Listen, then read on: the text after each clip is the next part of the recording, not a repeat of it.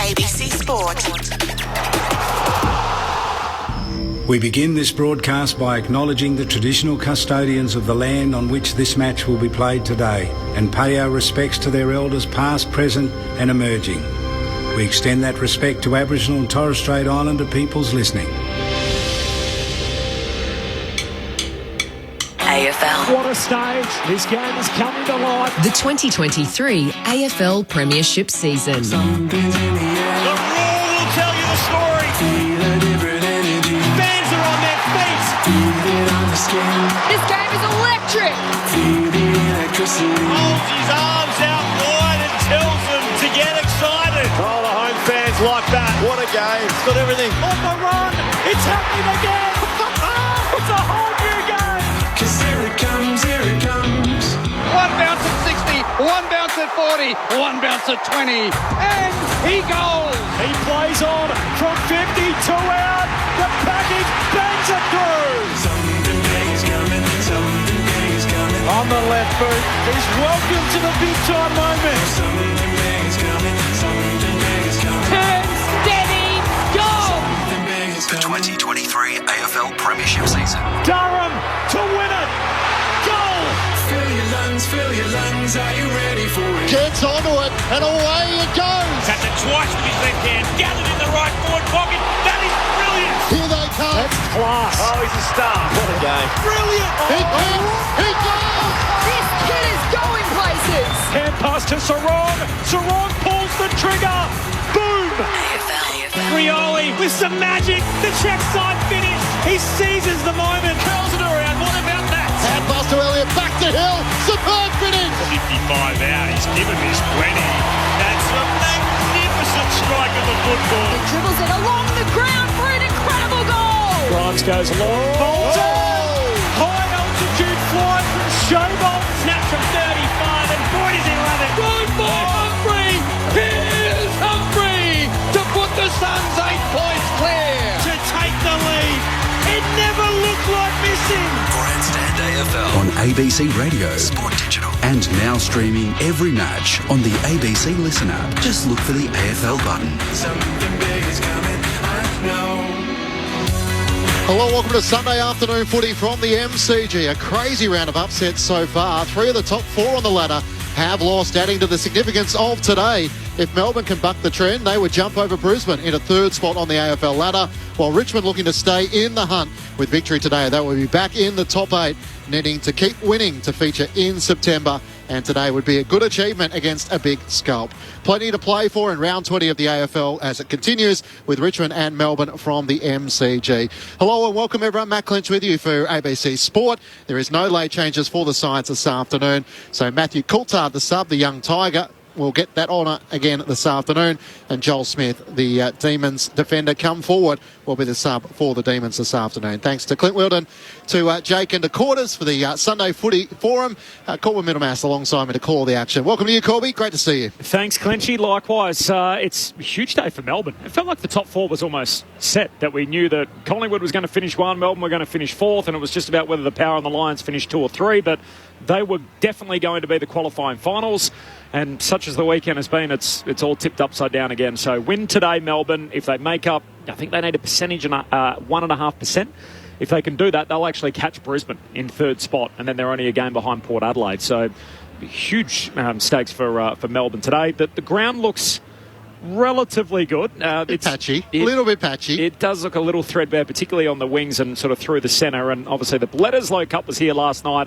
A huge crowd on Friday night, huge crowd last night, over 80,000 at both. And we might not have the same numbers today, but plenty to play for, as you said, in the opener for both teams. Our number 1 draft picks are here. You've heard Mark Murphy already in Grandstand AFL Sunday. The Blues are back in town. Bit of a pep in the step, Murph. Welcome to you. Yes, Clinchy. Yeah, thanks for having me, Corbin and Lids. Yeah, the Baggers, they're back in town, aren't they? And there was Bag Blues. There was a lot of strutting walking out of the MCG on Friday night from many Carlton fans. Not me. Just low key. Just take it all in your stride, Lids. You know me. Yeah.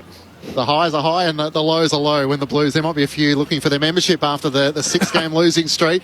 Brett Delidio is here. You heard him just then. Of course, the Giants, all of a sudden, 7 on the trot. I know. Could they be the sleeper, Lids, as you watch your Tigers today? It will end up taking that valuable spot in the bottom half of the 8. It's all up for grabs. Well, that's it. They're playing an exciting brand, the G-Men, and travelling really well. When I say travelling, I mean like when they're actually going interstate and knocking teams off.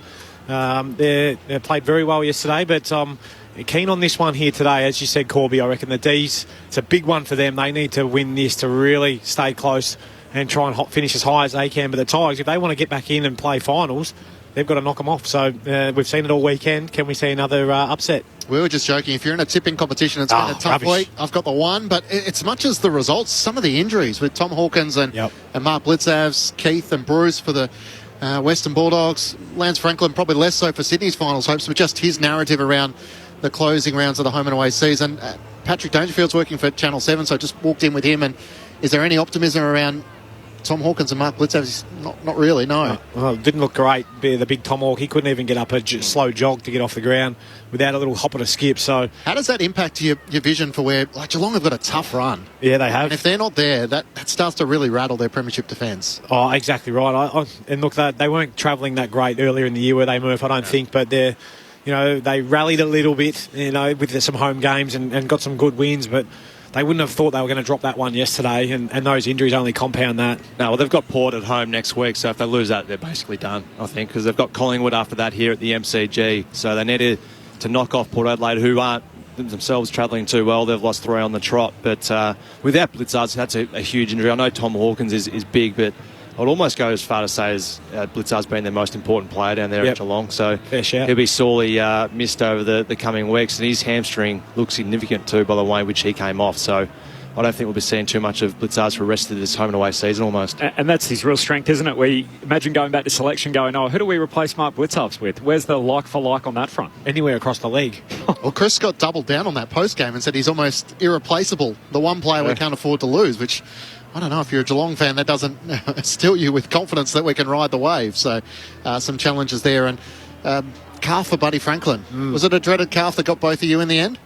It was, yeah. And they said it was only awareness, but most of them are awareness that turn out to be, they can be really minor but still show a decent nick in your calf. But it'll be interesting to see what the scans show and whether or not he can be back and it's only that little nick that it is. But yeah, we'll see how we go. I'm not confident when it comes to calves and age. No, let's hope for all footy fans that Buddy can get back. Hopefully that last game of the season at the SCG.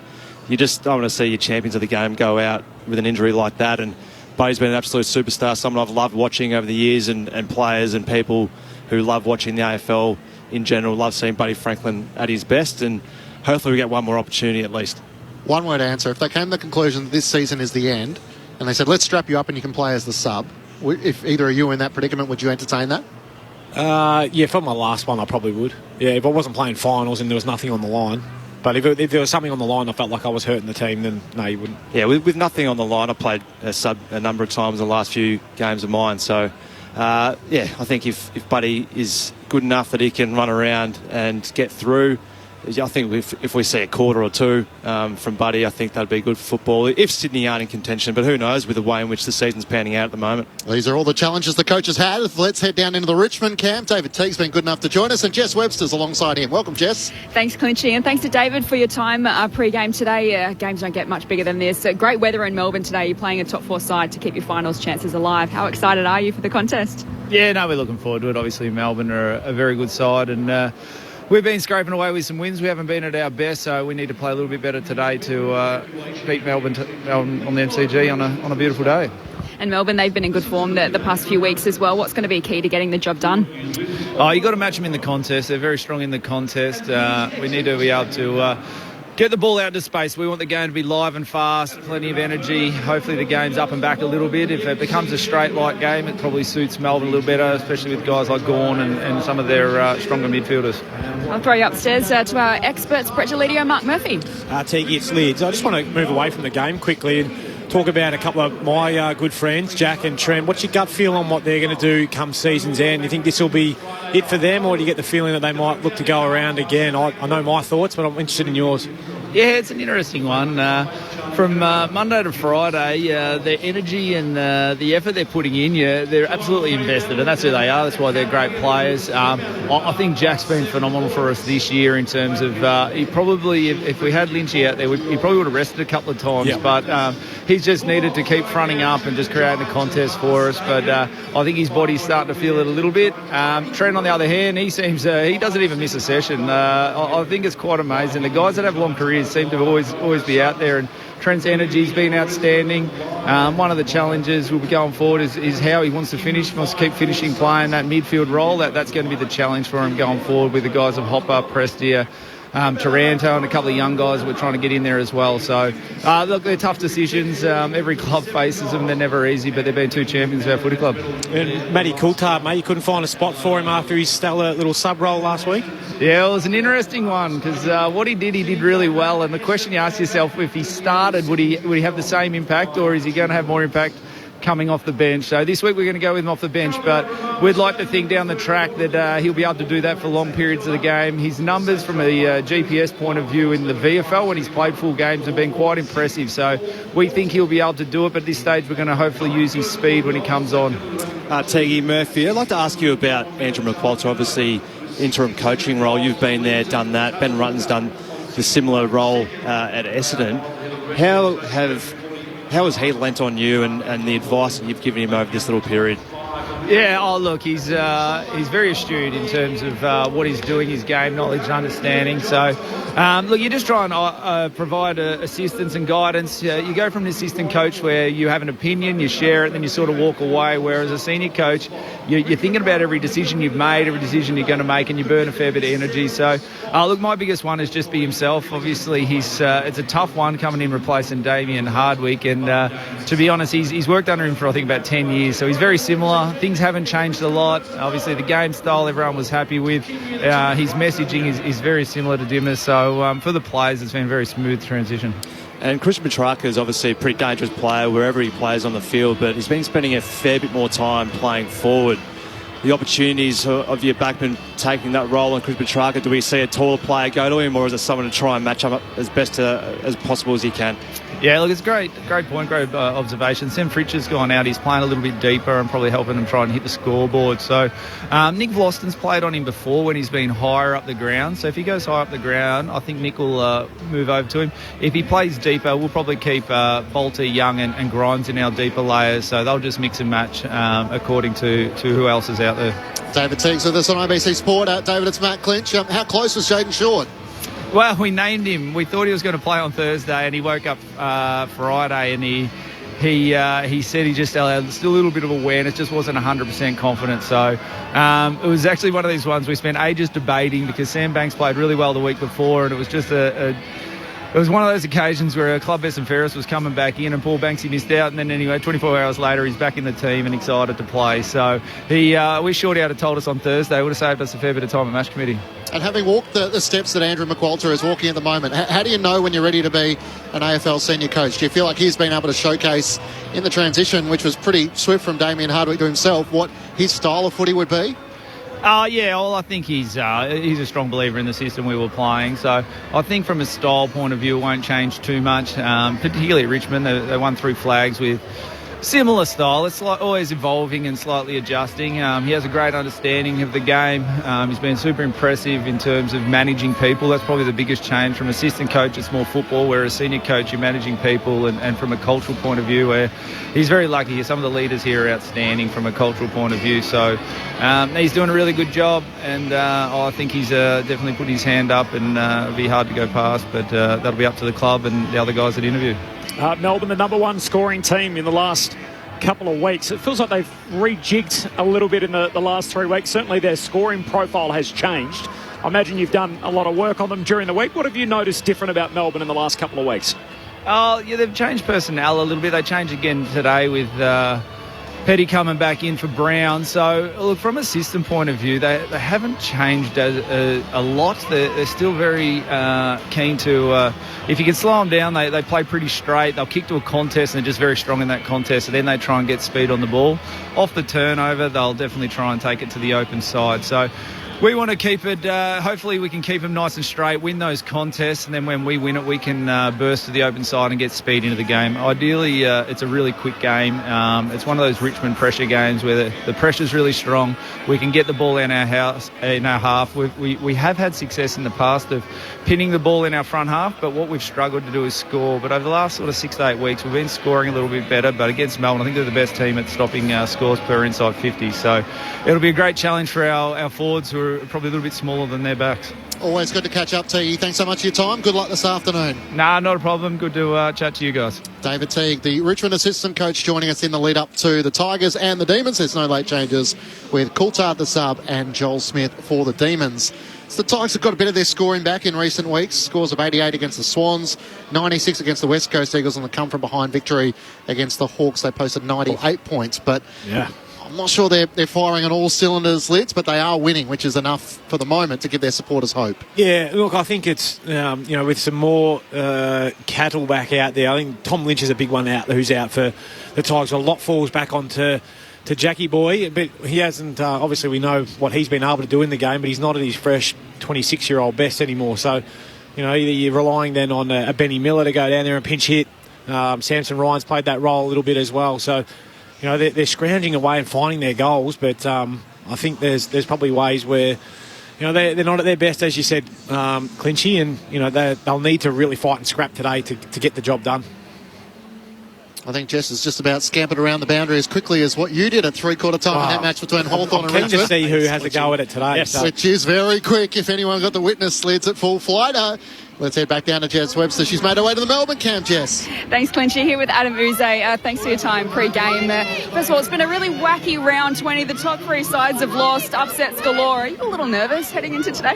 Yeah, it's been a really unusual round, but what it does is give us an opportunity. So a couple of teams that are in front of us have obviously dropped the game, which is really important for us to obviously capitalise on that today and hopefully have a good performance against the Tigers.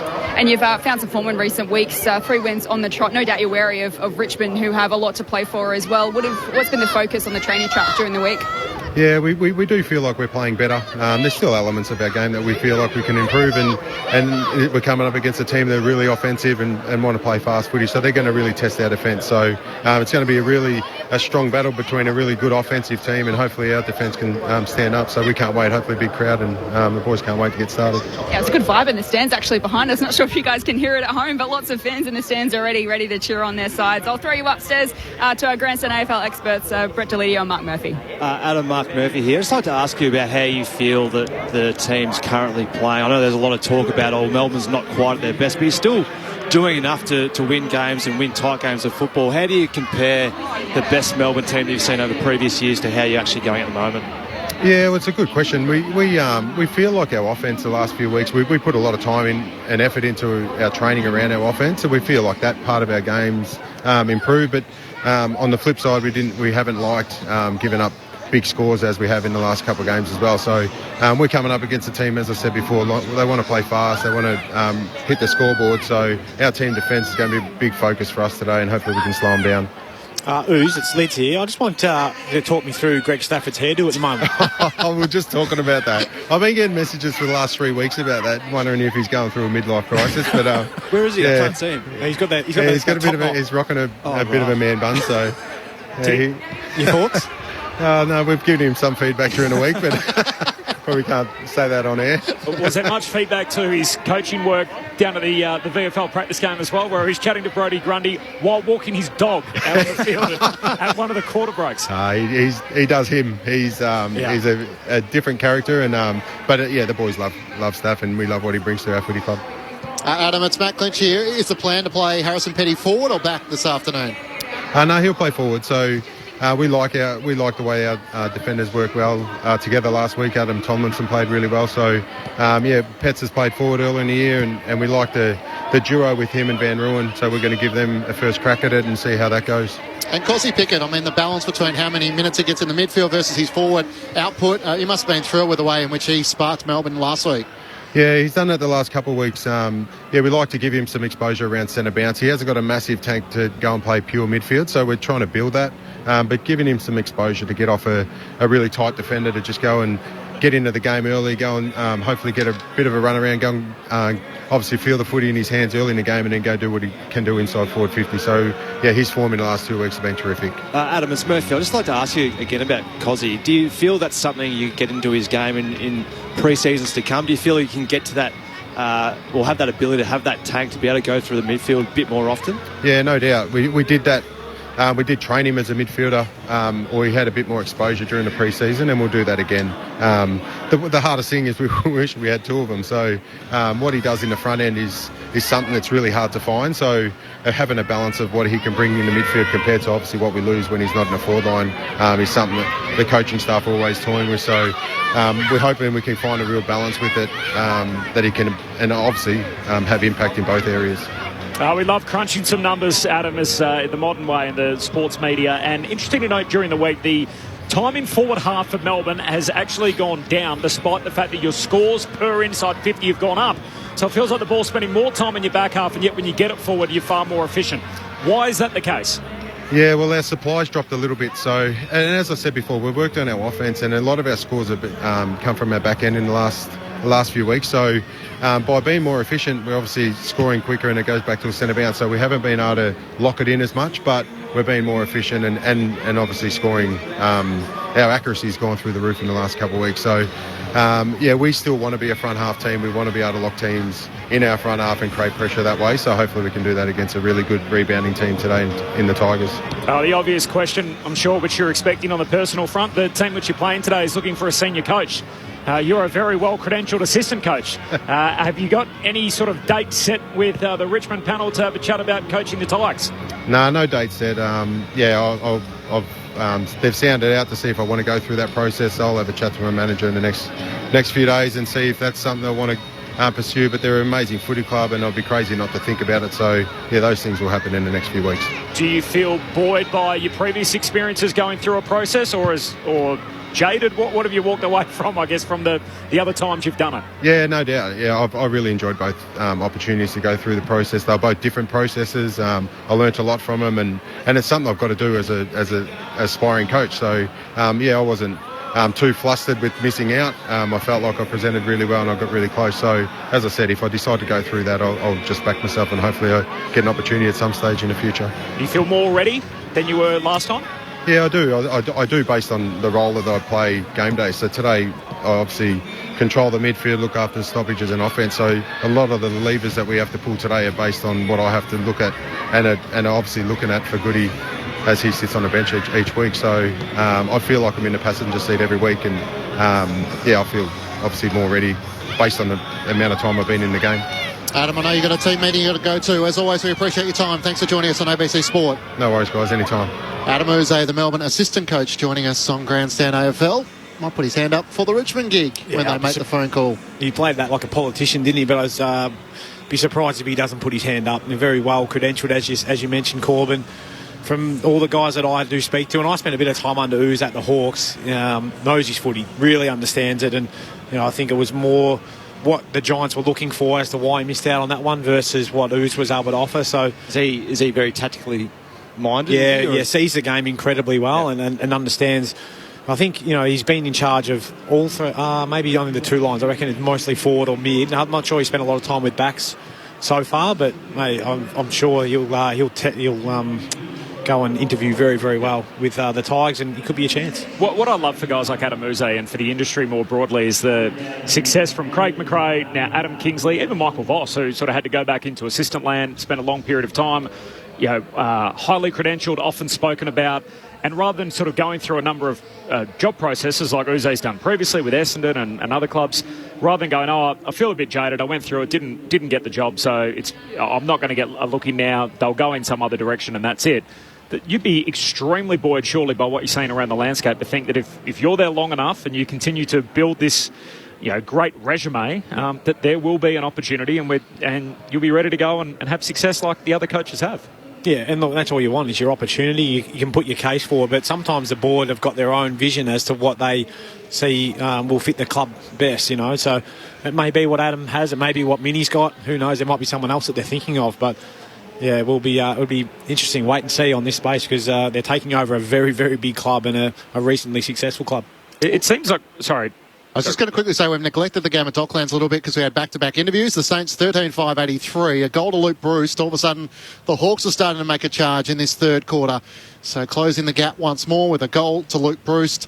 And Hawthorn all of a sudden on the charge, 10-5-65. So an ABC call. That game is available on the ABC Listen app.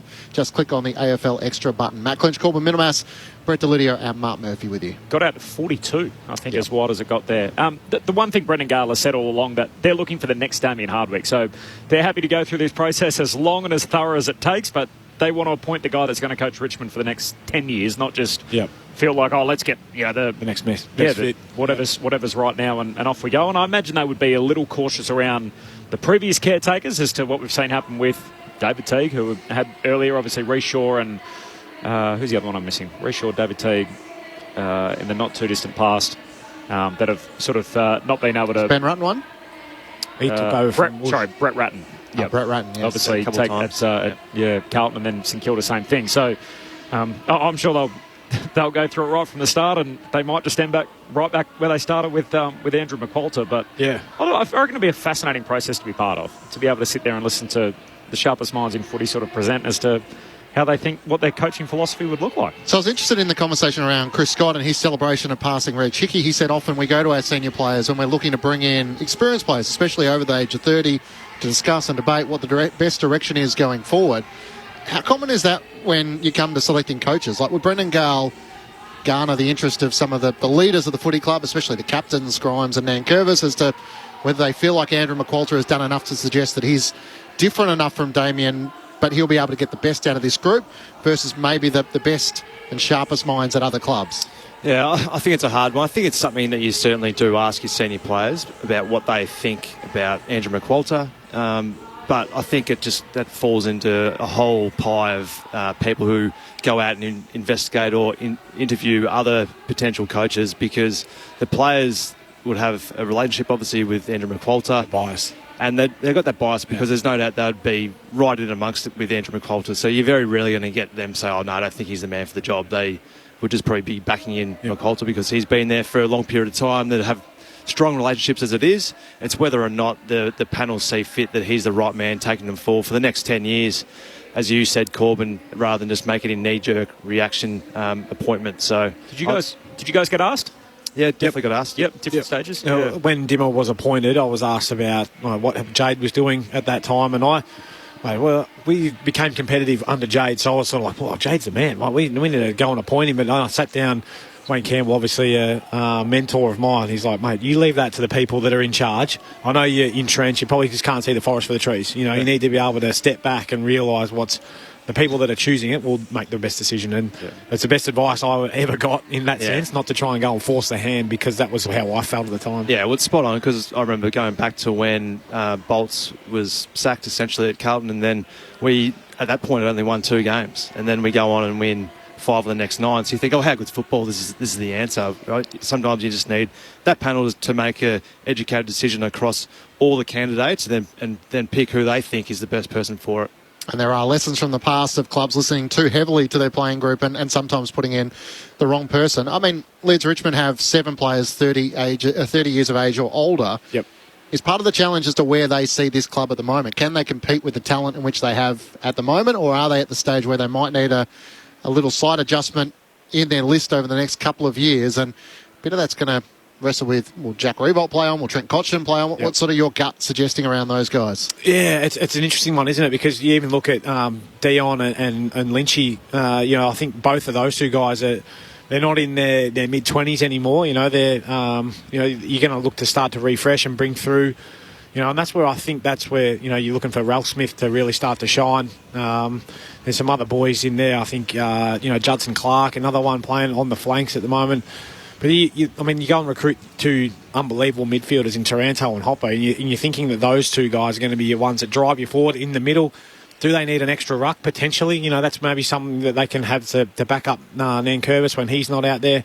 It's going to be interesting to see, because we've already seen Tarrant retire. Then is that the end for Jack? He spoke about just recently saying maybe the North Melbourne game might be the one that Might be his last game, who knows? Which kind of suggests that if you're thinking about it, it's more likely to happen. Well, I think so. But and I'm not saying that because I don't know. I haven't had that conversation with Jack or with Trent. But you said earlier, though, you have your views on it when you were talking to David Teague. Do you think they'll go around again?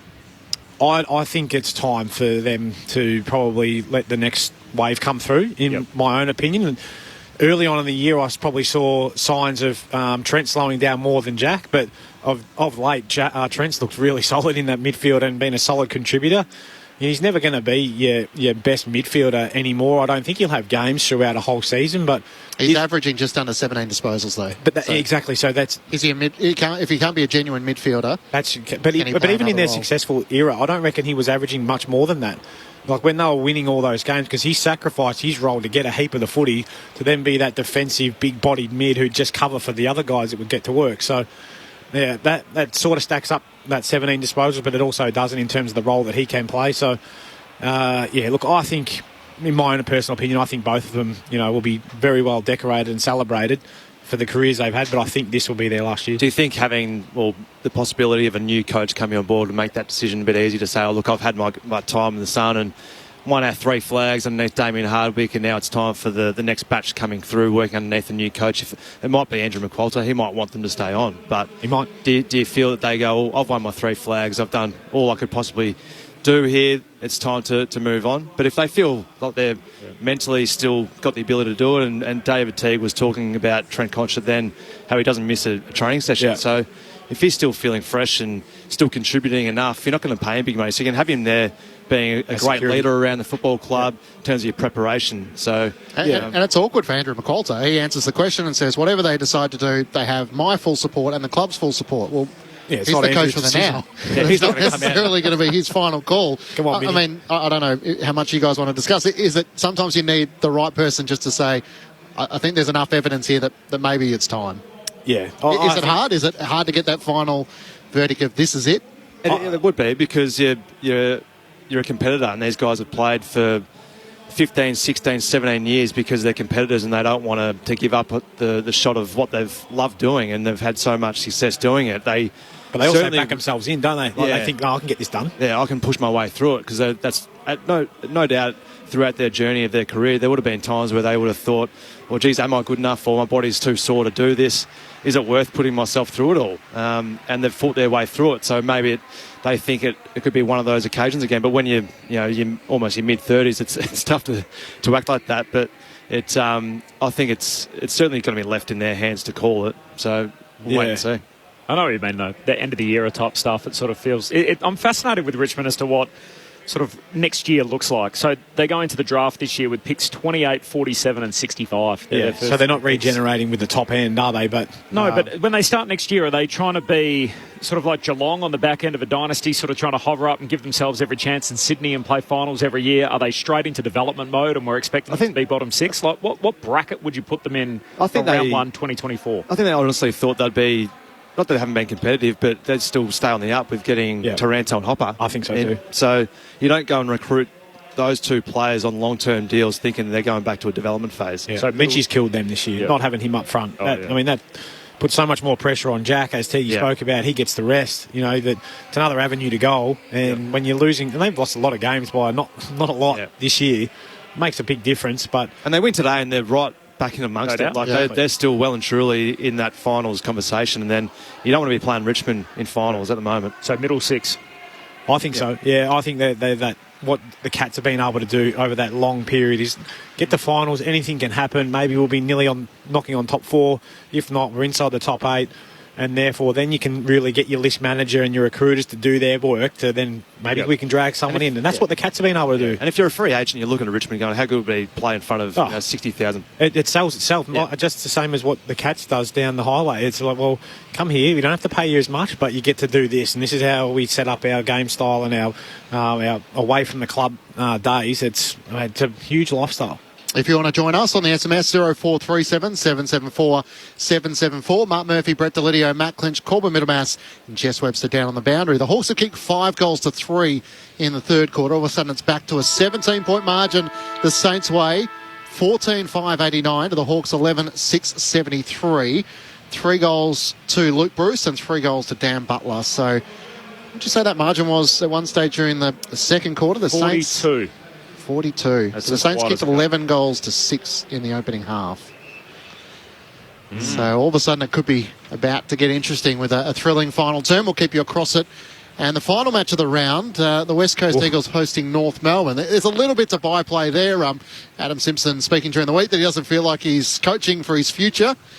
But certainly there's a lot of media around what the future might be for the West Coast Eagles. Not just he, but the CEO as well. And the club having to release a statement saying it wasn't the power brokers who were meeting unexpectedly. It was a gathering of the leadership that had been in the diary for a couple of months. And Brett Ratton gets to coach North Melbourne for the final time before Alistair Clarkson takes back over. And the Roos are probably in the process of making their case to the AFL as to what assistance they might need going forward. Throw it, you reckon? No, I'm just saying it's an interesting game as to who actually wants to win. It's not box office, is it? It's not exactly... Not for the reasons in which you probably tune in, no. But, yeah, look, I think, I've tipped the Roos, but only because I think they're, without Shuey playing and a host of other players, Brass is out now for the rest of the year. We'll wait and see on that space to see what happens there. But, it's a big game. You wouldn't want to be losing, I don't think, over there if you are the Roos. You've got to try and hang your hat on something for the rest of the year, don't you? But you can see why they would too, But I don't know, Clinchy. I don't know which way I'm going to sit on that one. Well, there's no chance of stealing the number 1 pick, North, because their percentage is far superior than what West Coast are. Sitting at a glamorous 46 at the moment, the Eagles. Yeah, I'm exactly right. So North will win, I think. North win. And if they don't, if the Eagles lose, it's going to be... Can get much worse. If it's a smacking, what happens then? Well, I think that's the. I mean, no Shuey, no Yo, no McGovern, no Barras. There's so many players missing for the West Coast. So it should Eagles. be a smacking. I looked at that. So it should be a win for North. And then what happens if it's an absolute smashing? Imagine it's over 10 goals and that's 17th to 18th. That's it. That's an indictment, isn't it, really? It's a team, though, that lost back-to-back games by 120 and 171, and nothing changed. No. So you don't think anything's going to change? Well, I think they're so restricted at the moment by the money, and they don't want to spend the money. Yeah. So they've got more money than any other team in the competition. They don't want to pay the luxury tax to move on the coach or anyone else in the football department. So they've got a coach who's got 2 more years to run at $1 million a pop. So you've got to pay him out $2 million. Then you've got to pay the luxury tax on every dollar over $500,000. Wow. So you're probably looking at around a $6 million payout. And then you've also got to pay somebody to coach the team. So it might be a $7 million move to get rid of Adam Simpson. And then the chief executive's been able to survive everything. I mean, he's been there for 30 years. He was there during the drug saga while that was going on. And we know, obviously, the negative impact that had on so many young footballers' lives sort of come in while their time at the club and then thereafter. And he's been there the entire time. He's got a seat on the board. It's sort of, it feels like they've been able to just hold fat the whole way through. You're a cat. 9 lives, mate. It's amazing. It's amazing. There's not another football club or even probably sports team or league where this would happen. In private enterprise, you would just pay the money and move on. Yeah. Have they got the ability to pay the money? Yes. They've got how much do they make a year? They have more in cash reserves than the AFL. Oh, so why wouldn't they just do it? Correct. I think there's a big question mark around the number that's being sprouted in the media about how much it would cost to pay out Adam Simpson's contract. The cynic in me wonders who's peddling that narrative.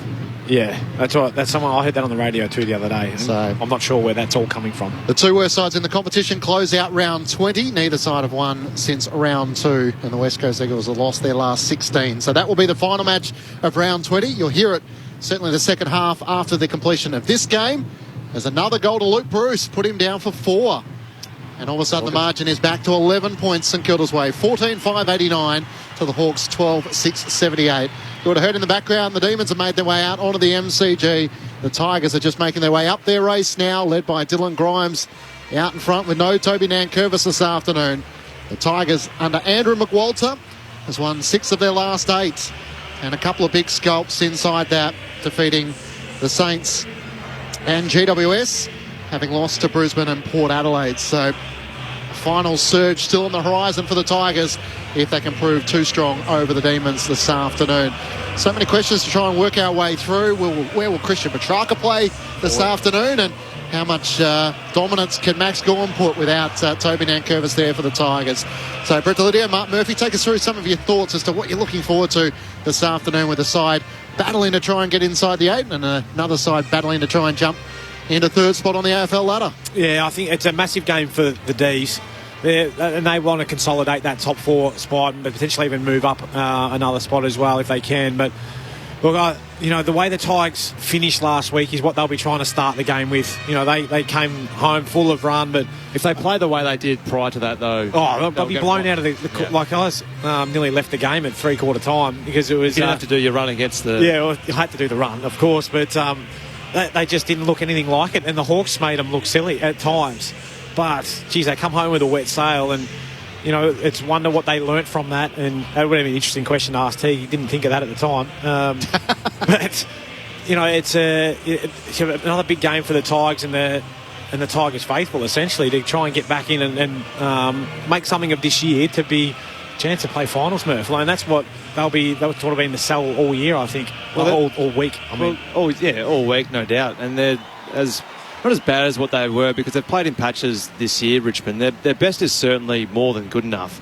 It's whether or not they can produce it here against Melbourne, who play this ground obviously really well. So the Tigers, but the games, as we always say, is one loss around the midfield. Petrarca, I feel, will play more forward today. Yes. Max Gawn was probably best on last week, along with Cozzy Pickett, who's fast becoming one of my favourites. We didn't get him in the votes, though. We didn't. We sort of missed the big fella. It's pretty hard to miss Maxi Gawn last week. So I looked at the coaches' votes and I did question mark. Me too.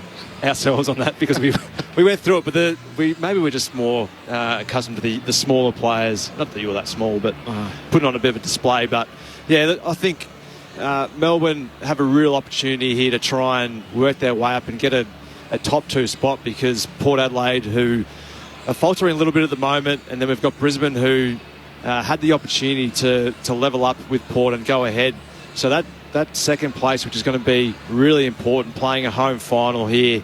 If they can win today, it can't solidify it, but it'll go a long way to them finishing top 2 and playing a home final here at the MCG, as opposed to going over to Port Adelaide or going up to the Gabba to play Brisbane. I'll tell you one who Lids didn't miss was Ben Brown. He's found himself in the Magoos, and miss him. Harrison Petty gets his opportunity. And it makes them look so much better up front, if you ask me. They're so much more mobile. Petty can really jump and launch at it, but he offers you something on the ground as well. The one I'm excited to see, and I think we'll see this from the get-go, is Cozzy Pickett inside the centre square for the very first bounce. And you reckon? Well, we saw it last week, and he really ignited them. I thought he had 7 or 8 touches in the first quarter, kicked the goal. Between him and Shea Bolton, my little nephew last week said, Shea Bolton, he's one of his favourite players. Other than Dusty, everyone loves Dusty, but just the things that both of those 2 boys can do. But I think Cozzy in there gives them a little point of difference, a bit more speed, not just the slow one pace, big bodied mid. You can change direction, get in and out, and that's what Shea can do for the Tigers as well. So watch for those 2 boys. Hopefully they line up against each other, because it will be see you later and gone. You feel that both those players, when they line up in the centre square bounce, they're usually going to be the go-to, because they're in there for no other reason than to try and electrify their teams. So whenever Cozzy Pickett or Shea Bolton's in the middle, you feel like the ruckman's trying to put it down their throat, and they get on the fly and they're attacking and they play with flair, which we love to see. Obviously, no Clayton Oliver. Angus Brayshaw's getting some opportunities in the middle. The other player alongside Cozzy, who you just love watching, is Jack Viney. Not the captain anymore, but the spiritual leader for Melbourne. And his ability to go to another level, come up big in the match against Brisbane, where he found a goal late. Yeah. So he's just the type of guy you'd happily follow if he's leading the charge in the middle. Yeah, you're right. And all he does is he gives you effort. It's not always the classiest in terms of lacing someone out from 60 metres out, but it's he'll dive on a footy, he'll get a hand in for a smother, he'll lay a huge big tackle.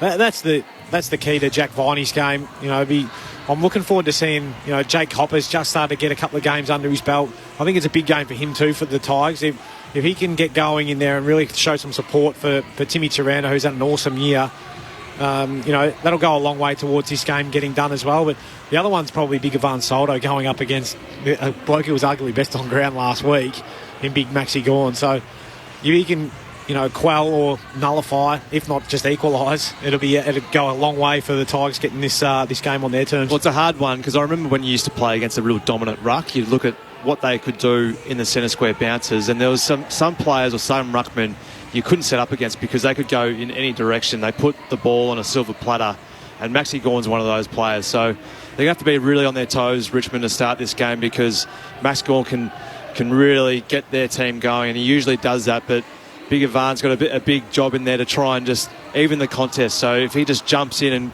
and makes Maxi Gawn understand that he's going to be jumping at his body at every opportunity, it just doesn't give Max Gawn the mindset to go, well, I can put this wherever I want. You guys just get there. So the contest in the ruckman is going to be critical in that centre square bounce. Three-quarter time at Docklands. The Saints lead by 11 points. Luke Bruce has 5. Hawthorn 12, 678, trailing St Kilda 14, 589. So the Hawks coming flying home like they did last week. I wonder if they found any time for any match simulation, which Sam Mitchell said post-game. They hadn't practiced too much of that. Oh, yeah, that's as opposed to the Tigers where... hopefully they've practiced scoring rather than trying to hold on to the game. Yes. So it'll do wonders for the season going ahead because there already is a logjam in that middle part from probably 3rd down to 15th at the moment. And if St Kilda can't get over the line there, it just brings in even more teams. Gold Coast Suns almost still a chance of playing finals at this point in time. So it's been one of those rounds where there's some teams have just let a few slip. For St Kilda fans, hopefully tonight's not one of those. The roof's definitely closed, isn't it? Yeah, I think so. Yeah, cool. It's close for every game. Yeah, just in case Ross was unhappy again with the roof being open. I was with you, Corby. Yeah, sorry, mate. I don't listen to Ross every single week. There's only so many excuses you can reel out when your team starts losing a few on the trot. Questions coming through on the SMS. What is Luke Brewster's career high goal? I'll have a look, Phil, and try and give you an answer to that. Andy from Wodonga wonders, are the Cats suffering a premiership hangover, or are they on the slide on 0437 774 774? Yeah, it's an interesting question, that, because you would have said early on that it was a premiership hangover, but then they sort of rallied and gave themselves half a sniff. But tell you what, it's just that game on the weekend that they've dropped. It's really going to end up hurting them. I suppose a lot of games have, to be honest, but then losing Hawk and Blitzarves as well, that really dents the confidence going late in the year for them. Yeah, maybe there's something in it when you've got too many guys over a certain age and they don't have the pre-seasons that they would usually like to have when they were a bit younger. So they didn't start the season too well, Geelong, and then probably too many games to make up, but they've just found themselves a little bit short in the injury front, haven't they, as well? They've been flirting with the edge all season, and they just haven't been able to get their best going at the best time. There was obviously a bit on the Sunday Footy Forum around Touk Miller, and he's grabbed to the groin of Dane Zorko, which no doubt will be assessed this afternoon, and we'll get an answer on that from Michael Christian. But one, obviously, the Q Clash medal, but... haven't seen too many squirrel grips in the recent future. Ballsy by two. It's... Hey? But it's obviously not something... I haven't seen that. That you want to happen, but then the reputation that is going to... As a result of that you don't want to be that kind of player, do you? No, did it look on purpose or? So it's the way the television camera showed it, like a broadcast, you're actually blindsided, so you can't see it. You can just see the reaction clearly from Zorko.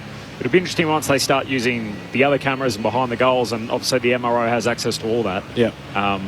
As to exactly what it looks like. But all we know at the moment is the reaction from Zorko towards Miller and sort of the umpire's mic, and what that picked up is what was happening in the area. Interesting to see if the players' code is adhered to. Yeah. Is there such thing as a players' code anymore? Those two have a lot of history, don't they? They do. I think there was Zorko got reported a few years ago for an incident with Miller, and they went toe-to-toe almost seen twice a year, didn't they? Yeah. And remember they had that beef carried on after the siren? The siren went and they were still going at it and had to be separated.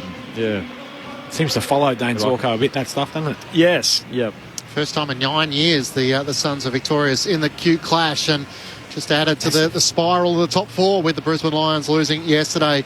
The teams are gathering in their final huddles. The floodlights have come on at the MCG. It was a beautiful winter's morning with the sun out, but it is a little cooler. I think they're expecting sort of over 40,000 at the MCG this afternoon for two Melbourne-based clubs, Richmond and Melbourne, who share the MCG tenancy. Jess Webster's in the front row of the grandstand. Welcome once more to you, Jess. Thanks, Clinchy. Good to be here. And yes, as you mentioned, it's slightly overcast at the moment. Quite warm, though, about 17 degrees, or warm for Melbourne winter anyway. Big few days at the G. Obviously, over 80,000 at Carlton Collingwood Friday night, the Bledisloe Cup. last night as well. Still some line markings on the ground, but otherwise looks in pretty good nick. And as you mentioned, they're expecting around 50,000 again for today. The crowd is still filing through. There's plenty to play for these two sides. So looking forward to the contest. Thanks, Jess. Looking forward to your contributions throughout the afternoon. Who are you tipping this afternoon? I've gone with the D's. I know Richmond supporters don't text in, but it's only because I think that the D's are a better side on paper, and after watching the Tigers last week live, they got over the line, I get it, but it was only the Hawks. Yeah, I've got Melbourne by 4 or 5 goals today. I think they're playing some pretty good football in patches. I think they'll step up today and play more of a four-quarter brand today, and I love the emergence of Cozzy Pickett in the middle, and here he is starting perfect alongside Dion Prestia. Shea Bolton in there for the Tigers. Opening goal for the Saints in the final quarter against the Hawks. So Melbourne looking to jump to third on the AFL ladder with victory today. The Tigers, where they're trying to continue their charge towards September. Round 20 of the AFL, Richmond and Melbourne on ABC Sport. Here's Corbin Middlemass. 2 premiership ruckmen to go at it. Soldo wins the hit out the middle, down to Keziah Pickett. There he is at the coalface, gets the first centre clearance, kicks it deep forward. Grimes spoils it straight to Petrarca, shoots goalward, misses. Outside of the right booter behind, and Melbourne a score inside the first 15 seconds. It's not a bad luxury to have, is it? To have Cozzy Pickett come in and Christian Petrarca sitting deep forward, and Cozzy doing his magic around the centre square bounce. That would have been in the opening 14 seconds. Bolter takes the kick in for the Tigers. Long kick towards half-back. It clears Marlon Pickett at the back. Rivers is almost onto it. His hand pass looking for Hunter goes across the boundary line and a throw in. Trent Rivers turns 22 today, so happy birthday to him. Play on the MCG, not a bad way to celebrate. I'm sure I ever did celebrate a birthday playing a game, Murph, did you? Probably at some point. Born in July. Going to take a bit to pass my good mate Rod Jamieson. He kicked the winner for the Adelaide Crows against Fitzroy back in the day, and then had the party of all parties. The Demons through Max Gawn at left half forward. Hand pass to Cozzy Pickett involved again. Kicks for Van Rooyen. He takes the mark in the left forward pocket. Only around 20 metres out. And Melbourne a second shot on goal in the opening 90 seconds. Big Ivan Soldo had his chance to really kill that ball out there on the half-forward flank. Could have put it 2 or 3 rows back. Missed it, but missed the body as well. It got through. And a beautiful little touch kick into this young bloke, Van Rooyen. I love watching him go. I love the crowd getting behind him as well. Goals in 13 of his 14 matches. 1 goal in 10 of his last 11. The second-year Demon with such high hopes, out to the left, shooting for the first. Steers it straight through the middle.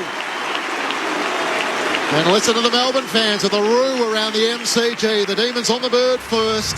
1-1-7 to the Tigers yet to score. 2 minutes gone on ABC Sport. Oh, perfect start there by the D's. Maxi Gawn getting involved there. And you made mention of Ivan. Probably should have just gone through and taken body. That's something that he's going to need to do. Just try and wear down Max Gawn over the course of the game, because if you allow Max Gawn just to do what he likes, he'll just run rings around you and just get involved on offensive and defensive end. But we saw Cozzy Pickett get involved in the first centre square bounce. He's gone back forward. I'd like to see him play up there a little bit more and be that little burst player they've got. We used to have Eddie Betts come and do it a little bit for us down at Carlton, just come in and just everyone just eyes on Eddie and just block for him and try and get the ball going forward. He's got that innate ability to find the footy. Overcast day, floodlights on. Yellow Sharon whacked back into the middle of the G. Ruck Sherritt comes down to Prestia of the Tigers. Hand pass away to Bolton. He can kick Richmond into the forward 50, and May reads it best. Got rid of Pickett, takes the intercept mark half back. Short kick to Viney. Lays a hand pass off to Salem. He chips it down the wing to Woden. Richmond home game, so all in black with the yellow sash. Melbourne in the navy blue with the red V and the white shorts. As Woden down to half forward, Melksham clever. Spoils to the advantage at Brayshaw. Hand pass along to 50 to Neil Bullen. Kicks inboard, turns it over. And Young takes the intercept mark for the Tigers. Looks to retrieve outside the defensive 50. Short to Prestia and now out wide to Ross. Getting his opportunities with some career best numbers under Andrew McQualter. Averaging up to 19 disposals a game. Back to Baker, who kicked the winner last week against the Hawks. Kicks up towards Revolt in a tangle with Tomlinson. Play on's the call. Gathered by Viney. Sends it up the members wing and Melksham in front. Takes the mark between wing and half forward. What a night he had here in that furious comeback against Brisbane a few weeks ago. Kicks down to half forward. Gee, big collision. Mark's going to be paid to Tyler Young. That's what I love about Van Rooyen, though. He still makes him earn it. You know, he really crashed. A bit of an old school centre forward, isn't he? Hammers into Young on the way through, but he gets up to take his kick. Heads down the wing. Rewalt sandwiched between two Ds. Pace for Baker. He tried to soccer it forward and kicks it out on the full. What have I just gone and done? Oh, it was going out for all money. Would have been a boundary throw in. He tried to toe poke it to the advantage of Pickett. Comes off the side of his boot and into the dugout and out on the full. Hands Melbourne possession. Tomlinson kicks to the contest at half forward. Gone in the pack once, twice. Whacks it forward about 20 metres for Melbourne. Grimes trying to collect. Does so. Tackled by Petrarca. Good tackle. Ball comes out. Says play on. Hunter. Hand pass away to Van Rooyen. He gives it to Jordan. Kicks to centre half forward. Melbourne can reload. And Salem takes the mark. Short kick inside 50. Couldn't quite get it to his intended target. Wanted to find Woden. Broken up by Taranto. Kicks out to half back for Richmond. Rivers gathers, dodges and weaves, and just pokes the kick inside 50. Spotted Viney all on his own. He can centre it up to Jordan. He marks directly in front, 45 metres out from goal. Demons getting plenty of looks inside 50 early. Yeah, they are smart football too by the Demons, just to lower the eyes and see the freeze. Richmond just had almost 3 or 4 spare numbers in defence, and that's what they're going to try and do all day, is try and flood back and get numbers in. So you need to make sure you analyse your teammates who are falling into some space, and that's exactly what happened there. James Jordan out of contract at season's end. 4 goals, 2 so far this season. He comes in directly in front. Jordan's for the Demons second. Just misses to the right-hand side. And Melbourne 1-2-8 to Richmond yet to score. It's 6-1 the inside 50s through the opening 6 minutes.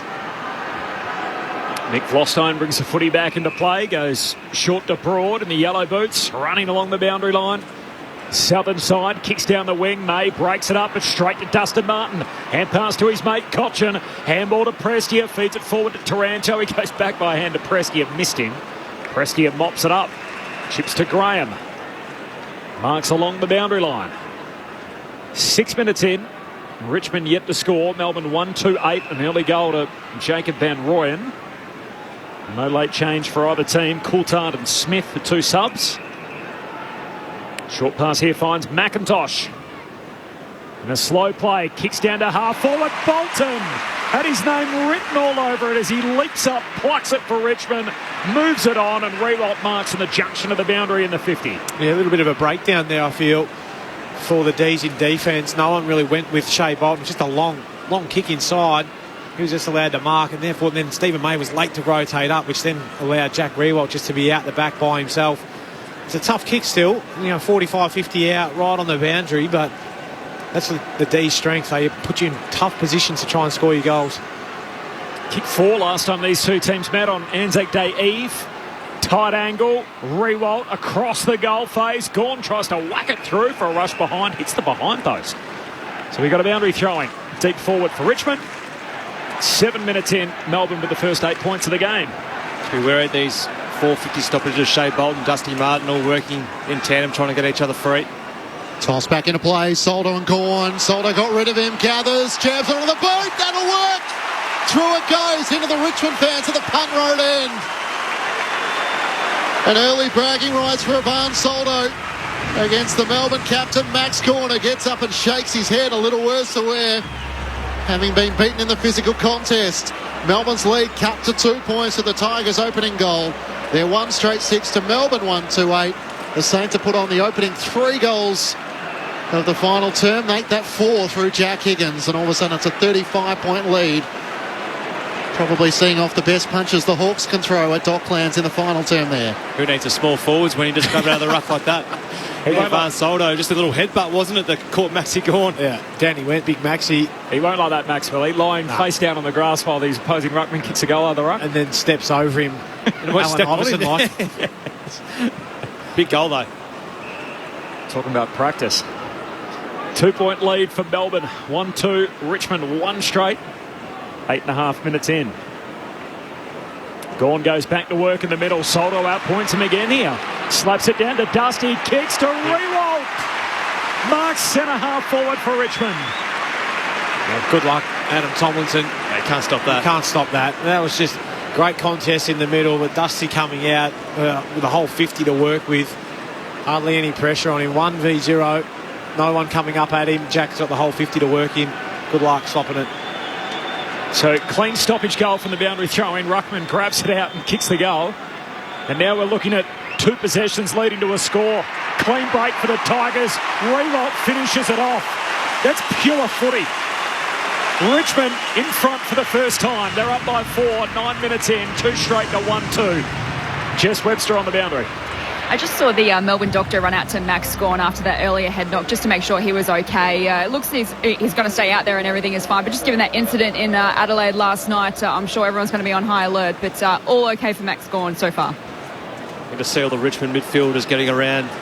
Big Ivan Soldo. Great contest in the middle of the ground. And Dusty Martin, that usual wrap around the back of the Richmond ruckman. And just as you said, Liz, just if you've got any time or space, Dusty Martin, he's just going to put it on a platter, and that's exactly what he did to Jack Rewalt. Adam Tomlinson, who's got the job on him, just doesn't stand a chance when the ball's coming out of the centre square like that. Melbourne had 6 of the first 7 inside 50s. The Tigers with the last 2 for 2 goals. Soldo and Gawn in the middle of the ground. Ball spills down. Jordan becomes a tackler. Soldo can't break clear. The Richmond ruckman has kicked a goal in his last 4 games in the absence of Toby Nankervis. Serving that suspension. Soldo wins down the tap to Martin for the Tigers. Hand pass to Dan Rioli. Feeds it to Ross. Down low for Taranto. Can't gather. Trying to slide in was Harms. A chance for the Demons through Jordan. Hand pass to Cozzy Pickett. Hack has it, kick it in the middle of the ground. Awkward bouncing ball for Hunter. McIntosh taps it down. Gets it away to Miller. Sends it up towards half forward in front. Marlon Pickett marks. He's just outside 50 out to the right. He would take his absolute best.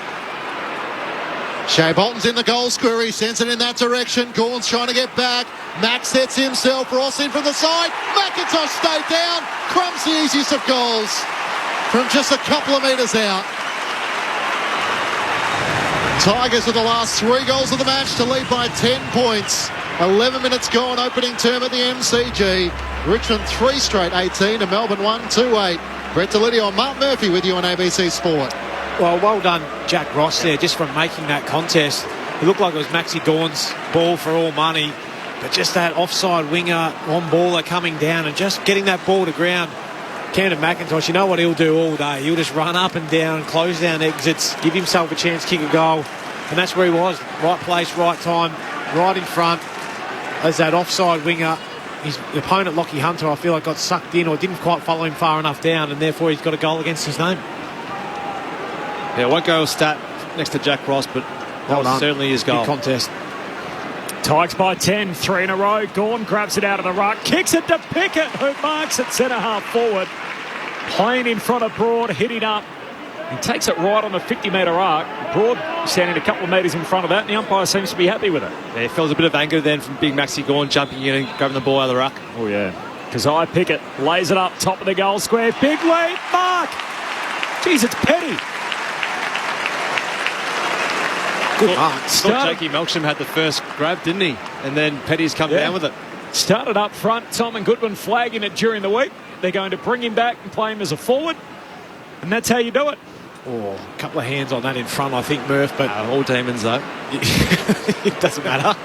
Contested mark and a pack of 5 in the goal square. And now the easy conversion. It's how to go about it. As a forward, Harrison Petty kicks Melbourne's second. And Richmond's lead cut to 4. 3 straight to 2-2. 13 minutes into the opening term. Richmond by 4 points.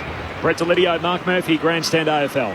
Well, it's a good move. Like they're trialling a few things up there, Melbourne, at the moment. They've still been winning games with their forward line just looking a little bit different from week to week. So perfect start for Harrison Petty to come in. Usually obviously playing down back, but to go forward and take a big contested grab in the goal square. Great start by the D's, and just gives confidence to the midfielders up the ground. They can just get it in and he'll provide a contest. I think he spent all of his time while he was injured doing forward work, but then when they came to play the Cats, Jezza Cameron needed a match-up, so he went back and did that. But now that he's been out, come back in, forward's where we're going to see him hopefully for the rest of the year. Breaks a run of 3 consecutive goals for the Tigers. Good game of footy so far. Back in the middle, Van Rooyen's into the ruck up against Soldo. Soldo wins down the tap. Shea Bolton's onto it. Away he goes, takes the bounce, gets the centre half forward, goes for goal. Hits the post. Halfway up into the left goal post. Shea Bolton at full flight. There's not too many who are going to catch him. Richmond's lead is 5 points. It's almost nothing better than seeing a midfielder just strolling out of the centre square bounce, taking bounces and kicking goals. Almost there for Shea Bolton. Bowie on the kick-out duties. He's off and running, drives it up to the wing, and Bolter stands in front of Petty, takes the mark. Got one to go on with as well. Richmond fans wanting 50, nothing forthcoming. Most in the comp. Intercept mark scored. Big fella. Wow. Noah Bolter. Long 60-metre drop punt to the top of the goal square. Tomlinson puts his fist through it. Straight down to McIntosh. Spins away from Langdon. Hand pass to Pickett. Running out of room. Forward pocket. Gives it to Graham. Still with the Tigers. Kicks to the top of the goal square. Falls to Tomlinson. Took on the tackle. Got a hand pass out. Lever had his legs taken out. Hand pass goes straight to Shea Bolton. This is his goal as he shoots goalward. Misses out to the left. Always able to get a look at the sticks in, isn't he? Tight confines. 6-point lead for Richmond, 3-2 to 2-2. Halfway through the opening term, Tigers by 6. 22-23 for the season for Shea Bolton. He's got such upside. Bowie with a long clearing kick in from Melbourne towards Petty. In a wrestle with Bolter, no whistle. Neil Bullen's hand pass picked off by Dan Rioli. Hand pass out in front of Mansell at right half forward. Looks inside 50. Baker can't mark. And sliding in McVie spoils it out of play. A throw in the right forward pocket for the Tigers. They lead by 6 points. Defending those D50 exits really well at the moment. Richmond had a few in-out-in plays, so defensively sound, structuring up really well. Boundary throw in. Half forward flank for the Tigers. Comes down Melbourne's way though. Rivers, hand pass to Van Rooyen. He gives it to Harms. Kicks inside the centre square.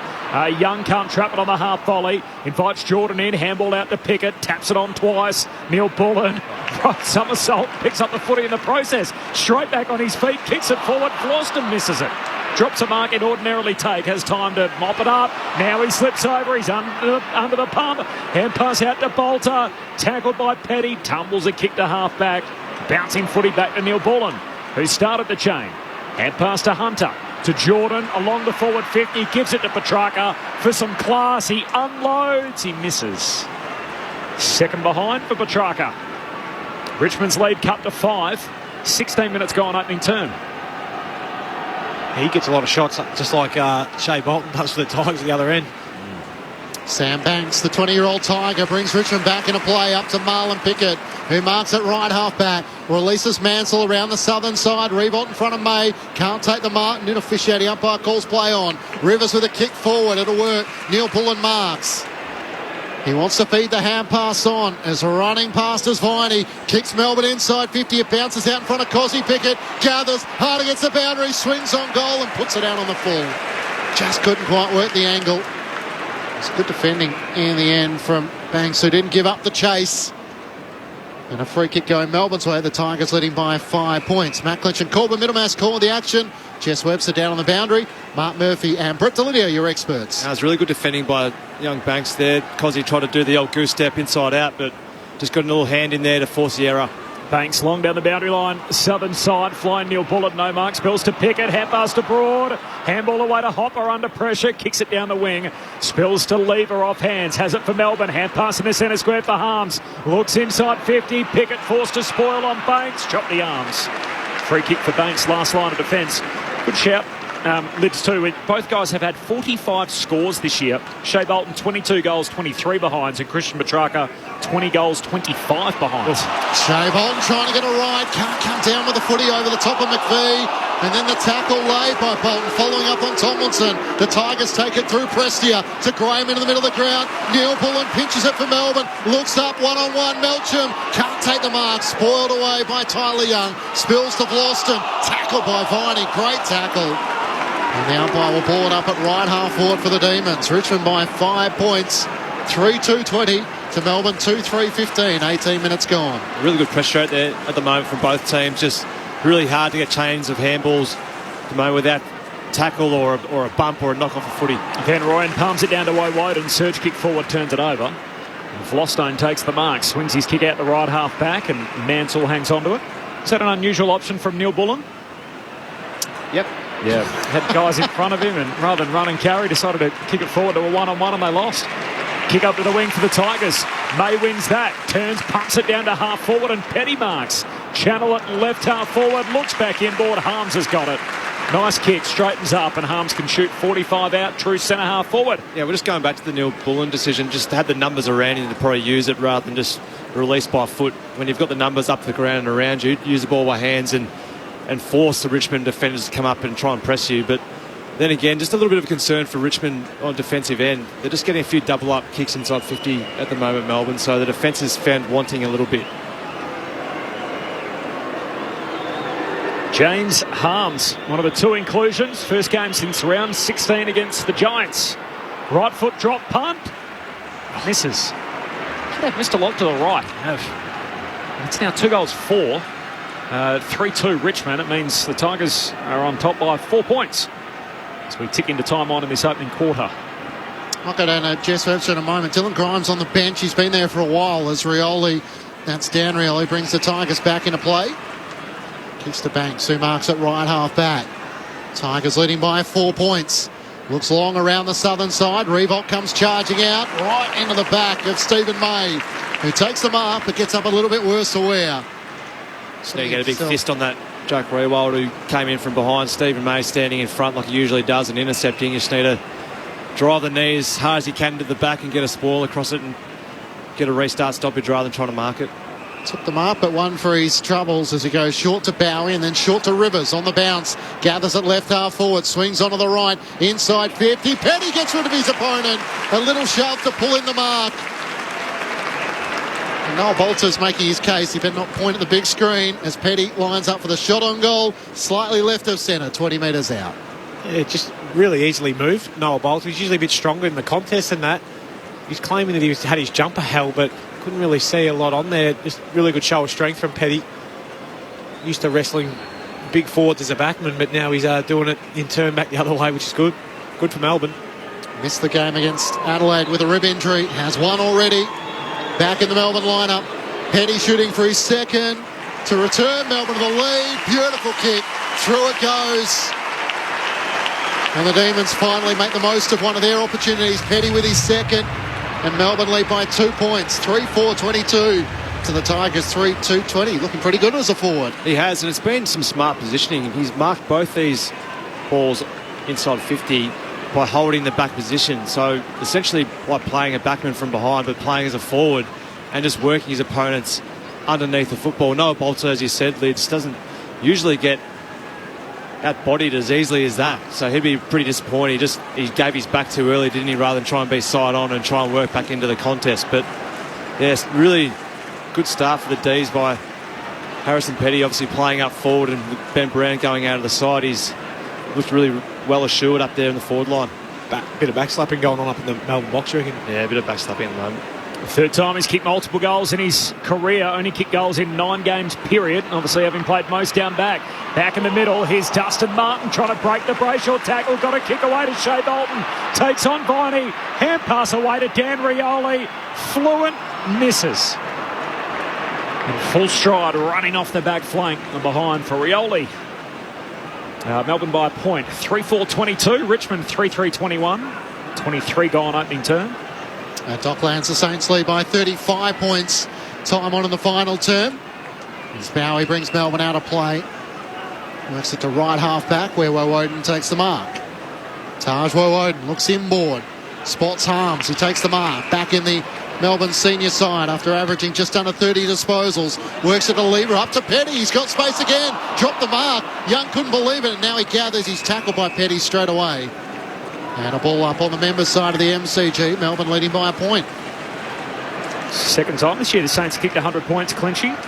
Highest score under Ross Lyon 2.0, so 122 on the board at the moment. Important win as well in the context. Taranto gathers, kicks the Tigers up the wing. Oh. Big tackle laid. How's that from Mansell? Came charging in, and Tajwa Woden was left rattled as he laid a big tackle on the AFL logo members' side. Gawn up against Miller. Gawn one down the tap, but Taranto volleys it to half forward. Baker in front against Bowie. Spoils it down to Cochin. Chips it up towards the 50. Ross gathers. He's got a man dusted all on his own. Top of the goal square. He finds him. As Lever races back, Dustin Martin takes the mark directly in front, 10 metres out. Quick thinking, Timmy Taranto, just to get that ball forward, but it was the work rate of Trent Cotchin from that initial contest. Clean, wasn't he? Yeah, he was clean, but he got over to where it was. The contest-to-contest spread is what opened that up. Jack Ross doing his best work on the wing, getting outside, and Dusty, where he's dangerous, top of the goal square. Dustin Martin to put the Tigers back in front. It's not his best to miss that. Goal umpire had to run a long way to his left, but the all-clear is given. A bit of relief for Dustin Martin. As it goes through, he becomes Richmond's 4th individual goal kicker. And the Tigers return to the lead. The 3rd lead change so far this match, with Richmond in front by 5 points. 4-3-27 to Melbourne 3-4-22. 24 minutes gone, opening term on ABC Sport. Well, another stoppage goal there by Richmond. They've had a few already this game, but the centre clearances from both sides have both had explosive exits, haven't they? We haven't seen repeat stoppages at all. It's been really on the fly. It's one being Shea Bolton or Max Gawn kicking it out of the midfield, or Cosy Pickett coming in. So there's a bit of room to move in there at the moment, a bit of flair, which is exciting for both fans to see. But been a really good contest by Soldo and Gawn in the middle of the ground. They're really jumping in and attacking the footy. Restart back in the middle. Soldo first hands on the footy, bounced off Bolton. He gets a look at it the second time. Gets the centre break, kicks out to the wing. Chase on for the footy. Mansell first one there, tackled by Rivers. Great work defensively and a ball up. High half forward for the Tigers. Mentioned Keziah Pickett earlier. Attended 4 centre bounces last week, Murph. Started all 4 quarters. He'd attended only 3 centre bounces all season previous to that. And again tonight, he's attended the first centre bounce here, and we haven't seen him at the centre square again for a restart from that point on, as Petrarca gets a clearance up to the wing and another ball up. Yeah, I'd bring him in as whenever he's fresh, whether that's coming off interchange or, as you said, then starting every quarter in there. He's got great power in there and should always be the go-to. Gawn palms it down to Taranto. Squeeze the kick out for Richmond down to half forward. Brayshaw knocks it on to Langdon. All too deep, scrap for the same footy. Rivers and Petrarca. Ball bobbles out Richmond's way. Classic Richmond blueprint. Just knock it on to Graham. He kicks to the top of the goal square. Pickett held out of it. McVie spills the mark. Still a dangerous ball to be won. Baker hands it out. Tomlinson's got it. Coughs it up. Dusty outside right boot. The dribbler. I think it's helped through on the line. Hunter trying to save the day. Dusty thinks he's got it there. Look, touch. Richmond fans are on board. There's a conference between the field umpire and the goal umpire. We're going to the video. Soft signal is touched. Yeah. Didn't quite get right across the line, unfortunately for Dusty, but good offside wing roll from Lockie Hunter being there as that goalkeeper, being able to save that goal. Probably learned the hard way with McIntosh getting that goal earlier, didn't he? That he needed to really work hard back and support his defence, and sometimes that requires you to get on that last line defence, and that's exactly where he was there. Richmond by 6 points. You can see the ball is touched by the Melbourne defender before. So the mixed response. There's probably more Richmond fans in the house, and yet we're located close to the MCC members where there's plenty of red and blue. It's the Tigers 4-4, Melbourne a 3-4, 27 minutes into the opening term. Just about at full time at Docklands. St Kilda leading by 29 points. Luke Boost with an equal career best 6 goals. A gallant effort in a losing cause. And a big win for the Saints. Stephen May looks to bring Melbourne back into play. Straight down the middle towards Gawn and Petty. Can't take the mark. Spoils the way of Dan Rioli. Hand pass over his shoulder straight to Neil Bullen. Retreats back by a hand to Rivers. Hand pass to Brayshaw. Back to Rivers. Through travelling to Jordan. Tackled by Dan Rioli. Turns it over. Holding the ball. Martin takes the advantage. Inside 50. Baker takes the mark. He has Miller over the top. Arms outstretched. Miller says take the shot. And why wouldn't you, with Baker kicking the winner last week against the Hawks?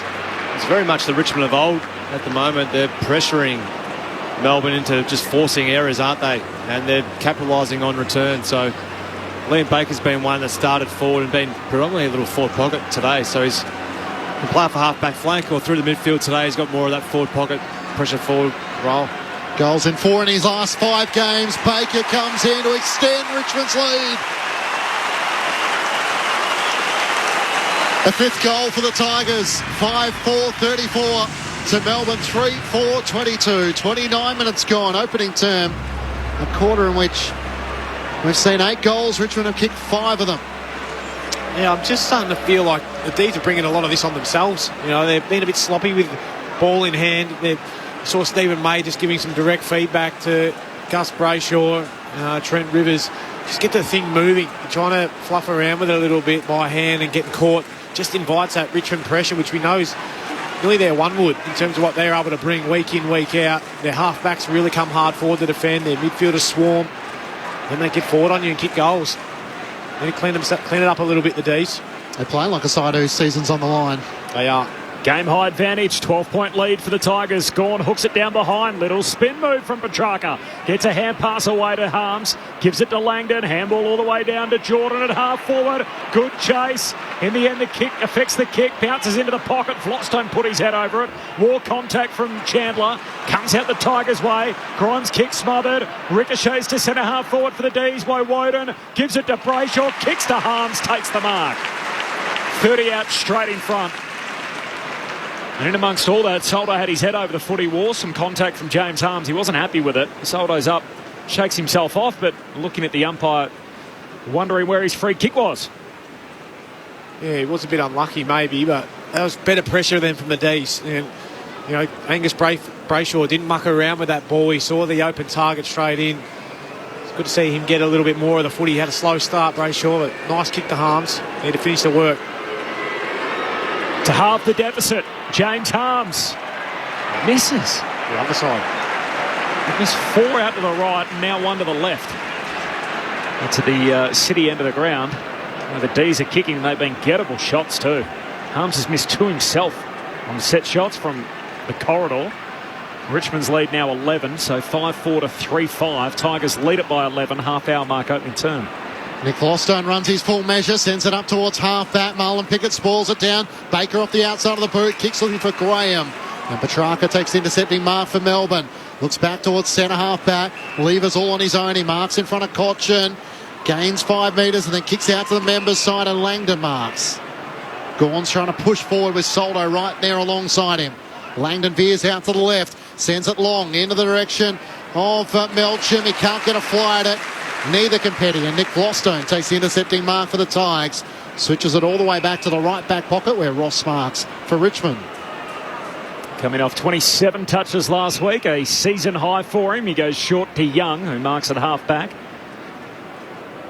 Tyler Young, dual sporting background, played a bit of soccer and cricket before eventually picking up Aussie rules in his sort of mid to late teens. It's turned out okay for him. Tigers work it down the wing. Baker knocks it on to Cochin. Hand pass out to Pickett under pressure. Bowie does well. Consecutive tackles. Locks the footy in, but that'll do us to quarter time. At an overcast MCG entertaining start. Richmond 5-4-34. Melbourne 3-5-23. It is Richmond by 11 points at quarter time. A quarter in which we had 3 lead changes. Individual goal kickers, 1 each for Richmond. Martin, Baker, Rewalt, Soldo and McIntosh. Meanwhile for Melbourne, Van Rooyen kicked the first of the game and Harrison Petty has got the other 2. So Richmond by 11 points at quarter time. Meanwhile at Docklands, St Kilda winners by 29 points. 19-8, 122 to the Hawks, 14-9-93. Dan Butler booted 4. Brad Crouch 3 and Jack Higgins 2-3 and Luke Bruce booted 6 straight for the Hawks. So the Saints, one of the big winners, having been in 8th position with 10 wins and 8 losses. That 11th victory sees them jump up to 5th spot. They're the winner on a weekend where a lot of sides in that 5th to 8th spot has lost across the weekend. And still to come, it's the West Coast Eagles hosting North Melbourne in the final match of round 20. Great to have your company on Sunday afternoon footy on Grandstand AFL on ABC Radio, ABC Sport Digital and now streaming on the ABC Listen app. You'll always find top drama on ABC iView. Tell me what you got. Always intriguing with The Messenger and Smother. I don't know who to trust anymore. People think I'm a psycho. Always dramatic with Vandervalk and In Our Blood. She really doesn't like you. The world needs beautiful things right now. And always different with In Limbo, Bay of Fires and so much more. I'm back for an encore. A surprise holiday. You'll always find the best drama. Happy. Streaming for free on ABC iView. Grandstand AFL. Now streaming every match on the ABC Listen app. Look for the AFL button. Toss back into play. Soldo and Gawn. Soldo got rid of him. Gathers. Jabs onto the boot. That'll work. Through it goes into the Richmond fans at the punt road end. An early bragging rights for Ivan Soldo. Dawn goes back to work in the middle. Soldo outpoints him again here. Slaps it down to Dusty. Kicks to Rewalt. Marks centre half forward for Richmond. Clean break for the Tigers. Rewalt finishes it off. That's pure footy. Goes short to Bowie and then short to Rivers on the bounce. Gathers it left half forward. Swings onto the right. Inside 50. Penny gets rid of his opponent. A little sharp to pull in the mark. Penny shooting for his second. To return Melbourne to the lead. Beautiful kick. Through it goes. Brayshaw back to Rivers. True driving to Jordan. Tackled by Dan Rioli. Turns it over. Holding the ball. Martin takes the advantage. Inside 50. Baker takes the mark. Goals in 4 in his last 5 games. Baker comes in to extend Richmond's lead. The 2023 AFL season. On radio, ABC Sport Digital. and now streaming on the ABC Listen app. Quarter time at the MCG. Sunday afternoon footy. The Tigers leading by 11 points with the last 2 goals of the opening term. 5-4-34 to Melbourne 3-5-23. Matt Clinch and Corbin Middlemass calling the action. Jess Webster down on the boundary. Mark Murphy and Brett Delidio are your experts. It was very much a quarter of the opportunities taken versus the opportunities missed. Richmond with 9 scoring shots from their 11 inside 50s, including 3 straight from their set shots. Melbourne, the number 2 defensive side, defending opposition inside 50s. The Demons with 17 inside 50s. Yeah. Could manage just a 3-3 from their set shots. Yeah, it's disappointing, Clinchy. I feel like it, like you said, it's a quarter of missed opportunities for the Ds. Their struggles up forward seem to continue, Murph, that they can't find the answer. While Petty was good, kicked the 2 goals and gave them that target, they also had a lot of marks against, and Richmond are one of the best sides in terms of being able to release someone, whether it's Vlosten, whether it's Grimes or Young, Bolter as well, to cover off and then come across, take the mark and then start their attack from there. So they've got to work it out. Someone's got to be flying. When you're undersized in terms of, you only got Petty down there and then you've got Melksham as well. You haven't got that big guy that can really come up against them and bring the ball to ground. And that's where I think they're falling down at the moment, as well as a few skill errors. They've been a little bit sloppy with the ball, Murph. They're missing some handballs, putting their teammate under pressure with a forward handball, which just invites Richmond to be at their absolute best. They sniff that out as well as anyone and come in. They've seen their half-backs, Dan Rioli, get really aggressive, coming forward, laying some big tackles in the centre half of the ground. They can clean that up and their goal kicking. We've seen Harms have 2 shots, missed both sides, So they need to clean that up. But at the moment, the Tigers will be very, very happy with the start to the game. Yeah, they would. And surprisingly, Richmond have only had the 9 tackles, but I thought their pressure was first class in that first quarter. They forced Melbourne into errors, but I thought Melbourne, conversely, their midfielders actually worked pretty hard offensively trying to get opportunities to kick goals. They just didn't kick them. So they were getting marks inside 50. I think Harms was one and Viney was another that were getting forward from playing that midfield role and getting opportunities in front of goal, but they just didn't capitalise. They had Harrison Petty kick 2 goals in that quarter from big, long entries, and he did really well from those that came in, but as you said, you just can't afford to keep bombing it in there because they just don't have the height down there to compete. Van Rooyen is obviously new to it, and he's only very young in terms of his experience at AFL level. He's not going to be there competing at every single contest. He's going to have his hands full if that's going to be his job for the day. But both defences like to zone off and cover one another and get their offensive going from their D50 marks and intercepts. Knee injury for Zach Jones, by the way, Clinchy. There's some of the fallout out of that game, so he's on crutches in the St Kilda rooms. Just repeating, as you told us before that promo on the highlights, 27-point win for the Saints into 5th spot on the table. So it's impressive, isn't it, considering we thought their wheels were falling off and they were going down towards the bottom end.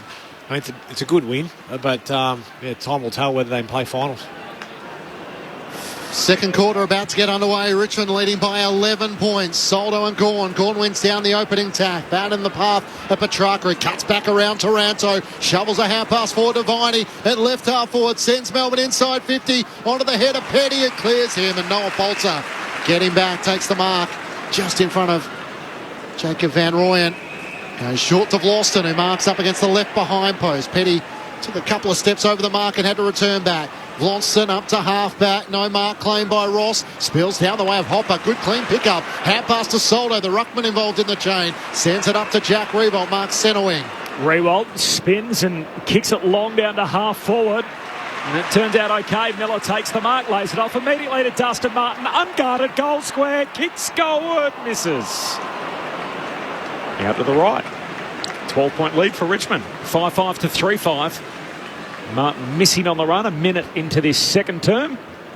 Pretty gloomy too, sort of threatening grey veil overhead, but no rain forecast until a little later this evening, just before 4 o'clock local time here in Melbourne.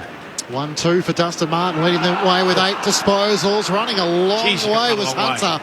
Got almost to the 40 metres out from his defensive goal before he kicked it. Petrarca gathers it left half back. Hand pass back to Vine. He has to work it around Shea Bolton. Taps it to Salem. Kicks up towards Chandler. Takes the mark in front of Dylan Grimes.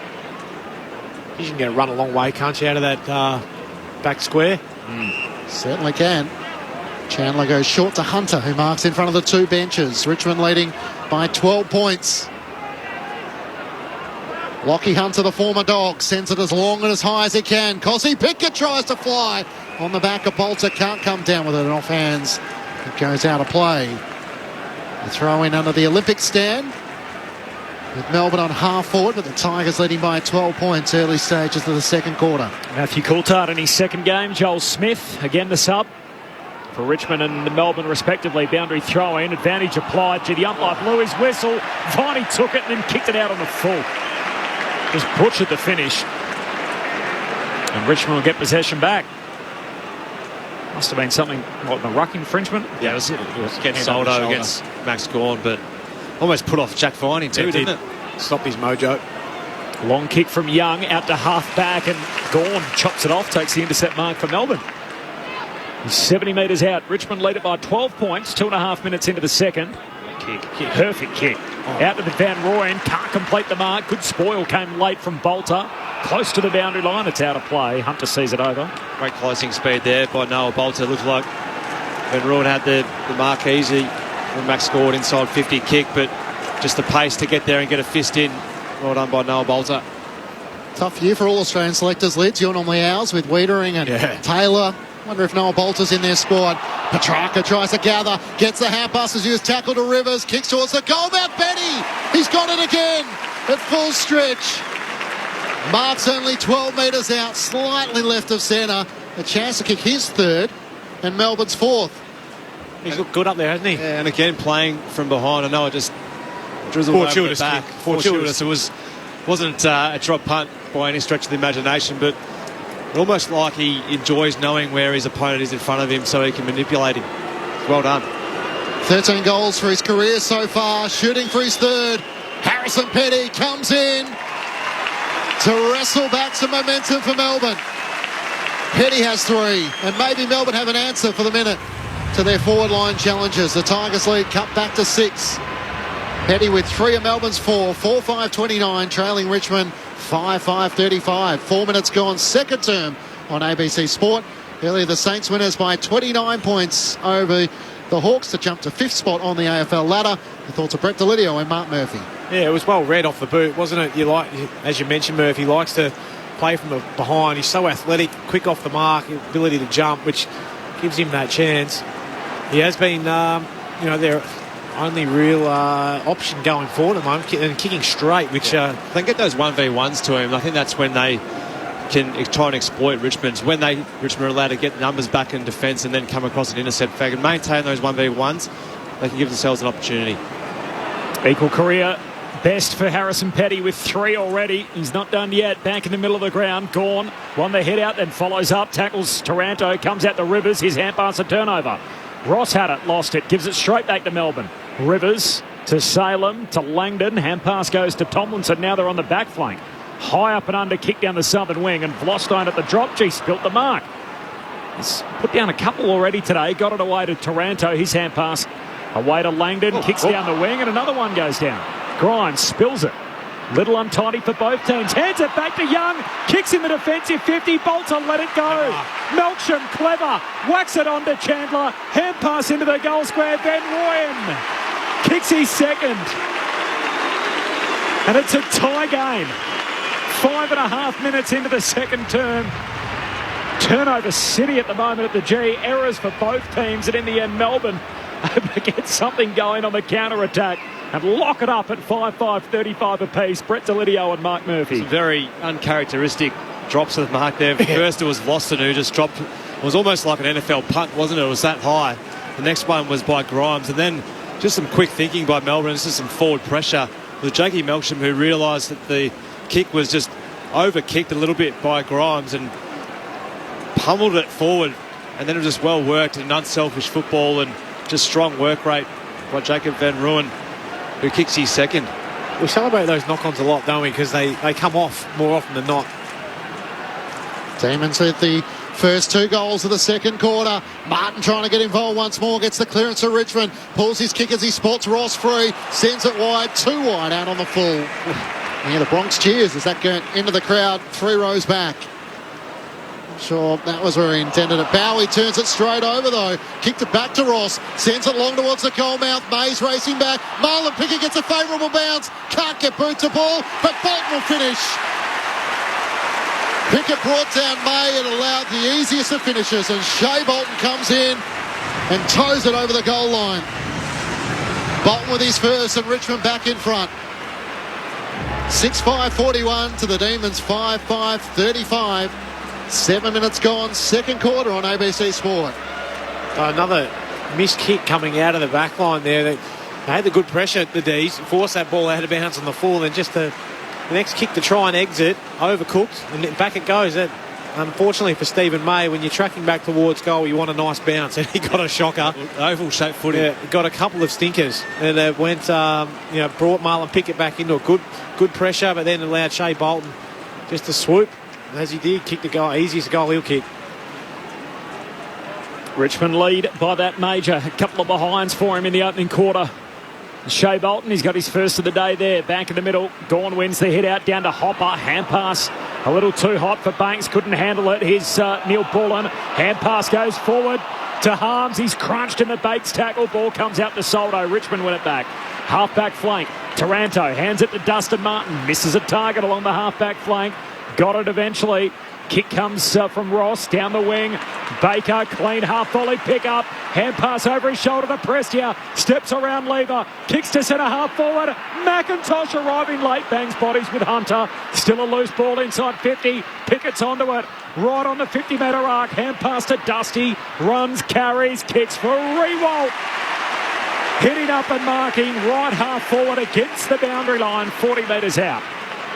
Oh, great footy. Just a bit of polish as we're used to seeing from Dusty Martin. A couple of occasions there getting his hands on the football, but it was their work rate, Richmond, just spreading hard from the initial stoppage to get the ball on the outer side, the Shane Warne side of the ground. I think it was Prestia who was the midfielder who ran to provide support for Liam Baker, who won the football on the half-forward flank, and then some good ball used by Dusty.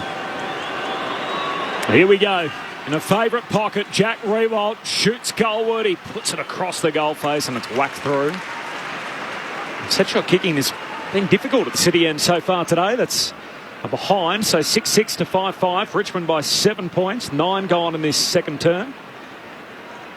Of course, what we usually say in the commentary is this is where the players have set shots from before they walk off the ground right in front of the race. But I put him down for that one. Not to beat for Jack. Good from there, a little left to right. Stephen May looks to bring Melbourne back into play. Runs his full measure and then kicks long to the members' side. Gawn the target, wrestling with Soldo. Clears him and Broad takes an uncontested mark for the Tigers. On the AFL logo on the members' side. He looks inward. Nothing on offer, so goes short. Finds Banks. Sam Banks plays on. Decides to change his mind in the last minute with a hand pass to Taranto. Feeds it to McIntosh, boundary side. Pokes the kick into the pocket. No one's there for the Tigers. Running onto it, Rivers. Kicks to Petrarca. He marks it left half back for Melbourne. Hand pass to Viney. Hand passes boundary side to Salem. Looks up the members' wing. Melcham's in a wrestle. Grimes worked his way to the side. Couldn't take the mark. But made a good contest as the ball goes out of play in front of the Richmond bench. It's a good result for Melbourne, just getting a stoppage forward of centre, which gives themselves an opportunity to play into their strengths, which is around the stoppage with Max Gawn. 6-6 to 5-5, Tigers by 7. Boundary throw in, Soldo trying to grab it out of the ruck, can't hang on to it, falls down to Harms, hand pass to Hunter, he's crunched in the tackle from Mansell, Pack forms behind him. And a ball up again. That's his second big tackle, Mansell. Geez, he comes flying in, doesn't he? In the crosshairs. Up it goes. Gawn wins the hit out, half forward for the D's, but straight to Taranto. Kicks in the middle of the ground. Lever through it, pace. Collects the footy, hands it to McVee. Hand pass to Bowie, kicks laterally, finds Langdon. Out on his southern wing where he gets his mail delivered out there. Spends a heap of time running up and down the boundary line. He's told to go. Kicks to high half forward, finds Brayshaw. And customary headgear again this afternoon at the G. Tigers by 7 points. Taking his time in a slow play now, Melbourne. Kicks to a contest. Petrarca the target. Grimes touched it on the way through. Petrarca still grabs it. Grimes has got him. Tackles him to ground. Ball spits out. Velostone for the Tigers. Hand pass away to Ross. He just jams it on the boot. An ugly kick down the wing. Lever couldn't gather, but he knocked it into Bowie's path. Couldn't take possession. Sliding in Viney down low. Pressure over the top. No whistle. Umpire waves play on. A chance for Lever. He tries to lunge at the footy away from Dan Rioli. Gets the hand pass away to Harms. To Langdon. Kicks out to Petty. He marks it right half forward. Possession number 5 coming up for him. He has 3 goals. As he kicks inside 50, Gawn's gone forward, can't get to it. Clears Neil Bulldon and Soldo racing back. Grimes, Young under enormous pressure, turns it over, melts him into the open goal, puts it through for Melbourne. 3 goals to 1 for the Demons in this second quarter, and the Tigers lead is cut back to a point. Richmond 6-6-42 to Melbourne 6-5-41. 13 minutes gone, second quarter on ABC Sport. Christian Petrarca really unhappy with Camden McIntosh there for some reason. Not sure what's happened. He's gone after that goal's gone through. He's gone straight up to him, given him a big bump, pushing the chest, giving him a few choice words. Mustn't raise his cooking, I don't think, is what I'm led to believe. A few choice words on his Instagram page. They've been really disciplined here, Melbourne, with their defending the ball coming outside their own forward 50, just forcing repeat entries. They've had 6 to 4 inside 50s to start this second quarter, and start this second quarter really well in terms of their pressure and their hunt. Tigers by 1. Soldo and Gawn, as it will be for most of the day. Soldo wins the hit out here. Taranto soccers it forward. Clean half volley pick up Pickett. Hand pass goes to Cochin. Kicks inside 50. Revolt the target. Tomlinson does well. Spoils out wide. McVee paddles it into Baker, and it's inadvertently knocked out of bounds. 30 out from the Richmond goal. Clean was that pickup from Marlon Pickett. Oh, yeah. Coming out at pace. Speed, yeah. A vacuum. I like that. Richmond by 1. Playing predominantly out of the goal square these days without Tom Lynch. Gawn wins down the tap. Revolt tries to knock it forward towards Hopper. Can't get a disposal away, and it goes out of play. You're obviously big admirers of Mason Cox's work. What did you think of his Nick Newman taunt when he turned around and had a look at his number? And who are you, sorry? Oh, pretty funny from Mason Cox. Come on, Mason. Got to have a laugh sometimes. Yeah, but please. Look at your own number. I didn't mind it, Murph. I thought it was quite humorous. No, I didn't mind it. Gawn tries to take it out of the ruck. Can't get a clean disposal away. Viney wrestles with Hopper. Ball spills Shane Bolton's way. His hand pass is picked off by Harms. Hand pass to Langdon. Cuts through traffic. Turns it over, though. Ross takes the mark on the southern wing. Did he get subbed out of the game? He did. Yeah, that was his last act, I think. Double checking. Yeah. Long kick towards the top of the goal square. Getting back Lever. Thumps it away. Into the opposite pocket, though. Unkind bounce for Woden. McIntosh on to it. Retreats with the kick to Banks. Sam Banks. 60 metres out right half forward. Number 41 on his back. Nathan Foley. Kicks it deep into the forward pocket, and Lever again there to take the intercept mark. He switches out to the southern side of the ground, and Petty marks in the defensive 50. He's kicked 3 already playing up front. He's got it at half back for Melbourne. Tigers lead it by a point, 15 minutes into the second. Comes inboard on the 45 to Langdon. Customary long sleeves of the sleeves rolled up. He switches play, sets Tomlinson a challenge, spores it away from Revolt. Marlon Pickett knocks it down. Back to Revolt. Hand pass to Marlon Pickett, dodging and weaving Stephen May. Hand pass to Soldo. I don't know if that's the option. Petty off his shins to Baker. Swings on his right, kicks the goal. Liam Baker with his second, and the Tigers extend their lead to 7 points. Not sure it was all that pretty from either side, but the Tigers end up with the goal. Richmond 7-6-48 to Melbourne 6-5-41. 15 minutes gone, second quarter on ABC Sport. It's a game full of errors, but Liam Baker is someone I just enjoy watching football. Makes it look a bit of fun and showed a bit of candy. Showed the ball out to Langdon on his left foot, and Langdon knew as soon as he went to go smother it that he'd been done. And great little finish by Liam Baker, who just seems like he's just Mr. Fix-It for Richmond. Wherever there's a little hole that needs...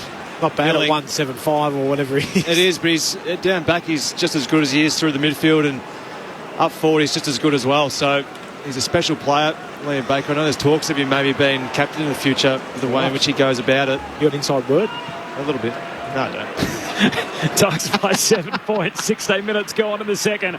Clean break for Melbourne here. Petrarca gets the centre clearance, kicks it deep forward. Bolter outpoints Petty to take the intercept mark in the one-on-one.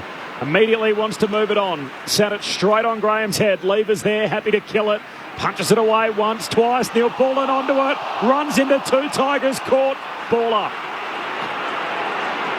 Half forward flank for the D's. Richmond by 7. 12 points, the biggest lead either way. We had 3 lead changes in the opening term. Entertaining game of footy so far. Approaching time on in the second. From the restart, Bolton passing through. Shook off it. Comes to Jordan, hand pass to Viney, kick smothered, Van Rooyen grabs it, they've all got him. And a ball up again, half forward flank for Melbourne, kicking to the punt right end. Tigers by 7. Tossed up in the air, Van Rooyen and Marlon Pickett. Pickett wins down the tap, straight to Petrarca, trying to fend off Shea Bolton. Kicks it end over end, straight out of play. The umpire says throw it in. Well umpired. I've just been thinking it's been well umpired today. Let the game go. As opposed to Friday night. I thought there was too many free kicks on Friday night. Really? Get your critique of the umpire's works at half-time. Give you something there. Tigers leading by 7 points. Toss back in. Petty doing the ruck work against Marlon Pickett. Tries to drop it down to Viney. Gathered though by Mansell. Clearing kick end over end. Up to the wing. Tomlinson stripped of it. Miller laid the tackle. No whistle. Rivers pumped off it. Miller has another go. Hand pass out to Mansell on the southern wing. Dodging and weaving away from Brayshaw. Kicks up towards half forward. No one there. In the end, Van Rooyen left it for McPhee. Had to gather under pressure. Hand pass to May. To Neil Bullen. Too slow. Banks lays the tackle. He just squeezes the kick. Out to the wing and Brayshaw marks. Between wing and half forward, Richmond by 7. Brayshaw pokes the pass wide to Jordan. Takes the mark just inside the boundary line. Do you think it impacted the result, Murph? No, not at all. Just like to see a free-flowing game, Corbin. Richmond by 7. D's go inside the forward 50. Vlostone gets across, puts his fist straight through it and punches it out of play. Throw in 30 out for the Melbourne goal. 7-6 to 6-5. Richmond lead it by 7. 3 goals to 2 for the quarter Melbourne's way. Earlier today, St Kilda by 27 points. They led by 42 earlier in the game, and Hawks got it back to 11 points at three-quarter time. A little scare. Saints steady up to close out and move to 5th on the table. As Taranto wins it at the stoppage, kicks it forward. Tomlinson grabs it. He's caught. Affects the kick. Turnover. Picked up by Mansell. Hand pass away to Graham. Gives it to Taranto. Now to Cochin. Moving through the centre corridor. Short kick to Baker out wide. Hand pass to Pickett. Up over halfway. Ugly kick ends up though on the chest of Graham. Turns out all right. He can put the Tigers inside 50. Melksham back to lend a hand. Marks at centre half back for Melbourne. Looks out towards half back. Haswell Woden free. Marks in front of Dustin Martin. Could have chipped it over the top to Chandler. That option dries up. Drives it long around the members' wing. Harms had to wait underneath it. Flossed it in from the side. He's set up to take that intercepting mark for the Tigers. Gets to his feet, looks into the middle of the ground. Banks is on his own. He can continue to kick laterally if he wants because Young has space. In fact, it's Mansell who marks out on the southern wing. Works it further afield and Dan Rioli marks. Left half forward for the Tigers. It's now a congested forward 50, so Dan Rioli goes short. And the mark is taken at left half forward by Banks. Veers out onto the right, kicks it as long as and as far as he can. Miller's the target. Van Rooyen can't take the mark, spills the way of Rivers, knocks it to Tomlinson. Tackled by Riewoldt. In the end, Rivers sees it out of play for a boundary throw-in. Left forward pocket for the Tigers. 20 minutes gone. Richmond leading by 7 points in the second term. Boundary throw-in. City end of the ground. The Tigers are attacking. Van Rooyen runs underneath it. Miller wins it down to Dusty. Hand pass to Prestia. Shoots goalward. Misses the whole lot. Out on the full. It's probably one bloke you'd try and get an arm across or body up at the stoppages in Richmond's forward line. Probably Dustin Martin. So not sure allowing him a free run at the contest there. Pretty dangerous play, you reckon? He's Jake Bowie. On his first 17 games, Jake Bowie goes long out to half-back, slips through the hands of Petty. Picked up by Viney, can keep moving it forward for Melbourne, but Vlostone's back to chop it off. Defensive side of the wing. Just losing a little bit of their structure ahead of the ball at the moment. Melbourne trying to get the ball outside of their D50 up the ground. There's no point in investing numbers in defence if you've got nothing to go to outside of that. So need to reset harder and work harder to get up the football up the ground to provide an option for your teammate. Short kicking game for the Tigers. Bolter trying to lace it through to Hopper. Rides some contact, drops the mark, follows up, gives it to Vlostone. Short kick to Prestia. Both teams 15 premiership players out there, of course, having won flags most recently in 2020 and 2021. The 2 pandemic years. A short kick finds McIntosh. He's going to poke it into the pocket. May over the back whacks it out of play. So a throw in 40 out from the Richmond goal.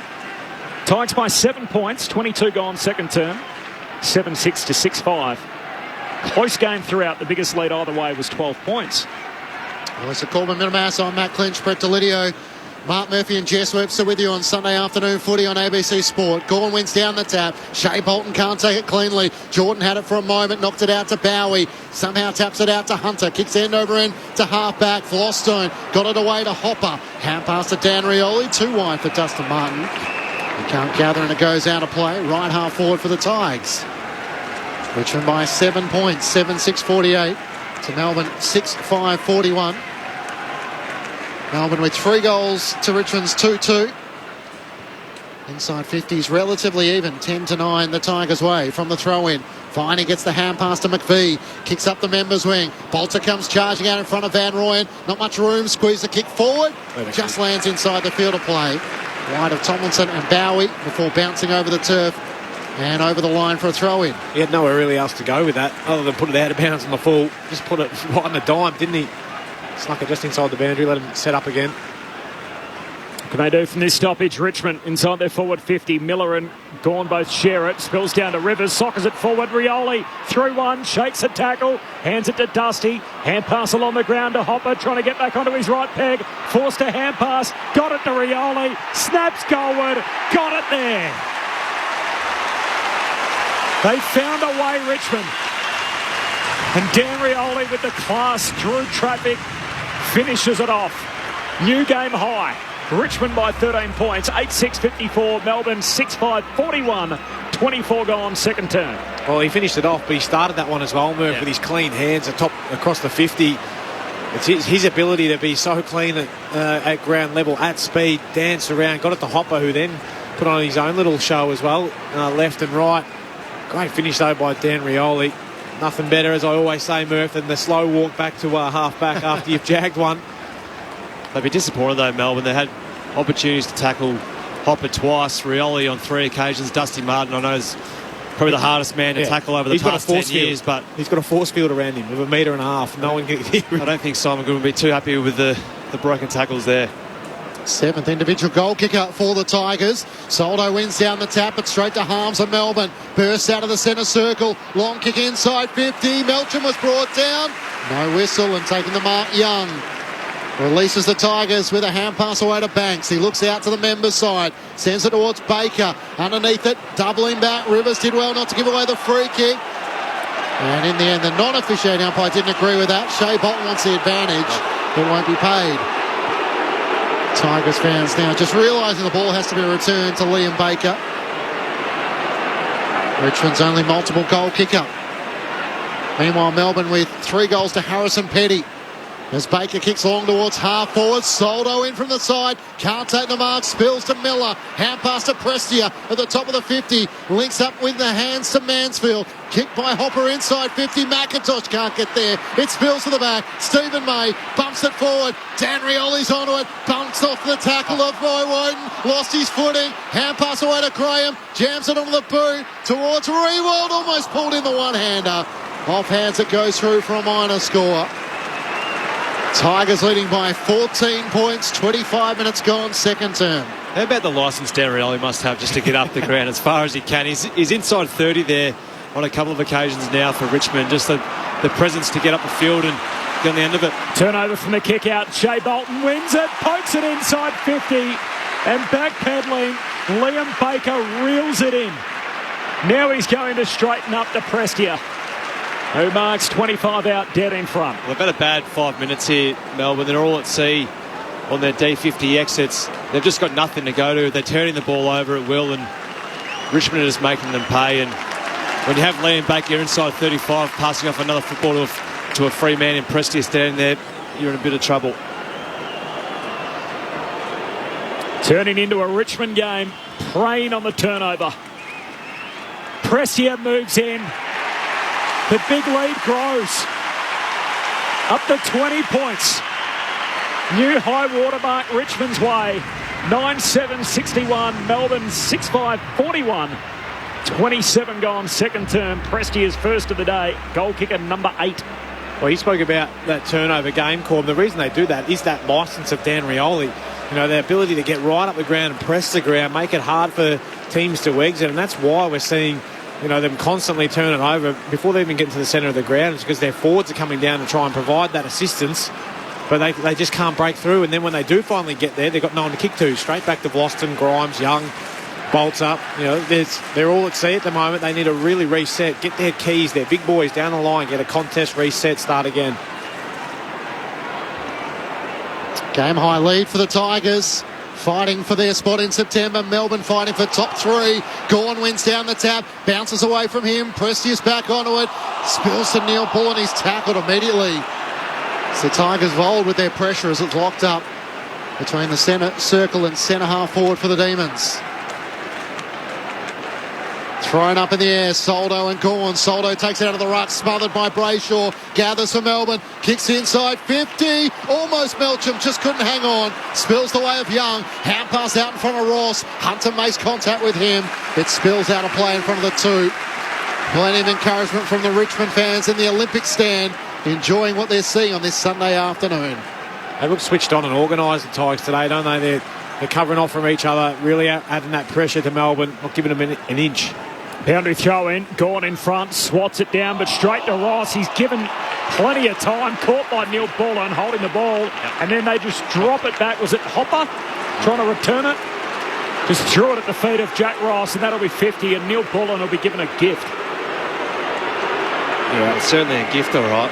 They're doing so much good work at the moment, Richmond, and not putting Melbourne away, but they've just been far superior in this second quarter, and just a bit of a brain fade there by Hopper. Yeah, gone to pick up the ball and realised as soon as he picked it up and just dropped it. To cash it in, Neil Bullen drives it through. Back to 14 points. Melbourne 7-5-47, Richmond 9-7-61. Critical goal for Melbourne, who have been outworked and outclassed for much part of this second term when out the half-hour mark. 14-point lead for Richmond. Well, he's probably the one up there, Neil Bolton, in terms of leadership and experience to try and organise and direct his teammates down there. Pretty young forward line, Melbourne, so he needs to be the one trying to organise and make sure that they're set up really well ahead of the football, because they've sort of been lucky in that area in this second quarter. They've been all at sea in terms of not providing enough options for their teammates coming out of D50 or through the middle of the ground. So good work there, getting involved in the tackle and then finishing his work. But he's got to be the one to try and organise and get his teammates going. Mark Murphy with you on ABC Sport. The D's drew level at the 5-minute mark of the second quarter. They finally answer back. Viney's able to volley it forward into the path of Petrarca. He gathers, gets to 40, steadies and steers it through. Like the star in which he is. Seizing the opportunity for Melbourne and making sure it counts. The Tigers lead all of a sudden is cut back to 8 with a couple of quick goals for the Demons. 30 minutes gone, second quarter. The Tigers 9-7-61 to Melbourne 8-5-53. Yeah, Murphy spoke about leadership, Neil Bullen. Well, get around Jack Viney in the midfield. It was his ability then just to keep that ball going forward. It was just an ugly soccer forward, but Christian Petrarca swooping on that. But it was a work of Viney. Body on the line, get it going forward. Then the ability, Petrarca, big body, break that tackle, swoop on that loose ball. Winocky's kicking a little bit. He's kicked 20, 25 prior to that. Corby, I think you said, 21, 25 now. Great goal. One they really needed just off the back of that last one. 2 in a minute, all of a sudden back to 8 points. Gone with the volleyball spike forward. They all chase after it. Hopper first one there, bowled over by Brayshaw. Hands it away to Neil Bullen. On the run, kicks to the top of the goal square. Melksham dragged down. Says it's all okay. Vlostein defensive goal square. Kicks from fullback to centre half back. Bowie held off it. Bouncing footy. Richmond with the numbers. Ross first one there. Sweeping hand pass forward to Banks. Steps out of a would-be tackler. Short kick along the boundary line to Young, who marks for Richmond. 8-point lead for the Tigers. They led by 20. Led by 20 points 2 minutes ago. Melbourne quickly bang at the other end. Young long contest kick to half forward. Gone getting back. Can't complete the mark. Spills to McVie. Hurried ball down the wing. Up to Chandler. Charging in. Young spoils it down. Miller onto it. Kicks towards 50.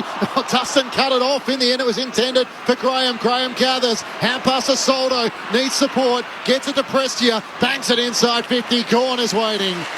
He takes the mark 15 metres out from his defensive goal at the city end. Richmond leading by 8 points.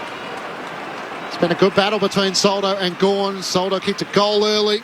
Gorn trying to get involved in this second quarter. Up towards Stephen May. Just can't take the mark as Young knocks it down. Melcham's hand pass to Hunter. Dribbles it around the members' wing. Chandler gathers. Hand pass to Viney. Feeds it out towards Cosy Pickett. Bounced into Melcham. In the end, Dan Rioli brings him down. Just got him by the back of the jumper. It's gathered by Young. Hand pass towards Grimes. It's a tough footy to win. Young has another go. Hurries a kick up towards half forward. Awkward bounce from Miller. Gorn knocks it away from Revolt. Back onto it, Miller. Centering kick. No one there for the Tigers. And the mark taken by Ed Langdon. 35 metres out from his defensive goal for the D's. They'll have a look out the southern side as Lever takes the mark. And he says pump the brakes as everybody slowly trots over to the Shane Warne stand side of the ground. Long kick from Lever, and in the end an uncontested mark. Brayshaw hangs onto it. He's racing the clock here before half time. He'll get a 50. That'll help his cause. Clock stops with 8 seconds. And Brayshaw's going to be probably about 60 out when they set the mark for the 50. They've kicked too late. Gee, I'd love one here. No one stands the mark. Brayshaw's off and running. He's looking for home. He shanks the kick. In the end, he doesn't even score, and Bolter takes a mark against the boundary line in the back pocket. Now there's 50 as Chandler goes running in to stand the mark.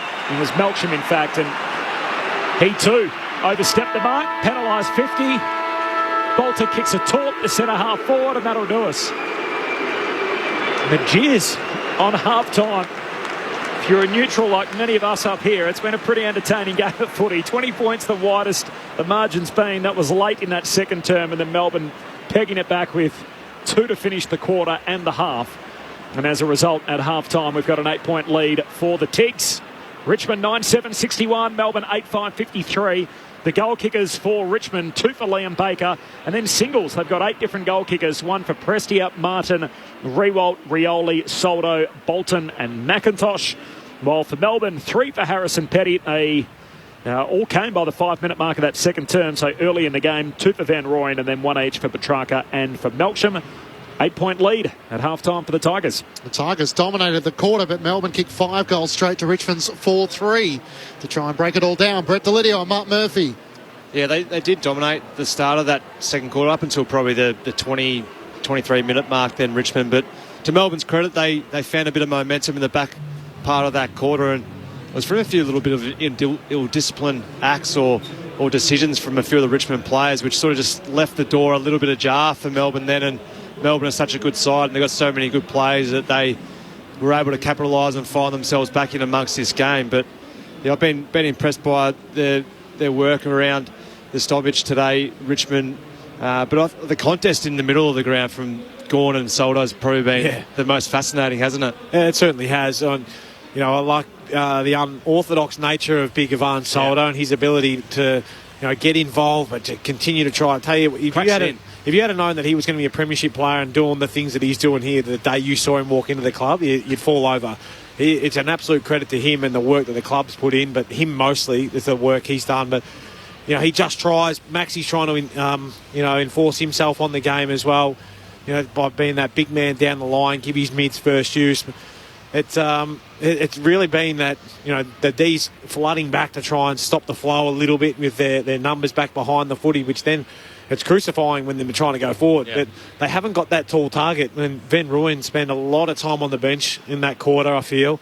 He wasn't targeted a hell of a lot when the ball's going back forward. But if it's not him, it's got to be Petty, or it's got to be Maxi, he's deep in the pocket, and then he's got to try and race out to the wing. So they probably are a tall short, although they are quite tall across the half-back line. And when Lever and May are holding back firm, they're not going forward, it makes it very hard, So I think it's just a bit of an inexperience too from Van Rooyen and Petty, who aren't probably used to playing with one another really at all, and understanding who needs to be where on the ground. So when they are getting the ball out of the defensive 50, Melbourne, they need to have one of those two guys providing an option. Sometimes they've both been getting a little bit too high up the ground. I know they're trying to get back and probably support on the defensive end, but there's no use having both of those guys getting down there and supporting and having no tall target on the way out. I think a good play for them at the moment is to have one of those two talls outside D50 contesting that next possession or that next contest in the air, and then getting a stoppage at very worst from there and letting their ground set up from there. But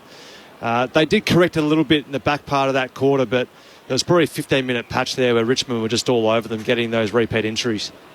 Feels a pretty enthralling game of footy. High tempo. Yep. Still a few skill errors, but I think that's because of the pressure, and that's the way Richmond like to play. They really force you into that rushed handball, play on without a plan at times.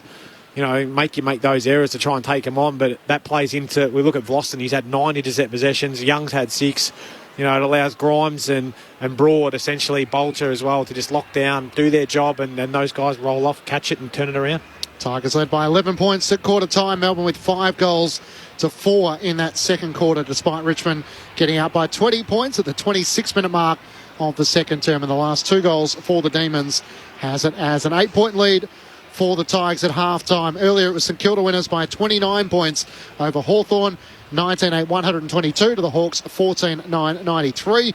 Luke Bruce finished with 6 goals. Dan Butler with 4. Brad Crouch with 3. As the Saints jump to 5th spot on the AFL ladder, 11 wins and 8 losses. And the final match of the round getting underway in 4 minutes' time. It's the West Coast Eagles taking on North Melbourne. The subs Elliot Yeo and Jack Zeeble will take you to the West for the second half. But for the moment, let's get the latest from the ABC Newsroom.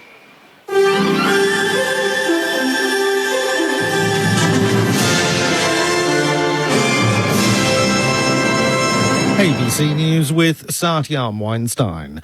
The names of 4 soldiers missing after an army helicopter crashed off the coast of North Queensland on Friday have been revealed. Rebecca Hyam has the details. Captain Daniel Lyon, Lieutenant Maxwell Nugent, Warrant Officer Class 2 Joseph Laycock and Corporal Alexander Knaggs were on board the MRH-90 Taipan when it went down in waters off the Whitsunday Islands.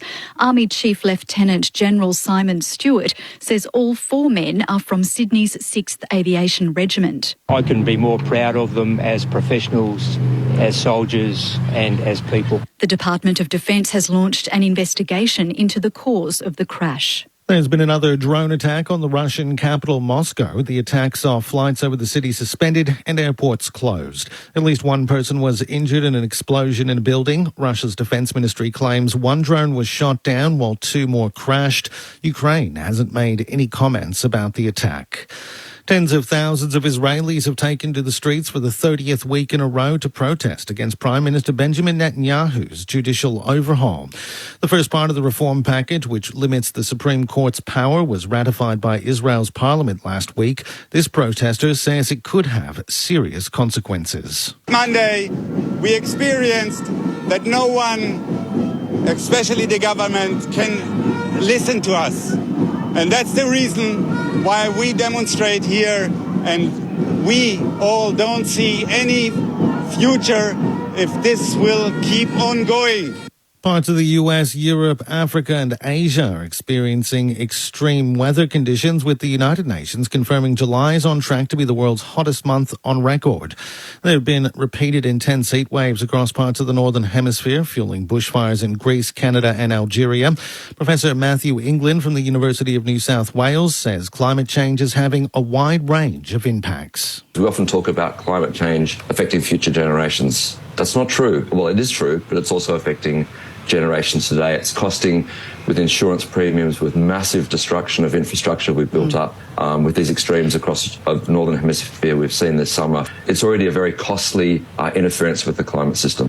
New figures released by the Indian government show the estimated wild tiger population in the country has risen to more than 3,680. A statement says the numbers reflect the commendable growth rate of more than 6% a year. Dakin Darjar from the World Wildlife Fund says a range of factors have contributed to the growth. I think it's a reflection of immense political will and commitment, great leadership. And also, I think the biggest one is really people on the ground who are working, on a day-to-day basis in terms of protecting tigers and conserving its habitat. And the other important aspect to this is sort of community participation. Police say 2 shootings in Melbourne's north last night were targeted attacks, but they don't believe they're linked. Authorities say in one incident, 3 men broke into a home at Meadow Heights. A 26-year-old man was taken to hospital after being shot and is in a stable but serious condition. Police then attended another shooting at a property at Glenroy, which involved 4 men who suffered non-life-threatening injuries. Detective Acting Inspector Steve Elway says investigations are ongoing. Both incidents, we believe, are targeted incidents. We don't think there's any concern for the community in relation to any other offending at this stage. At this stage, we don't believe the two are linked, but we're exploring those options at the moment. For the first time in 37 years, celebrities from across the country will walk the Logies red carpet in Sydney. Courtney Barrett-Peters is there. Australian television's Night of Nights, the Logies has kicked off here on the red carpet. Some of Australia's most familiar faces are walking the carpet tonight, dressed in their most sparkly attire. War on Waste Craig Rucastle, however, has opted for a more unconventional outfit, wearing a dress made out of plastic. Comedian Sam Pang will host this year's festivities, while some of TV's biggest names battle it out for the gold. The ABC has 3 chances at the gold this year, with Lee Sales, Mark Cole-Smith and Sean McAuliffe all competing to take home the award. And Lee Hodges is in a position to win his first PGA title, holding a 5-shot lead heading into the final round of the Minnesota Open. The American sits at 20 under for the tournament after recording 5 under 66 in the third round. JT Poston is second ahead of Tony Finau. Australian Aaron Baddeley 7 strokes back in 4th position. You're up to date with the very latest from ABC News. ABC Listen. A lot of us want to know exactly how a major Silicon Valley bank could have failed, how a former comedy star is holding off a nuclear superpower, and how did a country a lot like Australia end up with 100% inflation. I'm Matt Bevan. Join me for a new season of my podcast, If You're Listening, helping you make sense of major news events shaping our world with new episodes weekly. If You're Listening. Hear it now on the ABC Listen app. Grandstand AFL. Now streaming every match on the ABC Listen app. Look for the AFL button. Bryant spills it. Little untidy for both teams. Hands it back to Young. Kicks in the defensive 50. Bolter let it go. Melksham clever. Whacks it on to Chandler. Hand pass into the goal square. Van Rooyen kicks his second. Eddie, he marks it right half forward. As he kicks inside 50, Gawn's gone forward, can't get to it. Clears Neil Bullen and Soldo, racing back. Young under enormous pressure, turns it over. Melksham into the open goal, puts it through for Melbourne. Langdon, sleeves rolls up, he switches play, sets Tomlinson a challenge, spores it away from Revolt. Marlon Pickett knocks it down, back to Revolt. Hand pass to Marlon Pickett, dodging and weaving Stephen May. Hand pass to Soldo, don't know if that's the option. Petty off his shins to Baker, swings on his right, kicks the goal. Richmond inside their forward 50. Miller and Gawn both share it. Spills down to Rivers. Sockers it forward. Rioli through one. Shakes a tackle. Hands it to Dusty. Hand pass along the ground to Hopper. Trying to get back onto his right peg. Forced a hand pass. Got it to Rioli. Snaps goalward. Got it there. The 2023 AFL season. On radio, ABC Sport Digital. and now streaming on the ABC Listen app. Sunday afternoon footy from the MCG as the Tigers leading by 8 points at the main break. 9-7-61 to the Demons, 8-5-53. Liam Baker with a couple of goals for the Tigers. Harrison Petty with 3 goals for the Demons. Matt Clinch and Corbin Middlemass calling the action. Jess Webster down on the boundary. Mark Murphy and Brett Delidio are your experts. Earlier, the Saints winners by 29 points. Sees them jump up to 5th spot on the AFL ladder. 19-8-122 to the Hawks, 14-9-93.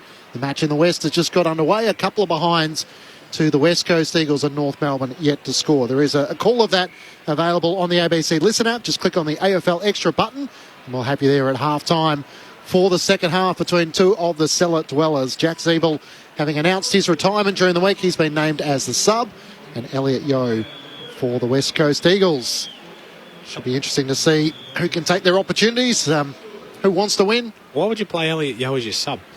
It's a good question, Lids. Why would you play Elliot Yeo as your sub? I'm not sure. I don't know the logic, whether he can't play the minutes required or... You're not blessed with the amount of talent you're rolling out every week, and you play arguably one of your best players. Is he coming back from an injury or anything, or is it just... I don't know. I haven't tried to keep a track of what's happening at West Coast.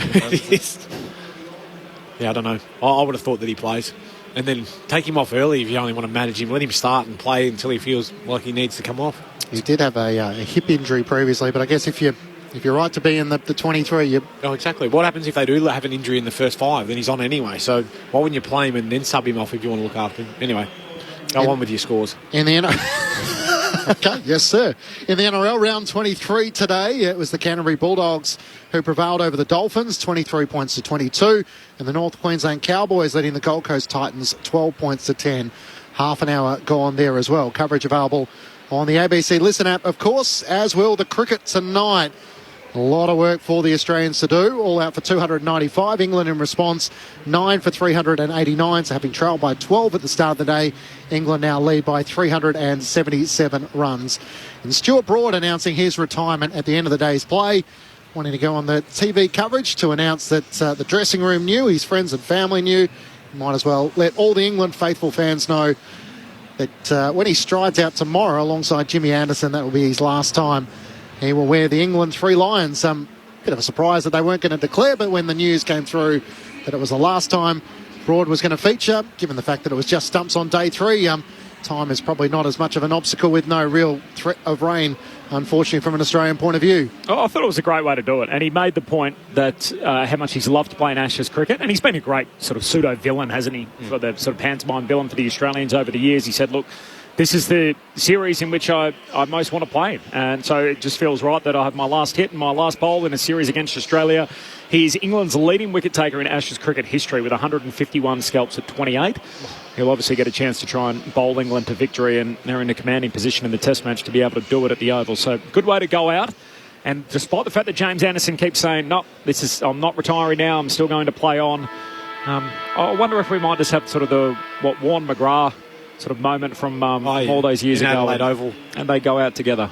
Yeah, I don't know. I mean, we'll watch that space on Jimmy's front, but if it is just Stuart Broad that bows out, what a great of not just England cricket, but world cricket and what he's been able to do as well. So, 5th highest wicket taker in Test history, over 600 Test wickets, just behind James Anderson. When it comes to the pace bowlers, probably one man who didn't want to hear that news would be David Warner. So the notion that maybe one more time on the way out would certainly playing in Warner's mind, having signalled his intent to play on until the end of the Pakistan series here in Australia. He want to ton up, I reckon, Davey, to solidify his chances of continuing to play on and hold his catches. But did he take one in the second dig? I didn't see. He dropped one early. I know that. Yeah. Specialist first slipper up until that point. Yeah. So coverage of the Ashes tonight with the voice of summer, Jim Maxwell, alongside Jonathan Agnew and the team, as is the Women's World Cup and the confirmation that Sam Kerr said, I'll be there on Monday night. It's here in Melbourne at the Rectangular Stadium. And a chance for Australia to keep their hopes in their own hands if they can prove victorious over Canada. So a big match coming up. Ned Hall to lead the commentary on Monday night, and that's also available on the ABC Listen app. So a little bit more rosy than the Bledisloe Cup last night. Are you going tomorrow night? Don't have a ticket at this stage. Oh. Probably. Can you give me a ticket? The toughest tickets in town to get, I reckon. I reckon they wouldn't go too bad at getting 80 plus. I was thinking that. Why would they have it over there? So the ruling was that they needed access to the venue a week before and a week after. Yep. Supposedly. I'm not sure why you'd need the venue a week after, but Yeah. that's what prevented it being here at the MCG, and obviously in Brisbane they were able to meet those requirements, the Sydney Olympic Stadium as well, but I think Backing the up MCG after Bledisloe probably doesn't warrant well for a game of soccer, let's be honest. had 80,000, didn't they, for the Bledisloe Cup last night? So 83.5, I think. the Really notion good that they could have potentially given the Matildas their biggest ever crowd, having got 83,000 in Sydney. That would have been a good sight, but not to be, as the Tigers make their way out on the MCG, and some light rain is taking place at the G as well. So if you missed any of the audio from across the weekend, Grandstand AFL Sunday with Corbin Middlemass, Mark Murphy and Kez Peterson. Also the lead yesterday with Adam Sard and Cam Guthrie. You can catch up one of the best of ABC Sport. Just look for that wherever you get your podcast from. Corbin and Ben on a Monday and Thursday, featuring Brett Delidio and Mark Murphy and Insane Rugby League. Not to mention it's all available there on ABC Sport Digital if you have access to that during the week. 5 o'clock Australian Eastern Time. We had a few weeks there, Murph, where we had you in the hot seat. You were sort of getting grilled on the Blues weekly on Corbin and Ben. I'm happy for the press conference tomorrow. I was about to say, you'll be much happier tomorrow. Wheel me out tomorrow, talk about the Blues for 20 minutes. Popping bottles. Yeah. Try and get the lid's well and truly off. Try and get him to condense it to 5 minutes. There's too much positive to try and cut it down.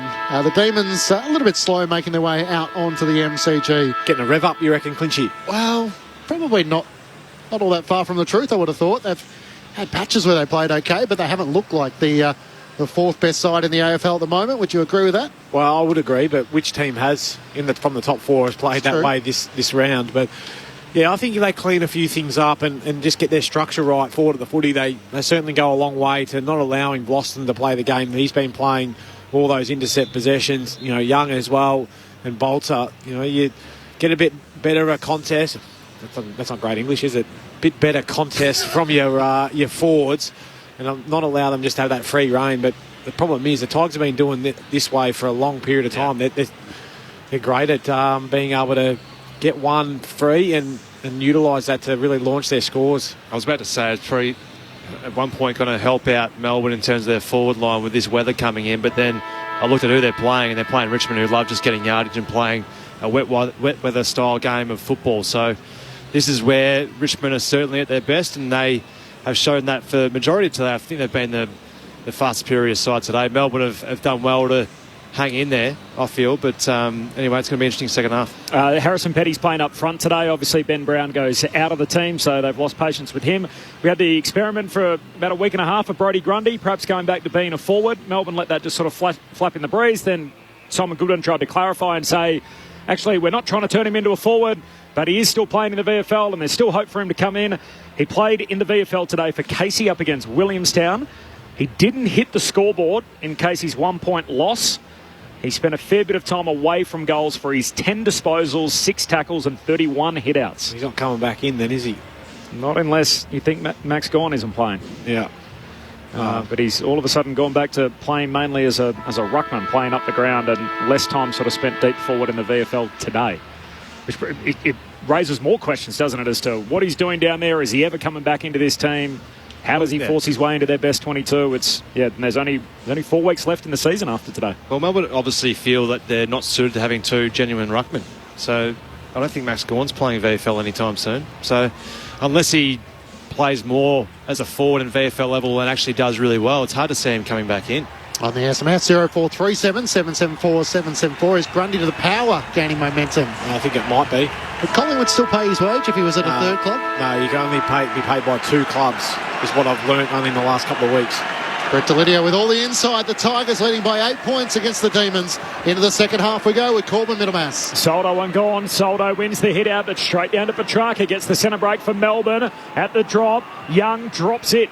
Falls through to Vlostone. He kicks out of the defensive 50 for Richmond. Bouncing 40. Bowie's onto it first for Melbourne. Hand pass under pressure to Hunter. Back to Bowie. Stolen.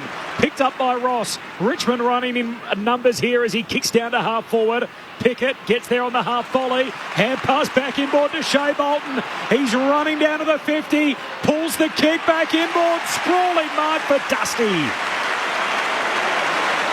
They force the turnover on the back flank and then run it the length of the ground to set up Martin 25 out straight in front. Who was the pickpocket initially? Jack Ross. Yeah, just dragged it in when it looked Bowie's ball and his ability to get that, and then I just loved it. Sorry, Dusty's gone. Kick the goal. He's got a couple now. And Richmond with a tone setter to start the second half. Only 60 seconds in, Tigers back out by 14. 10-7-67. Melbourne 8-5-53. Brett Delidio, Mark Murphy. Yeah, it was the ability of Marlon Pickett just to delay that handball to allow Shea Bolton to get free and run inside 450. I thought he might have been going for Jack Graham. Might have just over-kicked it, but it looks beautiful when it hits Dusty diving lace out directly in front. He's a beautiful user of the footy, Shea Bolton, that's for sure, but made it look a hell of a lot better when you got someone following up and reading it off the boot. Well, they've just got some players who I just feel love the wet weather. Talk about Marlon Pickett, Shea Bolton, Dusty Martin. Just one-touch players. The cream rises to the top in these conditions, and they've got some players who are really well suited to a greasy football. He's in conversation with Judd McVie. You'd love to have the players mic'd up to know what he's saying. And that's how I won my second, Norm Smith, and then my third. Back in the middle. Chance for Max Gawn trying to get the clearance of Melbourne. Squeeze the kick towards half forward. Petrarca can't gather. Taranto's on for the Tigers. Flicks out a hand pass to Prestia. Runs his full measure. Long ball towards Cochin and Salem. Rewalt flies. Spills down towards McPhee. Knocks it out to Tomlinson. Lost it to Shea Bolton. He fires on goal and misses everything out to the left. It bounces off the turf and across the boundary line. And throw in the left forward pocket for the Tigers at the punt road end. Richmond leading by 14. Guarantee you Dusty would not have been talking about his norms. Maybe but think about the normies. Thrown in up against the left behind post. Richmond in attack. Gawn wins down the tap against Soldo. Bowie gets the hand pass to Jordan. Trying to take on the tackler. He's gone. Taranto got him. May have thought the contact would get a little bit high at one stage, James Jordan, but lunging forward, Taranto executed it perfectly. Yeah, he did really well not to fall through his back and to get low enough, because he tried to draw the high free kick and then try and draw the push in the back, but Taranto just too smart and held up in the tackle. Hopefully he doesn't kick it like he did that one from 50 last week. He would have called that one clinchy, no doubt, where it got stuck to his hand with the grip. Kicked the absolute mung, but it went through. Kicked a lot of goals this year, though. He has. 17 goals alongside averaging 30 disposals. Directly in front, Tim Taranto for his first of the afternoon, and Richmond's second of the third term steers it straight through the middle. The Tigers with 2 goals to start the third term, and they're back out by 20 points. Just 3 minutes gone. The Tigers 11-7-73 to the Demons 8-5-53. Richmond giving as good as they've got in this match in round 20 of the AFL. It's almost like Dusty Martin just pushed him into Taranto's wake there to tackle him, but he's averaging 30 disposals and almost a goal a game. He's almost an unassuming footballer, isn't he, Tim Taranto? The definitely way inside the 150, I know that. Goes about it, there's no doubt he is. He's certainly going to be an All-Australian this year with the way in which he's played. You think he will be? Yeah. You mean the best 150 players in the league? That's what I'm talking about, Corby. You're picking up what I'm putting down. No, I've heard you. I just thought he'd be in the certainly in the All-Australian team this year. The top 23. It's not too many midfielders going around kicking a goal a game. Oh, exactly right. He's kicked 13 goals since round 11. He's number one pure midfielder for goals scored in that window. Back in the middle of the ground, Cochin tries to kick it forward, comes down to Petrarca, shoots a hand pass out to Gawn for Melbourne, kicks long, top of the goal square, Petty in the wrestle, Bolter spoils, tapped on a second time by Bolter, straight to Chandler, hooks it over his shoulder, and a crucial goal for Melbourne, just to stem the flow. Richmond's lead cut back to 14 points after the hot start to the third term for the Tigers. Melbourne now on the board. 11-7-73 Richmond. D's move to 9-5-59.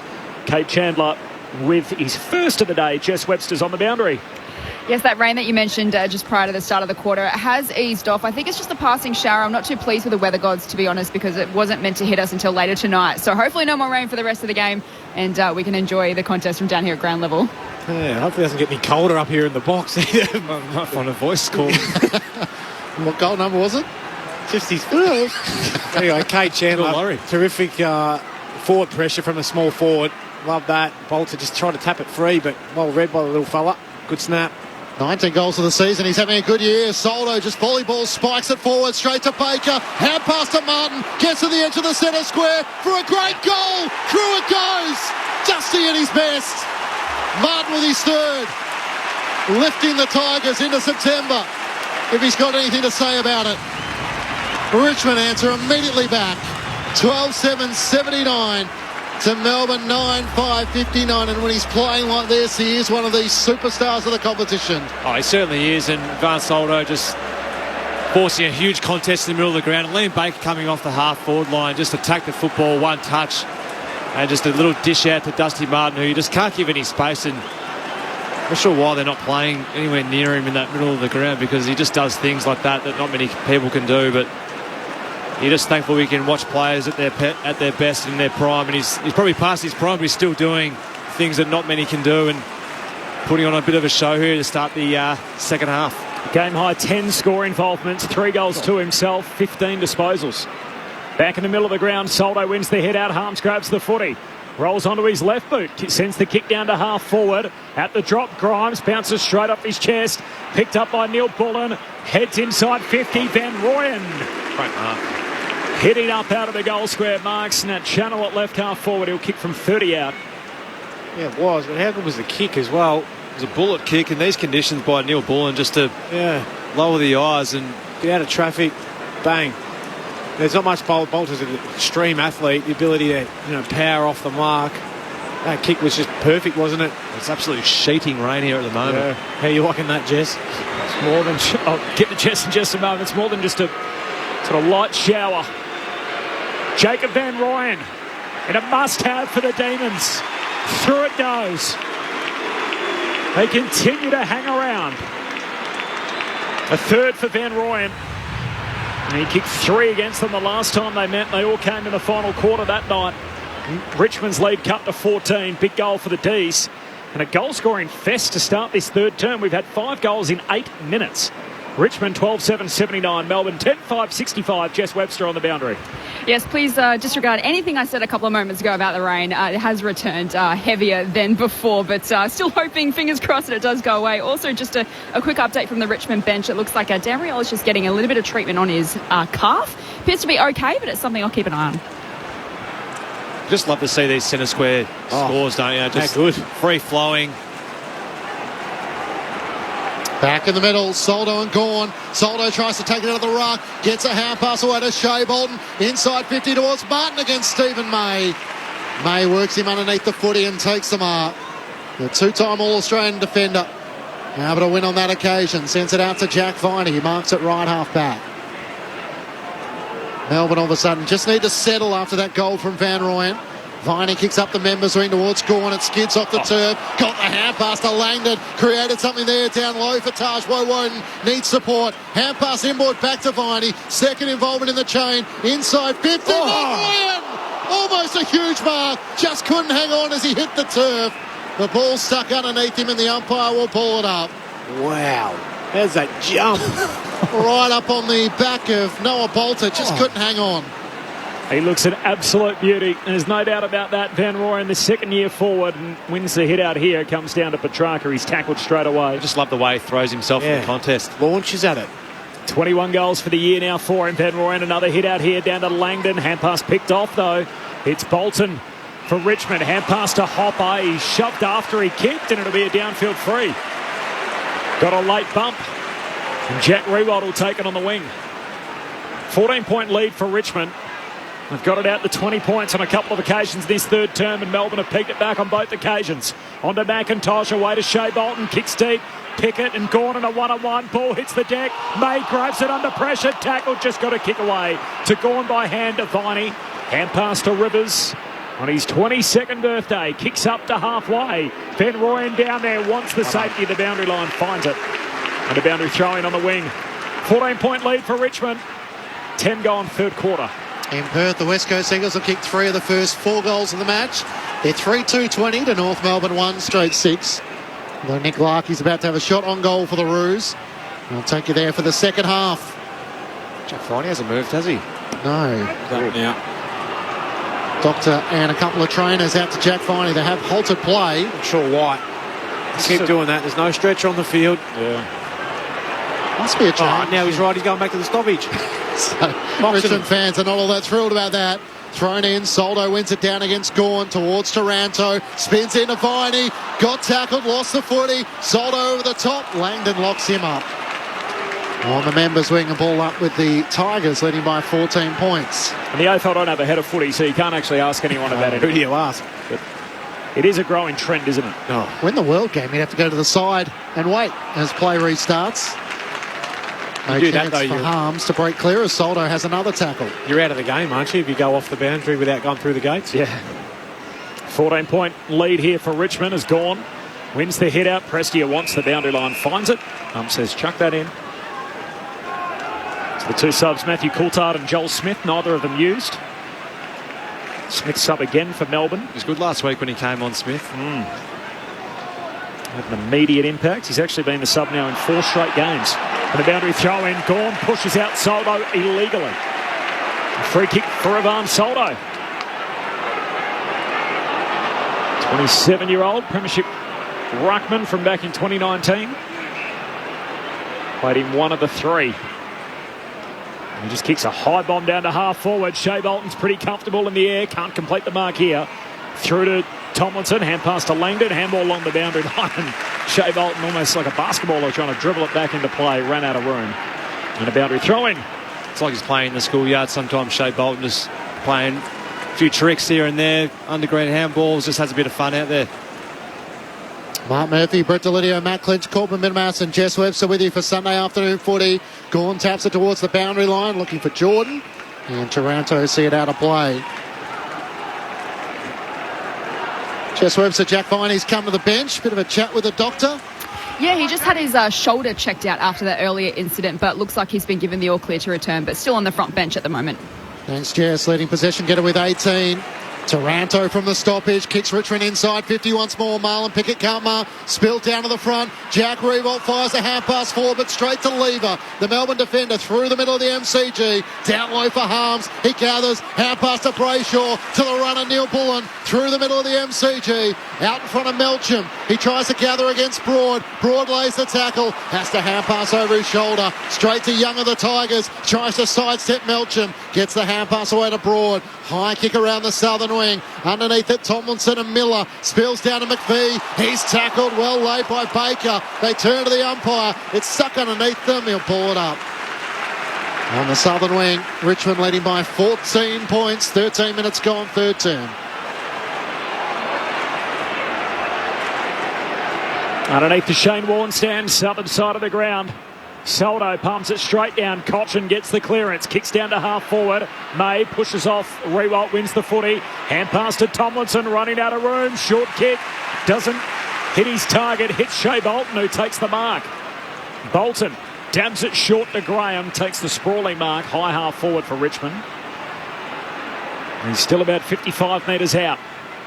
Greasy footy after a shower earlier in the quarter. Pokes the pass to Miller in the pocket, and Brayshaw leaping out after it, spills it over the boundary line. So a throw in forward pocket for the Tigs.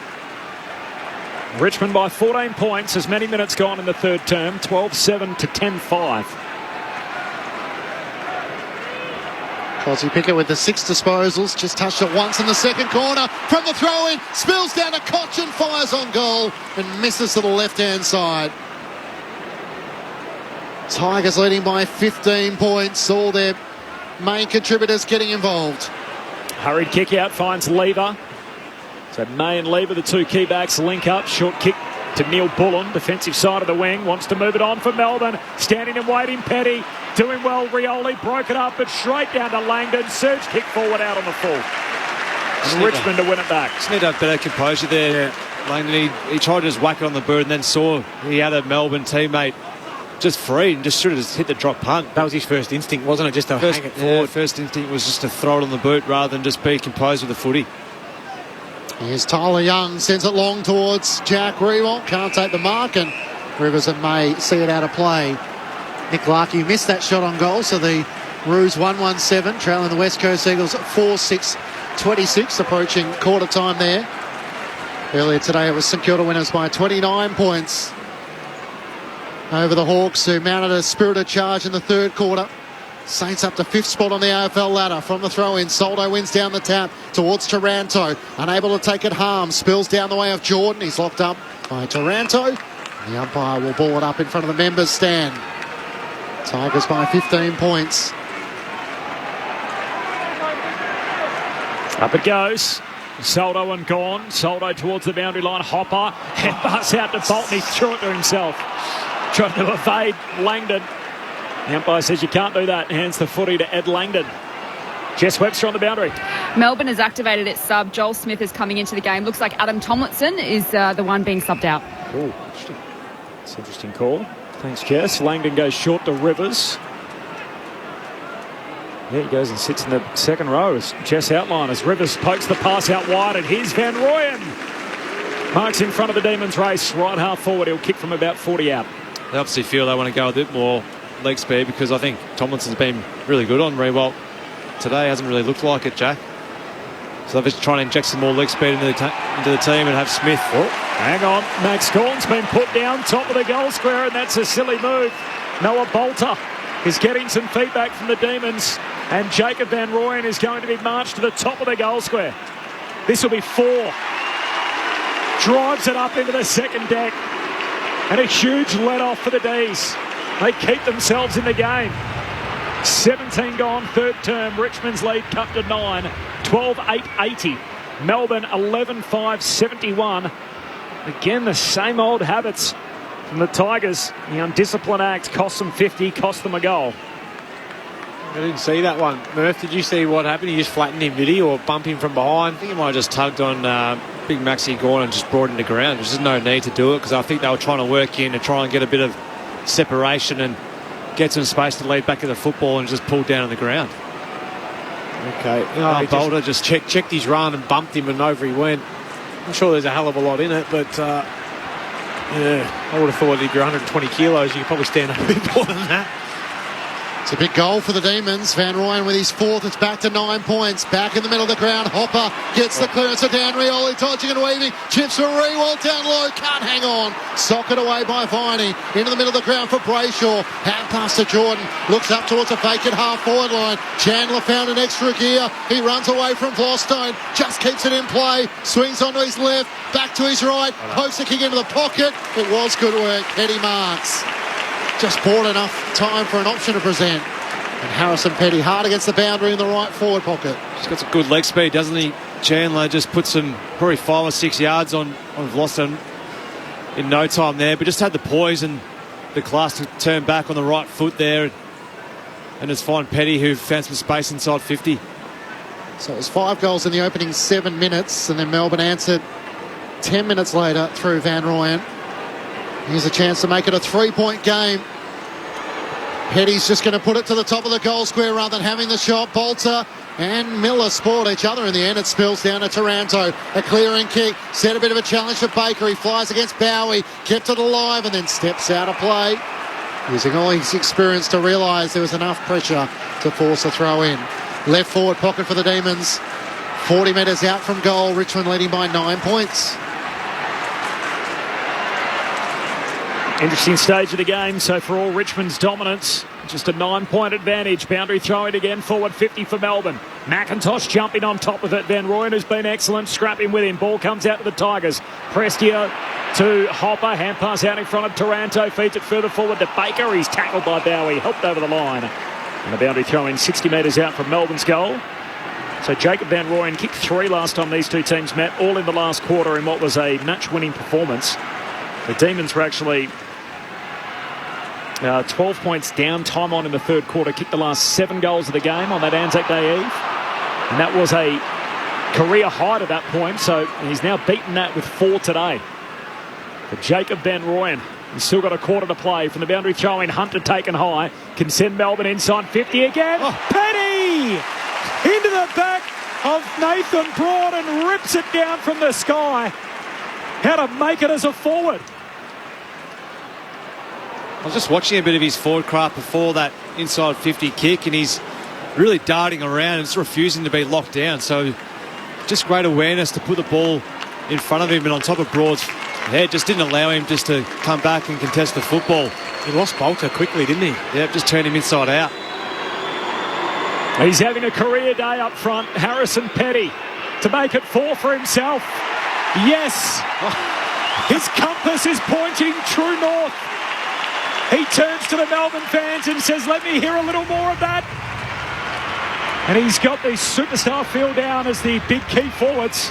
The defender come full forward for the Demons. It's a 3-point game. 21 gone third term. Melbourne 12-5-77. Richmond 12-8-80. And the D's have kicked 3 in a row. Well, we've discussed a bit about their forward line and the makeshift forward line. I mean, you've got two of your key targets both kicking 4 goals each. It looks pretty sound to me, doesn't it? I don't think there's anyone challenging underneath. He put the hand up to the ear, the crowd. I want to hear. He's got a good set of listeners. He didn't need the hand, I don't think. But work just to get free, and that's where you talk about Bolter being that All-Australian. Well, unless you can lock that down, I don't think so. Brett Delidio on Mark Murphy with you on ABC Sport. Gorn one down the tap to Viney. Kick is smothered by Dustin Martin. Spills out to the members wing. Graham tackled by Langdon. Somehow got it clear. Martin toe pokes it out to Mansell. Gathers for Richmond. Hand pass back to Broad. Centre wing. Up towards Cochin and Rivers in a tangle. Cochin worked Rivers to the back. Hopper keeps it alive. Toe poke towards Rewald. Can't gather. Joel Smith knocks it on. He's able to get it to Viney. Hand pass to Langdon. Chips it up to Chandler. He marks it right half back for Melbourne. Around the members wing to Lever. He tries to work it to Petty. Can't quite juggle the mark in front of Bolter. Grimes gathers. Back to Bolter by hand. Hand pass to Dan Rioli. He only knows one way, and that's forward. Gets it on to Graham. Blazes away with a kick to half forward. And Joel Smith, the sub into the match, was waiting for that. He takes the mark. Hand pass away to Rivers. He kicks to Gawn. He's outnumbered. Grimes climbs in his back. Whacks it away. Neil Bullen at the drop, though, for Melbourne. Hand pass to Brayshaw, handball away to Viney, back on his left side, kicks down to Petty, wants to fly again, takes the chest mark, got the contact with Bolter, moves it on by hand, Chandler looks inboard, dangerous kick, Melcham courageous, no mark. Falls through to Young, and he just says, get this out of here, just pumps it up to the wing. One-on-one, Baker and Bowie. Ball hits the deck, Bolton sockers it wide for Richmond. McVee's got to go, grabs the footy, hands it to May, tackled, lost it, Bowie, scoops it up, gives it back to McVee, Melbourne are away. Hand pass to Hunter, ugly kick inside 50, Petrarca wins it, shakes the would-be tackle from Broad, kicks it to the behind line, Melcham marks. This for the lead, steps around the umpire, puts Melbourne in front. Comeback complete. From 20 down on 3 separate occasions, Melbourne are back on top. 13-5-83, Richmond 12-8-80. 24 gone in the third term, Demons by 3. You probably hear a few boos. I reckon that was for that missed opportunity. Well, a missed free kick against Stephen May. I'm not sure he got much of a handball on that, Murph. Back out on the wing. Half a fist, I think. Half a fist, was it? Yeah, okay. What about the strength, though, of Christian Petrarca? His ability to stand up, shake off that tackle, and then to find Melcham on the goal line. And Nathan Broad's no slouch, too, in the tackling department. So Christian Petrarca just went to beast mode then. And just they're winning some critical 1v1s at the moment, Melbourne. Gone up a notch, haven't they? Seen the challenge and risen to it. Melbourne with the last 4 goals of the match to take the lead. Gorn up against Soldo. Spills down the way of the Tigers. Up straight in the air. The kick from Hopper. Petrarca. Hand pass it straight to Prestia. The Tigers win it. Hand pass away to Shea Bolton. Puts it out in front of Marlon Pickett. He almost dropped the mark. In fact, he did. Lever did enough to pressure him. He's able to regather the footy and then toe pokes it towards the 50. Hunter gathers. Couldn't quite get it to McIntosh. Hand pass away to Bowie. His kick is wide around the boundary. Too wide for Jordan. It goes out and across the boundary line. Well, now that the D's pressure's gone up, it's the Tigers that are, fluffing a few. They're not quite hitting the drop punt. They're missing a few handballs. Giving away a few free kicks. That's it. Melbourne with 5 goals to Richmond's 3 in this third term. As Gawn wins down the tap into the path of Viney. Worked off it by Shea Bolton. Hand pass looking for Martin. Too wide and off the hand of Angus Brayshaw. It goes out of play. Centre of the southern stand, southern side of the ground under the Shane Warne stand. Melbourne leading by 3 points. It's just told us earlier in the quarter, tactical sub, so Tomlinson out of the game. Joel Smith in. Boundary throw in southern side. Lands short of the 2 rucks. Gawn gets there. Got a hand pass forward, but straight to Hopper. Richmond back with it. Hand pass away to Dustin Martin. Kicks down to half forward for the Tigers.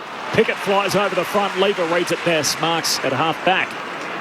Still 6 minutes on the game clock in this third term. We've already travelled 26 minutes on the clock, counting up to May at centre-half back. Hand pass to Rivers. Miss kicks one high up and under to centre-half forward. Melksham gets to the front, takes the mark. Gee, Young waited for it. Melksham just bumped him on the way through, stepped around, took the mark. He'll take his best effort. He runs to about 50. Ump eventually calls play on. Low trajectory drop punt, lands on the goal line, and Lever marks. Sorry, Soldo marks back there for Richmond. He goes short to the back pocket. And there's Prestia for the Tigers. Melbourne by 3 points. Melbourne have kicked the last 4 of the game and 5 of the last 6. Prestia in the right back pocket, sends it up, big fly, Marlon Pickett on the shoulders of Lever, couldn't hang on to it, spills down the way of Neil Bullen, can't get it back to Lever, sliding in, great work from Hopper, gets it to McIntosh, retreats back by hand, Banks dropped it onto his boot, didn't gain any territory, Brayshaw for Melbourne, hand pass to Harms, around the body, kicks towards Petrarca, foot races on, Broad gets there first, hugs the boundary line, hurries to kick up the members wing, Salem in front, wrestling with Banks, he's happy to see it over the line. And a boundary throw in on the members' side. Melbourne leading by 3 points. Good mark of the century. Took that. Would have been a contender. So they've had 8 goals in this third quarter from just 20 inside 50s. Boundary throw in, Gawn hits the deck, slips over, Soldo tried to soccer it away, kicked it straight to Gawn. He tumbles one inside the forward 50, Broad spoils, straight to Brayshaw though. Hand pass away to Petrarca, handball back to Langdon. Langdon 60 metres out, can put the D's back inside 50. Petty at the back, no mark, becomes tackler. Grimes handball straight out of play. Deliberate. No problems with that, Murph? Zero problems. He handballed it straight over the boundary line, so fair call. Umpire standing in the perfect position to call that one. Jakey Melksham, he's put in 10 hard ones just to get there real quick. Would have thought he was a left footer. Although he does kick him well here off the left. In front of the D's race, City end of the ground. It's all Melbourne at the moment. And Jake Melksham, who kicked the last one of the game, snapping off his left boot, opens up the angle from the boundary line. That's superb. It's all the demons at the G. 5 in a row. Melksham's got 3 of his own. And the D's by 9 points. 14-5-89. Richmond 12-8-80. 28 gone. Third term. Jess Webster on the boundary. Richmond has now activated its sub. Matt Coulthard comes into the action. I believe it's Ben Miller who's just taken his place at the back of the bench. He's subbed out. Great finish. You called it, Murph. That ability to just take your time, compose yourself. It's a skill that a lot of players practice now because they just feel so comfortable, don't they? That snapping the ball around. It doesn't matter whatsoever. But Petty, well done. He nearly had a mark himself. He's looked so dangerous from playing from behind today. He's caught the Richmond defenders out a lot. But then it was the ability to then attack it and put that tackle on Grimes. Force a free kick. Melbourne with the last 5 goals of the match. They've kicked 6 straight in this third quarter. Prestia gets the clearance, kicks towards Marlon Pickett. Can't take the mark. Rewald at the back. Tackle by Smith. Squeeze the kick to the goal mouth. May shovels a hand pass back to the last line to Salem. Just gets it past Dustin Martin. Kicks towards half back. Over the top, McIntosh spoils it away from Hunter. And across the boundary line, 50 metres out from the Tigers' goal. Melbourne 14-5-89. Leading Richmond by 80. Floodlights are on, having taken effect here at the MCG. Gawn takes front position against Soldo. Spills down to Prestia. Around his body towards full forward. Rewald almost took the mark. Front and centre. Coulthard onto the ground and into the action. Snaps it through for a goal. First disposal of the match. And what a way to get involved with your first goal in AFL footy. And listen to the Richmond fans here at the MCG. Melbourne's lead cut back to 3 points. 14-5-89 to the Tigers, 13-8-86. 30 minutes gone, third term. Well done, young man, kicking your first goal in AFL football. And as every small forward should do, get to the front of the contest. I think it was Judd McVie that just went to the back of the contest rather than going to the front of it and just left young Matty Coulthard all by himself at the front of the contest there, top of the square, and Nice little finish. Great little finish. He's really injected himself the last 2 games now. Less than 2 months after joining the Tigers from the sample. Pick 4 in the mid-season draft. From Glenelg, back in the middle, Viney, hand pass away to Pickett. Melbourne get a centre break here. Hands it inside 50. Vlostone soccers it back out of the arc. Gawn picks it up for Melbourne. Dumps it back inside. Kick goes over the head of Van Rooyen. Giving chase Petty. Getting there first. Grimes grabs it, runs out of play. Throw in forward pocket for the D's. Spoke about it at half-time. Nick Vlostone and the influence he was having on the game. I think we've seen James Harms probably go and spend a bit more time closer to him, really taking him out. Only had the 2 touches this quarter. Quells their offence from defence. Van Rooyen and Soldo bounces off Soldo. Didn't really get a hand on it. Keziah Pickett picks it up, runs out of room, and a throw in forward pocket for the D's. Big quarter for Melbourne. They've kicked 6 goals. 4 back the other way. Richmond led by 8 at half-time, by 20 early in this third quarter. It's Melbourne who lead by 9 now at the 32-minute mark of the third. Soldo and Van Rooyen doing the ruck work. Spills down the way of Prestia. Shea Bolton knocks it over his head. Gets it in the middle of the ground. Baker knocks it on. That'll work. Coulthard involved again. Can't knock it forward. And Stephen May for Melbourne. Gets it back to Joel Smith. Chips it back to centre half back. And Judd McPhee marks. Out to Woden. Receives the kick at right half back. Melbourne holding on to a 3-point advantage. But their run of 5 consecutive goals broken as Woden up towards Petty. In from the side. Vlostone spoils it towards the boundary line. And Ross sees it across in front of Chandler. In the West, it's the West Coast Eagles. 6-2-38. Leading North Melbourne. 2-2-14. A goal to Paul Curtis for the Roos second. We'll take you there for the second half. Tees by 3 points. Boundary throw in. Gone straight down to Woden. Hand pass to Jordan. Rides the bump. Gets a hand pass away to Petrarca, feeds it forward to Neil Paul, and he lets it roll out, and a throw in half forward for the D's. Had a shower earlier in the quarter.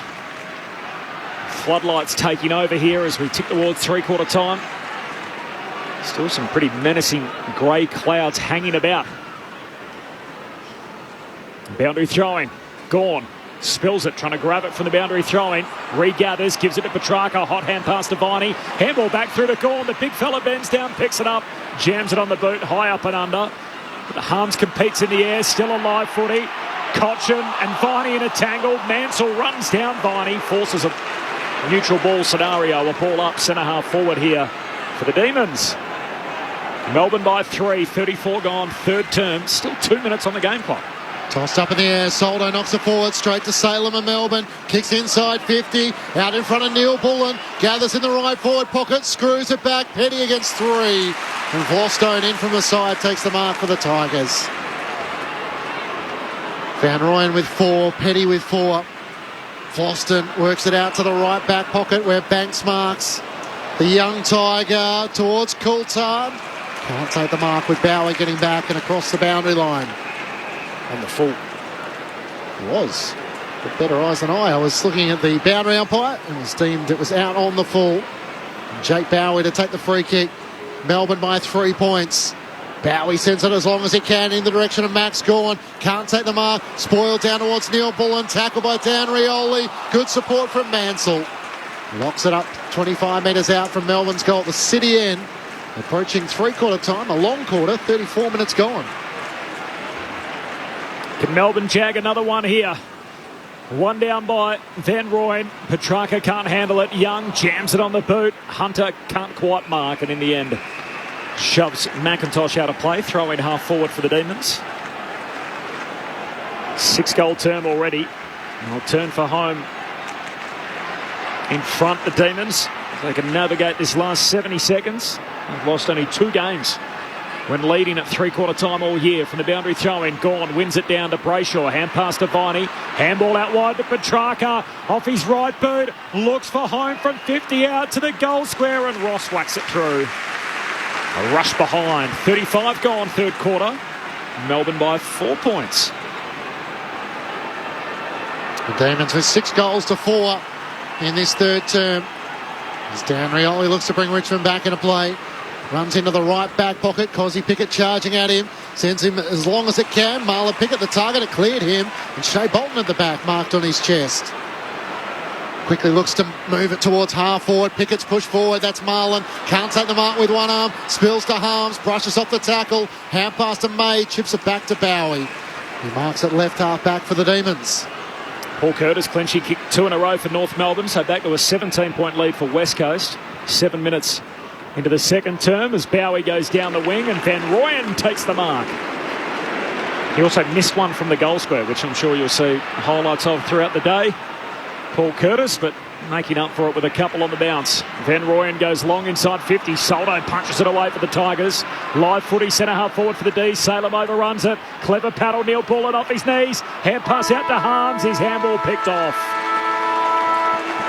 3-quarter time, Melbourne by 4 points. The Demons 14-6-90. Richmond 13-8-86. That quarter lasting over 36 minutes. It was a big one with 6 goals for the Demons and 4 for Richmond.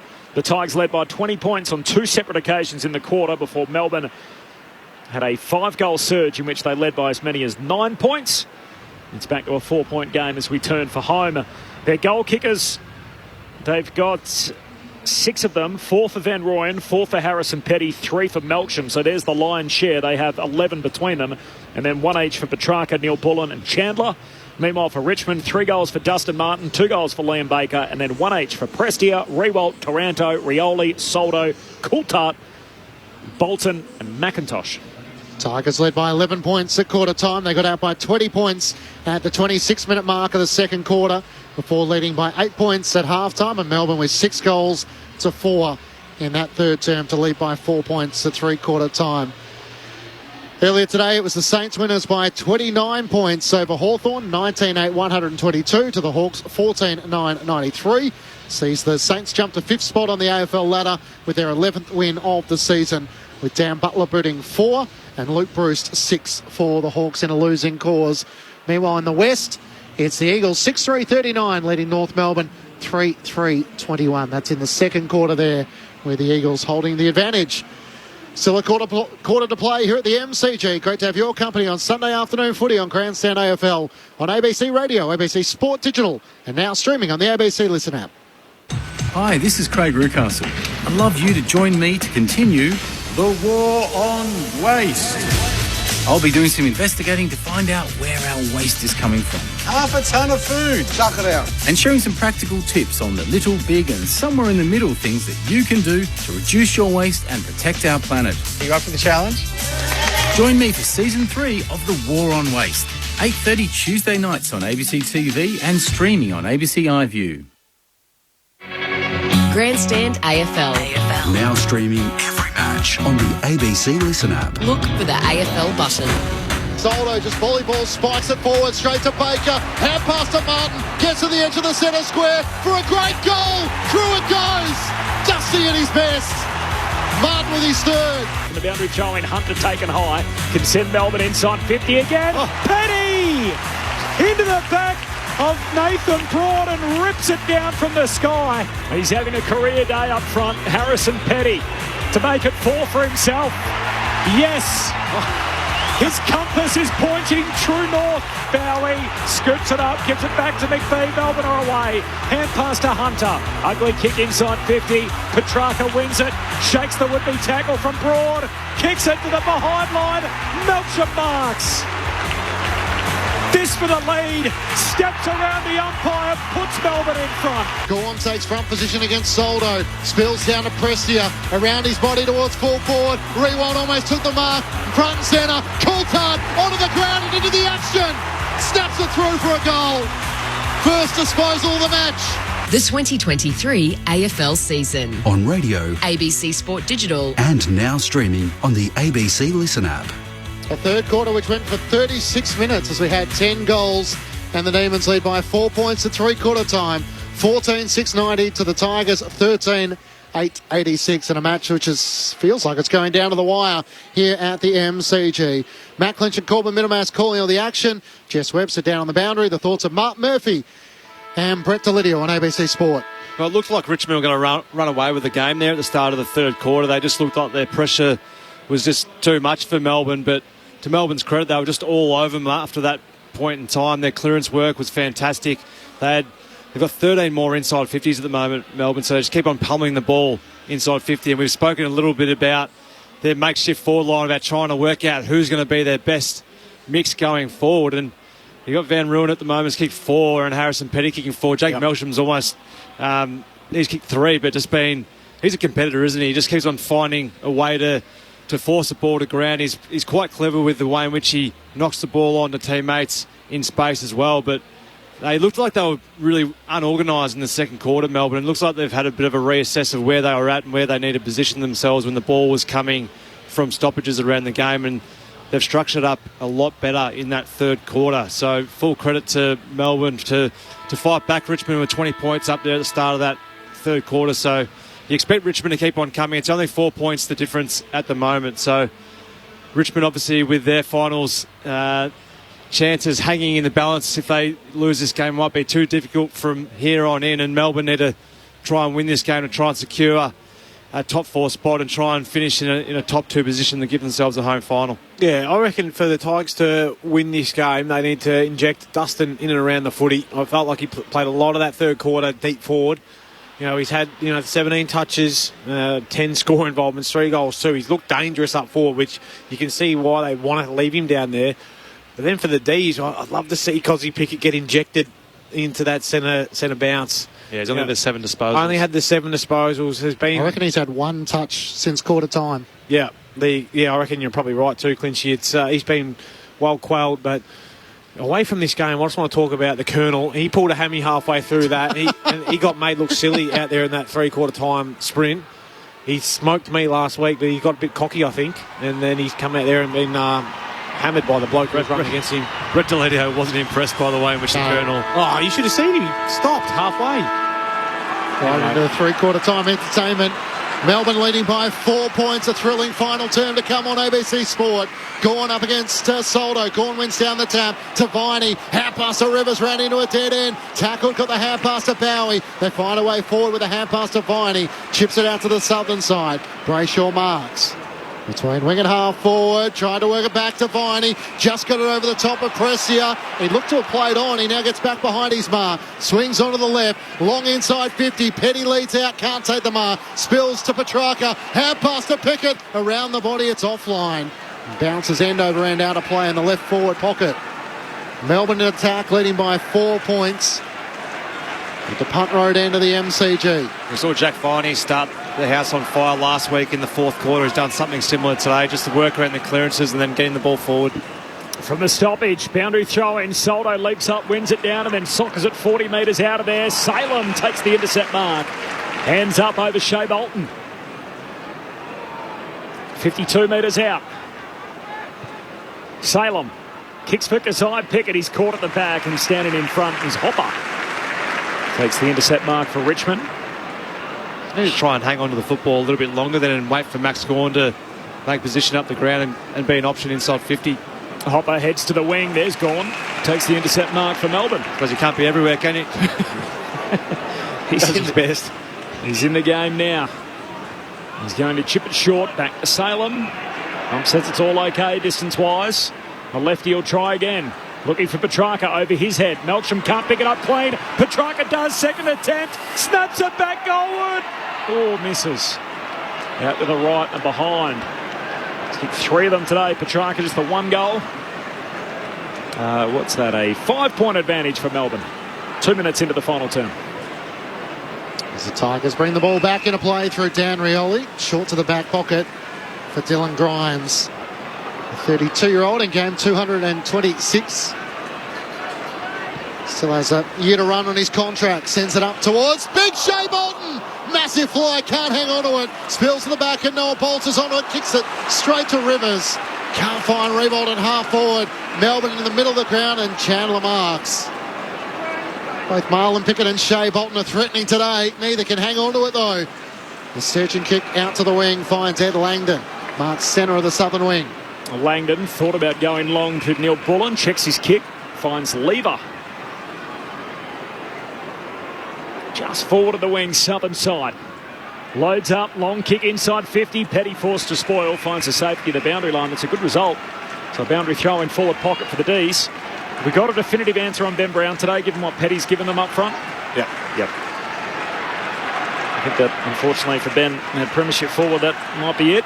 In season 2023, they stuck with him and given him numerous opportunities, but Petty giving them a real contest inside that forward arc today. He's kicked 4 of his own. And the boundary throw in, Langdon, hand pass down to Harms, hooks the kick back to the hot spot, top of the goal square. Hunter's got it, tackled immediately by Young, taken to ground. Says ball up.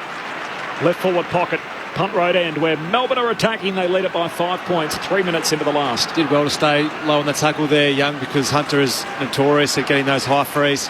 Petty, one down the tap to Petrarca, hand pass to Viney on the left. Just can't get it past Grimes, who rushes it through from minor score. Melbourne lead by 6. 4 minutes gone, final term. Great work by the co-skipper there in Grimes to get back and rush that one through. Looked like Viney had threaded the needle there. Long kick out from Vlostone, goes wide to Bolter, and Joel Smith working up, whacks it away from him. Describe that kick. Yeah, so, yep, that'll do. How do we spell that? M-U-N-G. You mentioned the forward setup. Jake Melcham's the one who's kicked 9 goals in 4 weeks, with Bailey Fritsch still to come back. Interestingly, Bolter gone forward. Joel Smith playing as a defender on him, having had an impact up front last week as the sub. Boundary throw-in, Pack forms over the top of Taranto, holding the ball. Free kick Melbourne. Jake Viney will take the free right on the wing in front of us. Teased by a goal. 4.5 played, final term.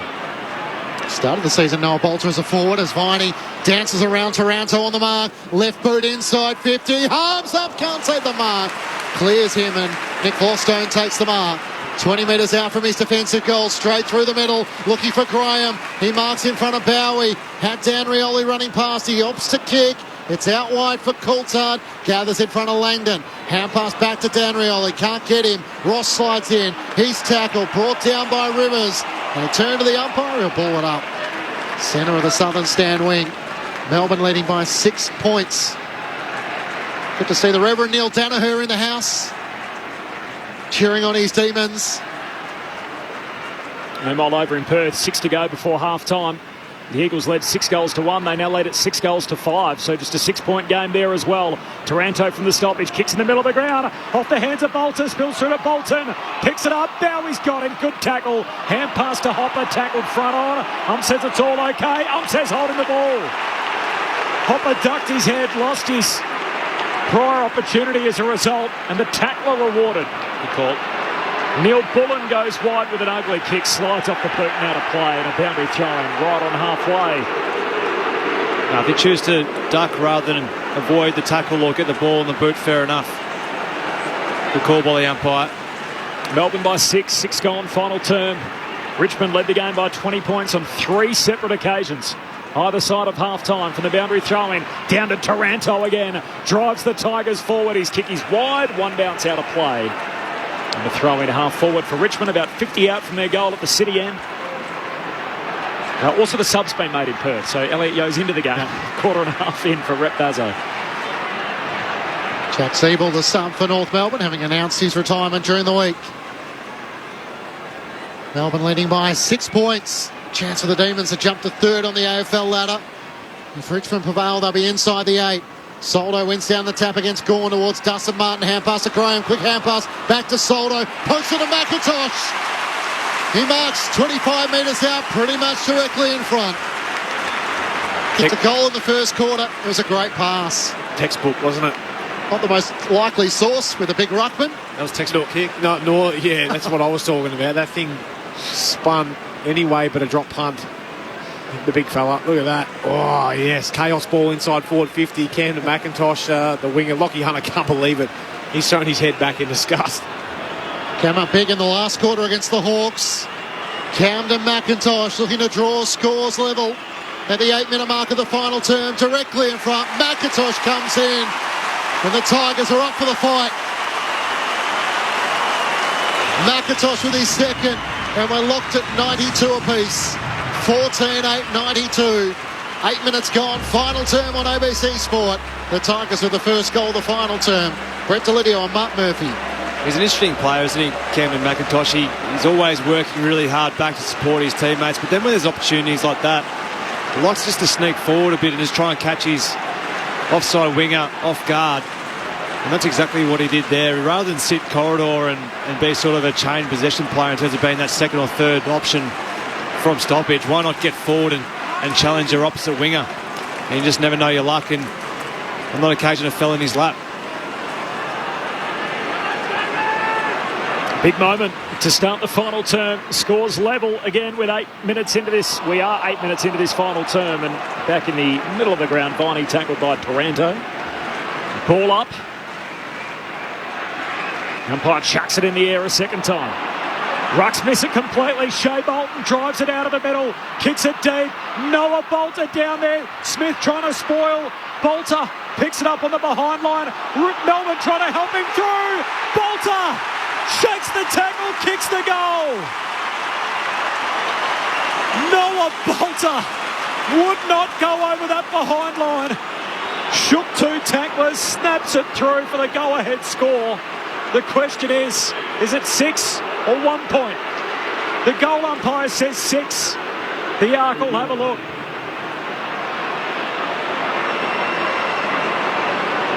Full-length dive from Jake Lever. I thought it might have crossed the line closer to the... That's what they're looking at here. If bounce off the behind post, is that technically out of play? Yeah. Yep. While you've got the ball? If you're touching the post, is that... I think he's going to be out of play. I think it's a boundary throw-in. How did that one spin, Lids? It was a hell of an effort from... It didn't. You got the belly. Remains in play.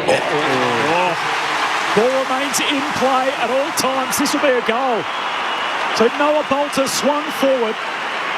Richmond's ultimate swingman. And he's going to swing the lead around.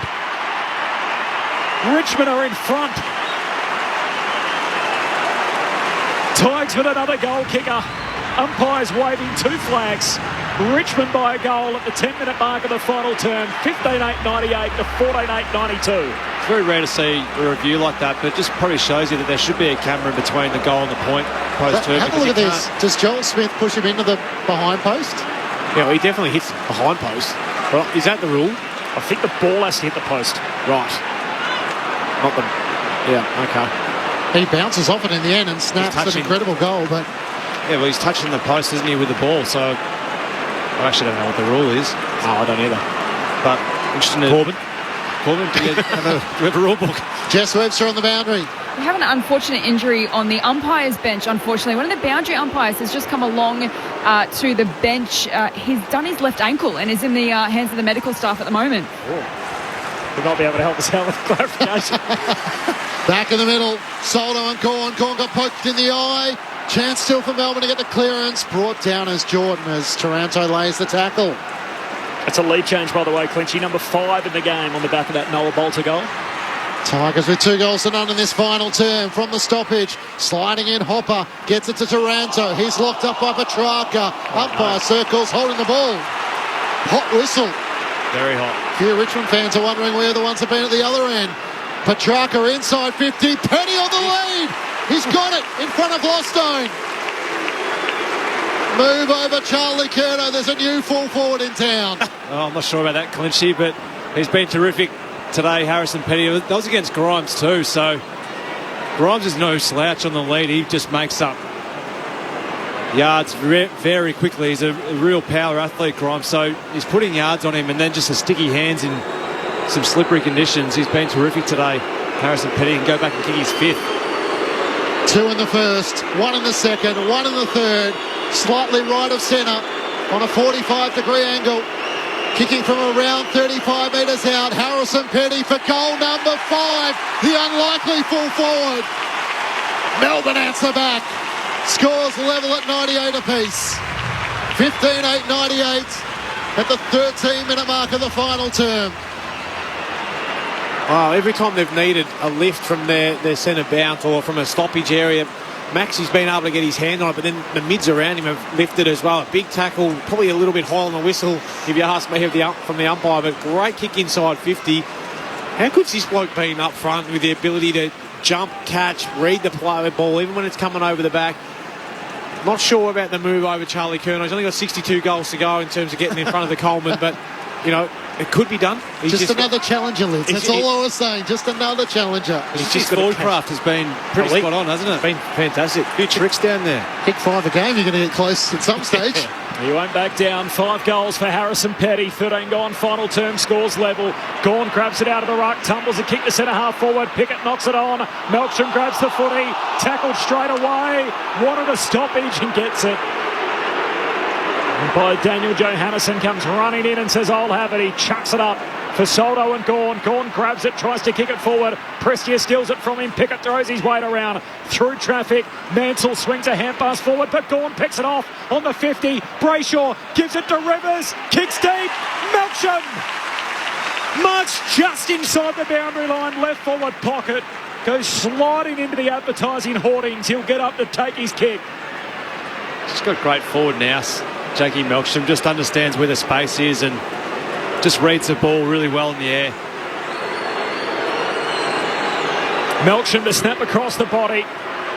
He's in the perfect pocket for a right footer. He'll open up the angle. He unties it with a goal. Demons back on top. A fourth for Melksham, a 6th lead change in the game. And the D's are the first to 100. 16-8-104. Richmond 15-8-98. Another high-scoring shootout at the G. 14.5 gone final term. Well, he did it on the left side, Murph, didn't he, down the other end? And now he's gone to the other pocket. Right side for him as a right footer. You see, I spoke about him last week, and you guys laughed at me because of the Jake Townsend reference. Tanner was doing the same sort of stuff back in 2017, right at this point in time of the year. Okay. Well, I just love the obscure player reference. We haven't heard enough of Jake Townsend since he finished, so I was a fan of it. But Max Gawn's just been enormous in this last quarter. Massive. He is money, though, from the tight angles, Jake Melksham, that's for sure. 4 goals straight. The bounce is going to be recalled. You mentioned in Perth, it's a 7-point lead at halftime. The West Coast Eagles way. We'll take you there at the completion of this match. Thrown in the air, Gawn and Soldo. Neither get a decisive tap. Taranto's after the footy, can't gather. Harms is in there, he's dispossessed. Ball still in the centre circle. Neither can knock it out as Soldo and Gawn are on all fours. And the umpire eventually comes in to ball it up. I love this. Both sides opting to keep their 6 forwards at either end, so real honest battle through the midfield. It's good to see. Simon Goodwin previewed it as a high-stakes match. It's certainly proving to be that. Jordan gets the clearance for Melbourne. Kicks inside 50. Van Rooyen flies. Can't take the mark. Spills to the front. Prestia for the Tigers. Hand pass away. Mansell could have been taken high. Kicks it up to Marlon Pickett on the wing. Can't take the mark. Lever spoils it down. Shea Bolton slides in. Gets a hand pass away while tackled. To Ross. He's tackled. Hand pass to Marlon Pickett. Back to Bolton. Search and kick inside 50. Gawn pushing back. Marks in front of Rewalt. There's plenty of red and blue jumpers back in the corridor. And Gawn, one of them, getting there. Centre half back for the D's. Now a long contest kick to the wing. Rivers and Chandler got to go. Bounces off Chandler close to the boundary line. Hunter sees it over. A boundary throw in front of the interchange gates. 6 lead changes in the game. Richmond by 20 points on 3 separate occasions. And now it's Melbourne by 6. The D's can go equal third with a win. For Richmond, a chance to be in the top 8 at the end of a round for the first time since round 3. It's Dusty and Gawn doing the ruck work as Gawn wins it down. Ross collides with Viney. The ball spills out of play and a throw in front of the Tigers bench. And Dusty's just thrown the arms out thinking, where's our ruck? What the hell is this? What am I doing here? Eventually Noah Bolter realises and says, I'll come up and compete against Big Max.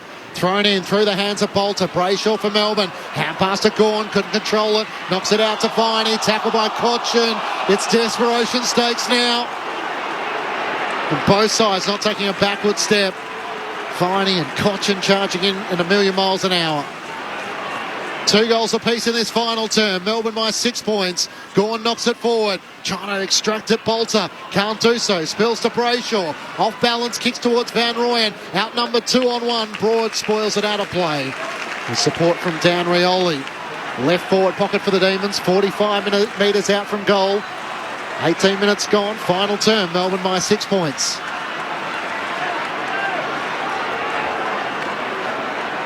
Last 2 goals of the game. Both for the Demons. 6-point lead. Boundary throw-in. Gawn gets rid of Bolter. Grabs the footy. Kicks it to the top of the goal square. Melcham down there. Vlostein spoils. Grabs the footy. Hand pass a turnover. Langdon gives it to Petty. Petty! He's got 6. Learning to fly with the forwards. Harrison Petty in for Ben Brown. And it looks like he's in to stay. Melbourne by 12 points, 19 gone in the final term. 17-8, 110. Richmond 15-8, 98. Brett Delidio, Mark Murphy, Grandstand AFL. Listen to the MCC here. They love it. They've got a new cult figure down there in their forward line. One that can catch it and kick damn straight too. That's the other impressive thing. He's hardly missed today. Just rolls around on the left from 35, 40 out. No worries. I'll slot that as well. He's really enjoying his time down there in that forward line. I'm sick of mounting up on these big forwards down the other end. I'll go and kick some goals. Give him a taste on the back. Give him a taste of their own medicine. He hasn't missed. 6 straight.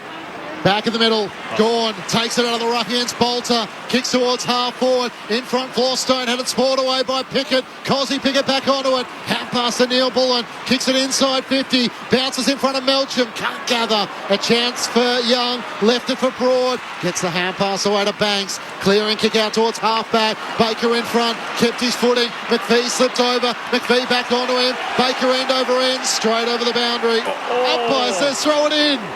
Good call. Good call. That orange. Normally between the arcs, those are guaranteed. That's a bit. They tried to get the ball in the boot and got pushed as he kicked. So I guess so, but normally the others are instantaneous. From the throw-in, Bolter wins the hit out down to Prestia.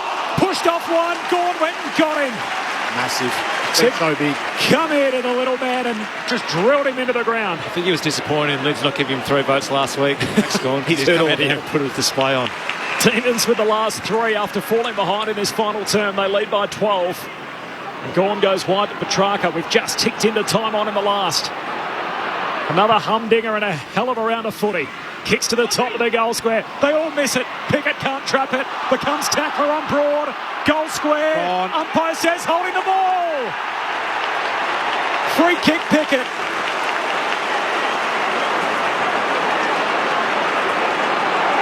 And Keziah Pickett is going to be given the footy top of the goal square in front of a Richmond cheer squad at the punt road end who are howling. Sometimes you don't have the biggest days as a small forward, but just going to make some of your opportunities, and Cozzy Pickett's doing just that in this last quarter. The whistle goes his way. Pickett pops it through, and Melbourne are out to their biggest lead of the game. D's by 18 points, 21 gone in the last. 18-8, 116. Richmond 15-8, 98. Can the Tigers come again? 22 gone, final turn. Well, they're going to have to get past the reposing skipper, Max Gawn, in this last quarter. Has had the 9 disposals, 7 contested possessions, had the 5 clearances, 1 inside 50, 3 scorer involvements. Has just been absolutely enormous in this last quarter. Yeah, you look to your leaders when you need, a real big performance or something to get you over the line. It's Jack Viney probably last week stood up. This week, Maxi Gawn, been massive in this last quarter. The Demons with 4 goals to 2 in this final term. Back in the middle, Bolter rises against Gawn, wins down the tap. Around the back to Shea Bolton, kick from Hopper smothered. Brayshaw worked it down. Woden almost brought down by Hopper. Hand pass to Viney, inside 50, slipping over Melcham, and Broad takes the mark. Right back pocket for the Tigers, all the way back. There's Young marks in the defensive goal square, looks out to half-back. Jordan gets a hand onto it. Gathering it now, Mansell. He's hemmed in the left back pocket, swings onto his right, a high kick in which Baker's underneath. May works him underneath and spoils it out of play. Between wing and half forward for the Demons. Melbourne leading by 18 points, 52,294 in at the MCG. 23 minutes gone, final turn. He's been impressive here, Melbourne, just refusing to give up any easy kicks outside of their D50, just covering off all outlets on the turnover. Boundary throw in, a little shallow. Bolter grabs it out of the ruck. Look away, hand pass went straight to Gawn. His direct opponent, hurried kick forward, puts it out on the full. So that 52 Clenchy makes it over 200,000 fans through the MCG this weekend. We had a massive crowd with, what did we have, 86,500 on Friday night. There were 83.5 here last night for the rugby, and now 52 plus Sunday afternoon footy. Two traditional rivals, big clubs at the MCG as the long kick heads to the wing. Comes to Brayshaw, hand pass to Langdon, back inside 50, trying to reload, and Vlostone's back. Takes the intercept mark. Desperation belongs to Richmond. They're chasing the game. 7.5 on the game clock, down 18. Broad running bounces. Kicks to Coulthard. Drops to his knees. Can't mark. Graham hand pass to Bolter. Wasn't looking. Salem picks it up. Caught. Lost it. Rioli left it behind. Salem wins it back. Hand pass to Hunter. Takes the tackle. Gets it out of play. Boundary throw in front of the Richmond bench. And Graham and Salem in a bit of push and shove. We got a boundary throw in on the wing. Just again, just the want to defend. Lockie Hunter here, just on the outlet, just sprinting to cover off. So there was no easy outlet for Broad to use and just force a turnover. Mark Murphy with you on ABC Sport. Gawn wins down the tap against Soldo. Ran into Viney. Tries to charge his way through. Viney's up for the wrestle. They're both lying on the turf. And eventually Soldo gets to his feet. What's the size mismatch there? Viney's 179 centimetres. Soldo's 204. From the restart, Prestia slips over. Viney follows up again. Ball stuck underneath those two, and the umpire will ball it up. So the 6 disposals and 3 tackles too, Jack Viney, this last quarter. Mentioned Max Gawn has had the 10 disposals, 3 score involvements, and he gets involved again here. Kicks inside 50. Melcham can't mark. Pickett.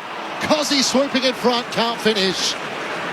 Trying to finish end over end from the left forward pocket through to the near side for a minor score in Melbourne. Hold a 19-point advantage. Is that 7 clearances in this last quarter, Max Gawn? Oh, massive. On the kick out, Banks with a long kick up in front of the interchange, and Ross, a good mark. Good hands. Opposed to Hunter, wins the one-on-one. Jack Ross pulls the trigger back into the corridor for Prestia. Outer edge of the centre square, looks inboard for Soldo, too much on the kick. Lever in the box seat, no mark. Brayshaw had it, ripped from him by Dustin Martin. Hand pass goes away to Shea Bolton. Handball a little loose, wanting to get it to Hopper. Langdon breaks it up, runs into trouble, lost it again. Brayshaw in the end, the back heel, it'll work out okay as he goes to ground, and Langdon can just clear it from the defensive 50 for Melbourne. Up to the wing, Broad spoils it away for Richmond, it doesn't go out. Dustin Martin keeps it alive, looks inside 50. Diving half volley effort, Baker can't trap it, and McVie picks it up, swings it across the half back line. Hunter takes the mark and says pump the brakes. Demons by 19 points, 26 gone. He realises Petrarca's free, he marks it left half forward. Cozzy Pickett racing back towards the goal square. He's got positioning against Grimes, who can't get back. Cozzy Pickett with a chance to kick his second and probably issue the final rights. Yeah, unfortunately, Sammy Banks just made a poor error going forward to defend there.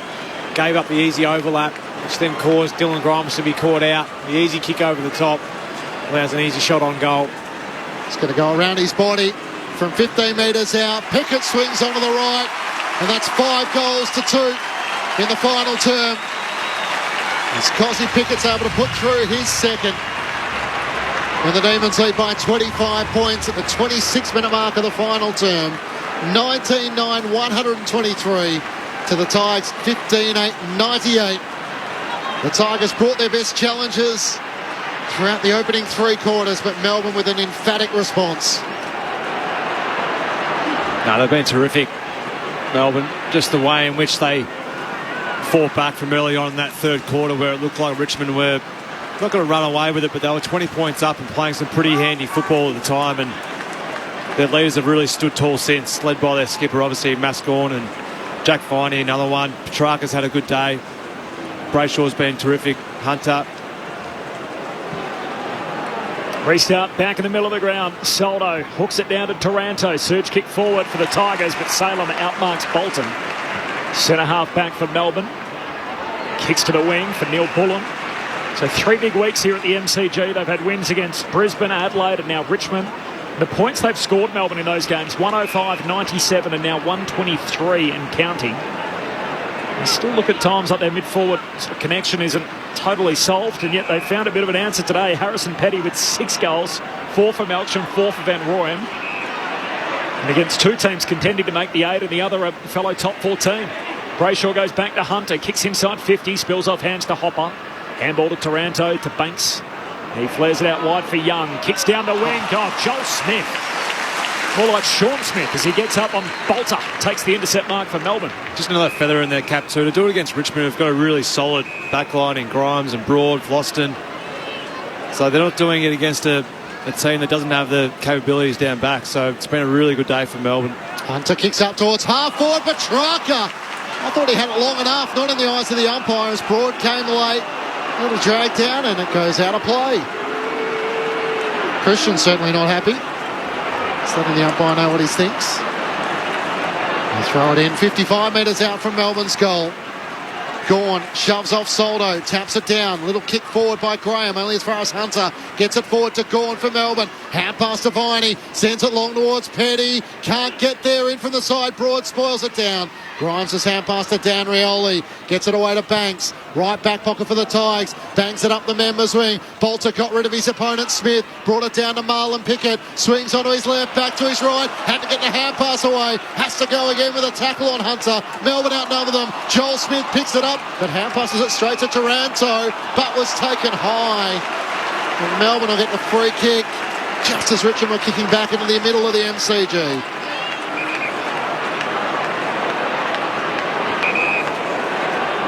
A weekend where the 3 teams above them failed to cash in. Losses for Collingwood, Port Adelaide and Brisbane, and a huge 4 points for the D's in the context of the season. They'll go equal third and just 1 game off second spot. And of course the difference between second and third significant in this league. The difference between 2 home finals compared to 1 in September. The D's by 25. Short kicking game in the back half as they try to let the clock bleed out. Half-hour mark, final quarter. D's led by 4 at three-quarter time. Richmond by 6 points at the 10-minute mark. They kicked the first 2 goals of the quarter. And now Melbourne have kicked the last 5 in the game to try and close out. Long kick down the line from the D's, picked off. Coulthard on the wing to Graham by hand. And pass away to Pickett. He can send it long to Dustin Martin deep. Lever and Mayback, they work so well together. And Lever colours across to take the intercept mark for Melbourne. Swings it out to Langdon in the right back pocket. He takes a bounce. Shane Bolton charges towards him. Chips it over the top to McVie. Chad McVie returns it to Langdon at right half back.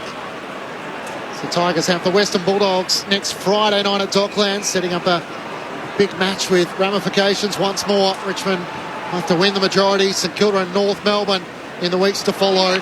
The kick towards half forward. Cosy Pickett gets on the end of it. Bursts inside 50 in the right forward pocket. Gone! He marks up against the left behind post. Bounces into the fence. He's been everywhere, Max, in this final term.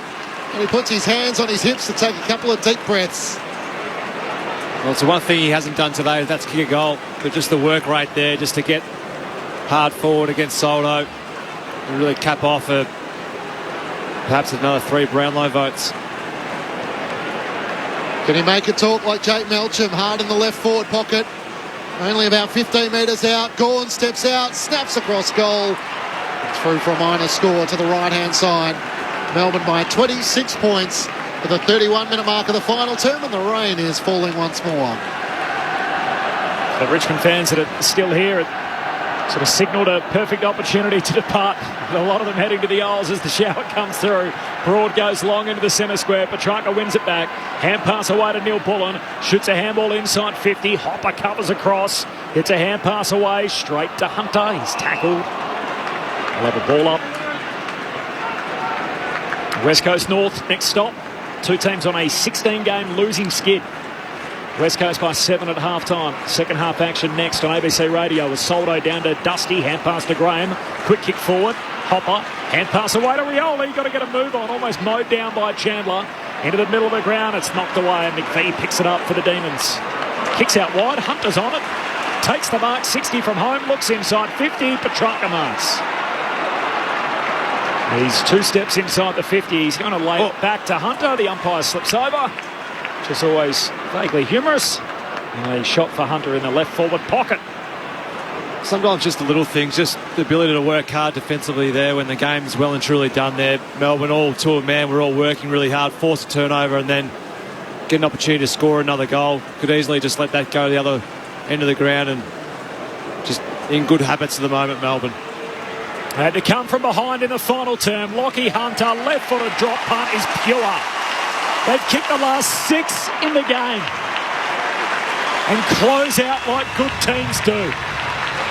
32 points Melbourne's lead. A game high with seconds left in the contest. 20-10, 130. Richmond 15-8, 98. You talk about practicing good habits. You know, there's a good clock management there, I reckon, with, you know, the Petrarca could have easily played on, which then doesn't allow the clock to really run down. And finds Hunter again. You know, it's just allowing your back line and your midfielders that time to rest and set up. I know it's late in the game, but you're doing that for when it's, you know, when the time does actually matter. Yeah. But well done, Lockie Hunter. He's had a good battle with Camden McIntosh and Jack Ross out on the wings. McIntosh has got the 2 goals. Lockie Hunter finally got himself one. Probably a bit unlucky with that awesome ball in from Soldo earlier in the day, but worked hard today, Lockie Hunter. 32-point lead Melbourne's way. Gawn wins down the tap to Brayshaw. Free kick for Shepherd in the middle of the ground. And a Soldo will take it as time will run out. Soldo with the last kick of the match. As the siren sounds in a weekend of upsets, don't sleep on the Demons. 32-point winners to just about guarantee a top 4 finish and then nipping on the heels of the Brisbane Lions. It's a high-flying flag. It's the emblem for me and for you. It's the emblem of the team we love, the team of the red and the blue. Every heart beats true for the red and the blue, and we sing this song to you. Should all acquaintance be forgot, keep your eye on the red and the blue. The Tigers kicked the first 2 goals of the final term to lead by 6 points before Melbourne booted the last 6 goals of the match to prevail 20-10, 130 to the Tigers 15-8, 98. A seesawing match in which the Tigers led by 11 points at quarter time. They got out by 20 points in the second quarter and led by 8 at three-quarter time before the Demons led by 4 points at three-quarter time. Melbourne just behind the Brisbane Lions in 4th spot on the AFL ladder. It's a grand old flag, it's a high-flying flag, it's the emblem for me and for you.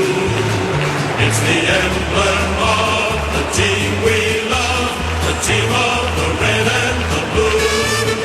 Every heart beats true for the red and the blue, and we sing this song to you. Should all acquaintance be forgot, keep your eye on the red and the blue. And they may have found their forward line for the future with 6 goals to Harrison Petty, 4 goals to Jacob Van Rooyen and 4 goals to Jake Melcham, with Bailey Fritsch still to return. 2 goals to Cossie Pickett, individuals to Petrarca, Hunter, Neil Bullen and Chandler.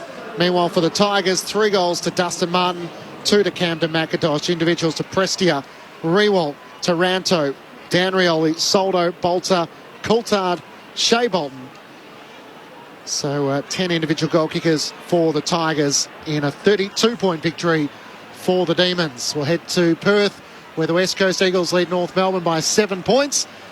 But the analysis from Brett Delidio and Mark Murphy on ABC Sport.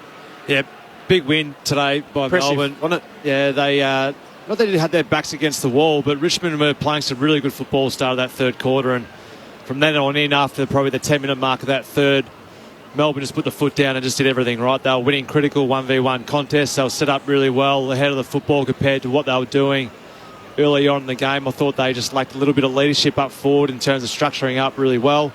And then they just found their groove. They obviously had some big performances from Petty and Van Rooyen up forward with Melcham, and then the skipper, we spoke about him a fair bit in that last quarter, and Max Gawn, he was unbelievable. Jack Viney was terrific all day. So they just had a lot of winners across the board. Petrarca was terrific.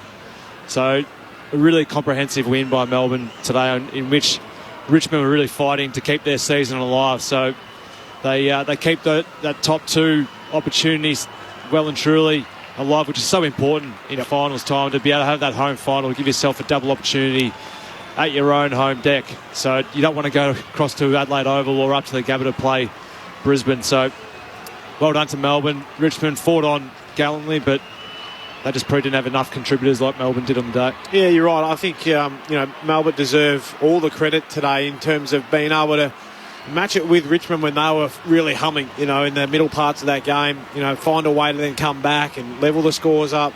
But it was the dominance of probably Maxi Gawn, Jack Viney, Petrarca late in that game that really made all the difference. Petty as well kicked 2 goals in that last quarter.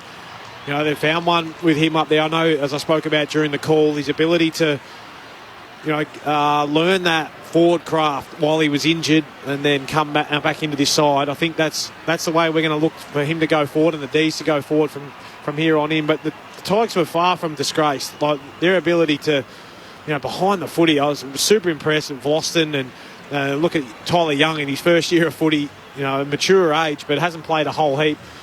Vlosten 15 intercepts, Young 11. They swung Bolter forward late, but they stood up really strong. I think that's going to be their back six, for a long time, even with Grimes, in his last year. Next year, I think. You've got some pretty good hands there. Bolter, Young. Who else? There's enough signs, isn't there, going forward? They're going to stick around, Richmond. They still can feature heavily, I think, in this back 4 weeks, but it's going to be a pretty tall ask to probably have to win the last 4 to play finals, I think. Yeah. Oh, you're right. Look, and that's, having lost your senior coach halfway through the year, no doubt that shakes things up a little bit. They've been really good over the last few weeks. I've been super impressed with them. They didn't look great last week, the Tigers, but their ability to fight back in that last quarter was great.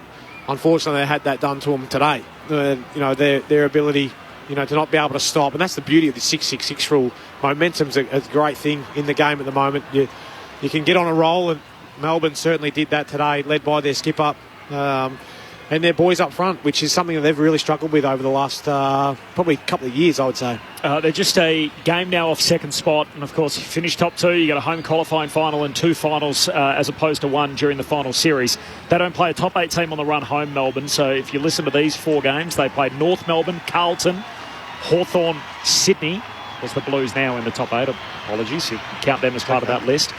Brisbane still have to play Collingwood, while for Port Adelaide, who are on a bit of a skid themselves, having lost 3 in a row, they've got a trip to Geelong. They also have to go to Perth to play the Dockers. They've got GWS and Richmond either side of that. So they're well positioned, Melbourne, not just to, they're already 2 games clear now in 4th. Chance to really vie for top 2. Yeah, and that's 2 games clear of 5th, and now with a bit healthier percentage. The Demons winners by 32 points. We still need the votes for the ABC Footballer of the Year. Can you give us a rapid fire, Murph? Or? Yeah, rapid fire. So usually this would get you the 3, but gives you the 1 today. Jack Viney had 32 disposals, had the 9 tackles, 7 clearances, 9 inside 50s and 5 score involvements. He was terrific all day. My 2 votes goes to Harrison Petty, kicking 6 goals. I was very impressed by the way in which he went about it today.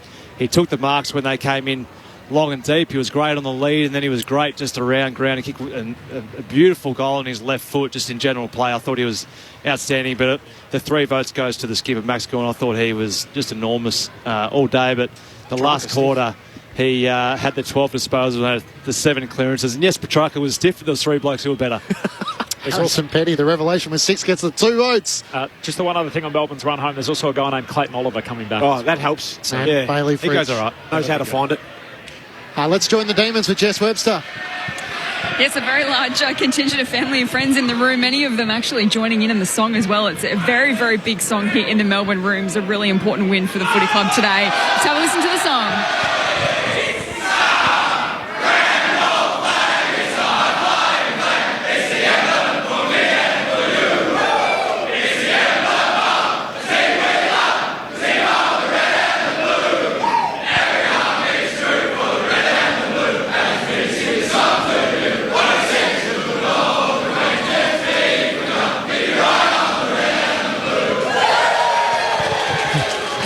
Playing group down here, guys. 32-point winners over Richmond.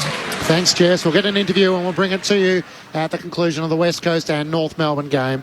Melbourne winners by 32 points, 20-10, 130 to to the Tigers, 15,898 in front of 52,294 fans. Harrison Petty booted 6.